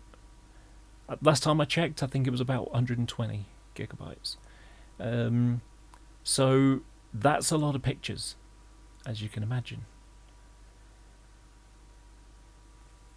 So 84,085, 86, 87, 88, 89, 90,000. And like I say, the majority of these pictures. Now, something to bear in mind, sometimes I have, one photo in 3 places. Because, like, say, for example, it's a picture of the 3 European liveried 90s. 9128, 129 and 130. I could have that picture in all 3 of them. So there are a lot of duplicated ones as well. If I've got a picture of a 47 hauling in intercity trains, that will be in the class 47 section in intercity livery. But it'll also be in the train formations intercity page, because you can see the entire formation. So I'll put it in there as a cross-country, class 47. We're now up to 120, nearly 130,000. There you go, 130,000. Crikey. It just keeps going on, doesn't it? I'm going to leave this counting, and we're going to see how far it goes. How deep does the rabbit hole go on this? And these are just pictures I've taken off the internet over the years. I consider them fair use because I'm commenting on them in these kind of things. I'm using them for my own purposes, for the modelling stuff, and for making a live stream. I'm not making any money out of it. I'm not, monetized or anything. But 150, nearly 160,000 files there, and this is just my trains. Oh, wait a minute. I think this is images. Yeah, it's images. So that's not just my trains. I thought it was. Okay, there we go. Now it's just trains. So maybe it won't be as big. I mean, we're already up to 60 gig, 100,000. I think it's already been cataloguing, so it's found a lot of them quickly enough. So 125,000, 130,000 in 3,000 odd folders.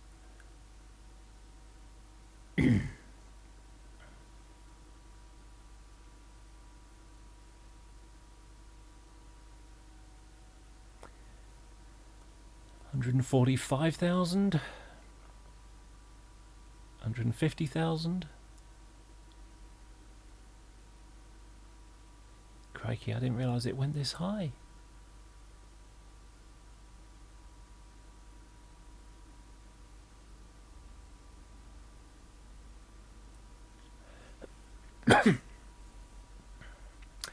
$170,000 plus. Crikey, this is going crazy.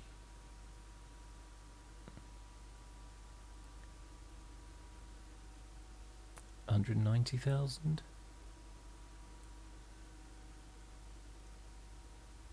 Ding ding ding, 200,000 photos or pictures, or I mean, it's got all sorts of things. For example, it's got PDFs of the lens stuff. It's got earlier on I showed you the I showed you this PDF for the engine stuff, which I've mainly got just for